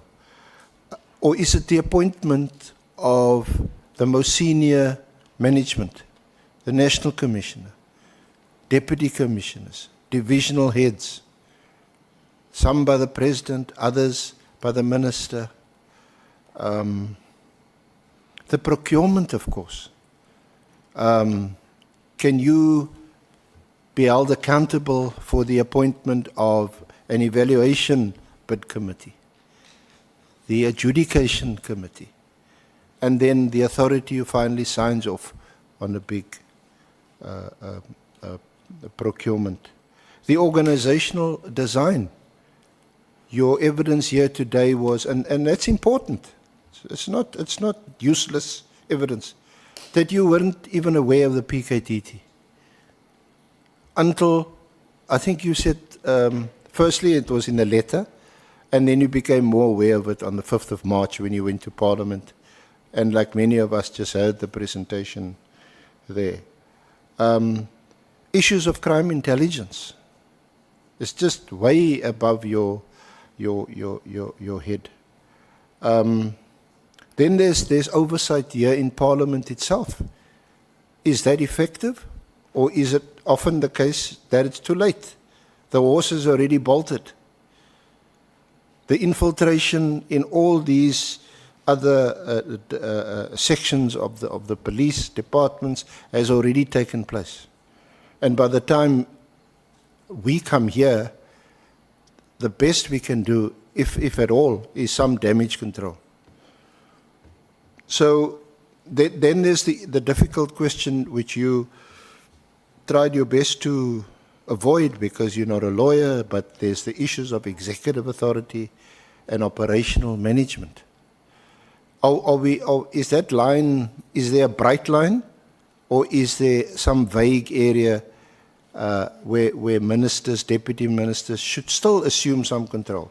But obviously people who are honest and who are committed to cleaning up the process.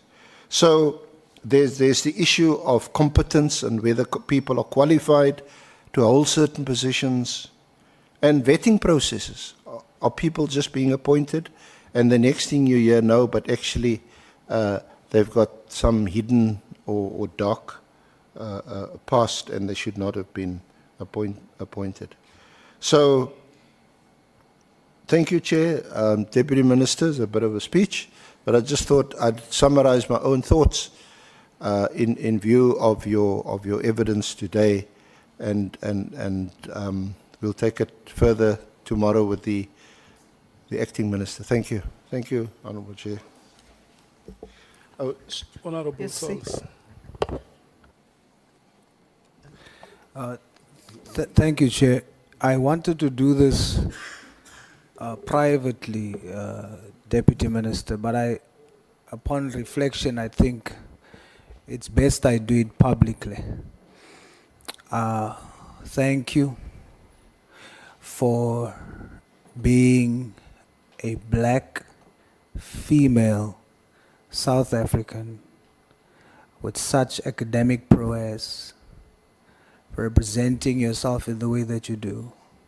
Thank you that we can say you are there on merit and your qualifications is not fake. You are a legitimate doctorate holder.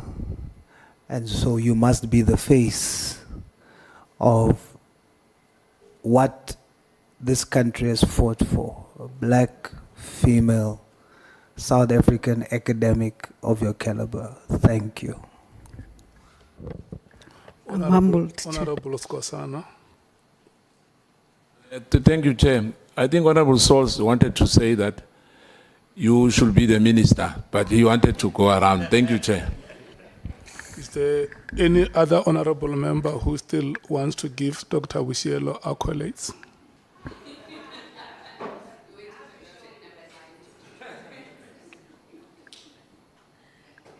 Yes. You endorse what he said. A black. No, Chairperson, for the record, the MK does not speak for the Patriotic Alliance. He says an African female from one of the most rural provinces of the Republic with a doctoral degree accompanied by 30 other qualifications, and not from one institution, from many institutions. This is what we have been saying, Honourable Boshielo, about the two female advocates that work with the senior counsel. That from the progressive perspective, it's very encouraging to see young African females defying the odds, rising against adversity, to raise their hands to be counted amongst the best. I know when you were the MEC of Education in Limpopo, you used to call yourself Deputy Mother because you were acting in loco parentis on behalf of the parents who have left their children under your supervision. And what the honourable members are saying here is that you must continue and live to be the inspiration that you are. When you come here, the SC announces to South Africans that you are a doctor with 30 other qualifications. It lives up to our mission in the National Development Plan when we say we want to build a global citizen. But you know, the cherry on top is when you say your doctoral degree is on technology, which is the economy we live today. And Honourable Sangon is going to agree with me 120%. When we think about technology, in fact, you must inspire many other South Africans to say, when we think about technology, we must run like Usain Bolt on the tracks.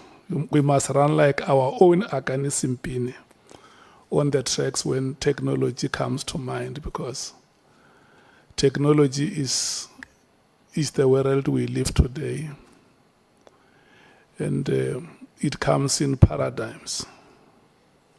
All the time is going to be with us, and that is why now we talk about the fourth industrial revolution. I have heard others talking about the fifth industrial revolution. Academically, I don't know if the fifth industrial revolution is already there, but anything is possible with technology, and for that we want to thank you so much.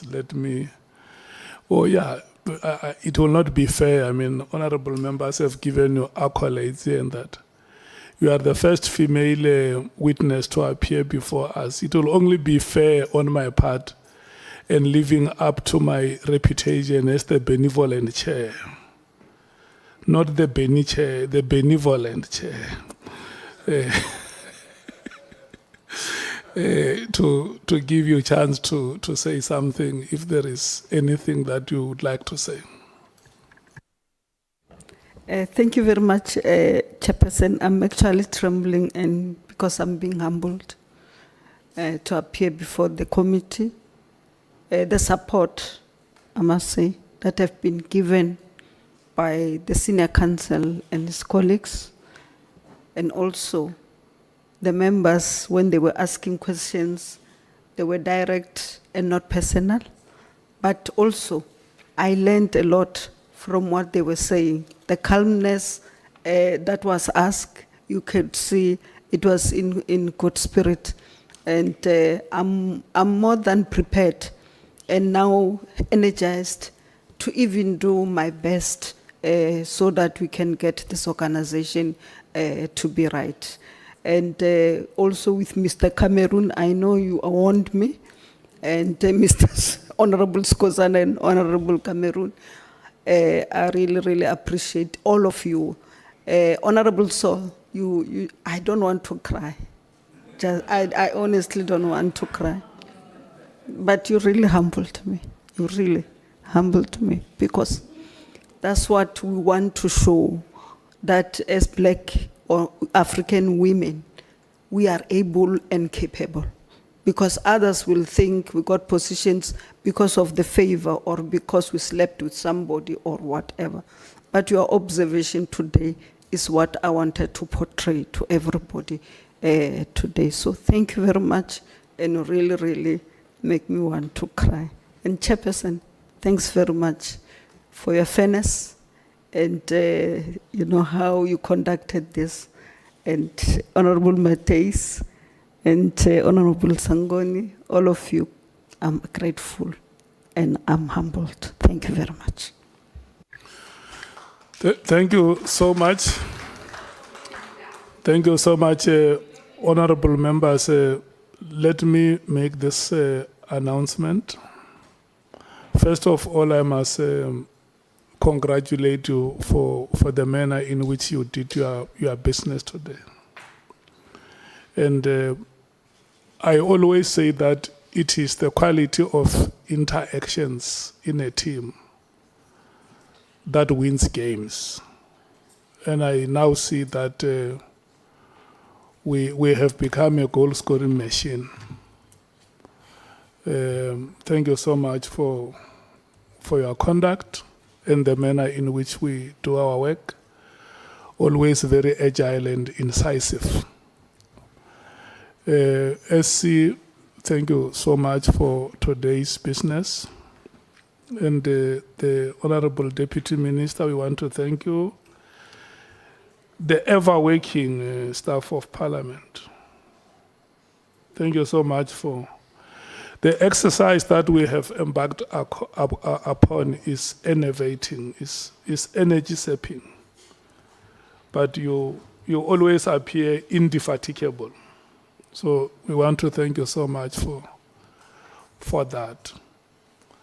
And the members of the media who are with us here this week, tomorrow, is Honourable Minister, Acting Minister Kachalia. And then we have IDEC on Thursday and Friday. We are going to start at 10 o'clock tomorrow. 10 o'clock. Are we fine? 10 o'clock.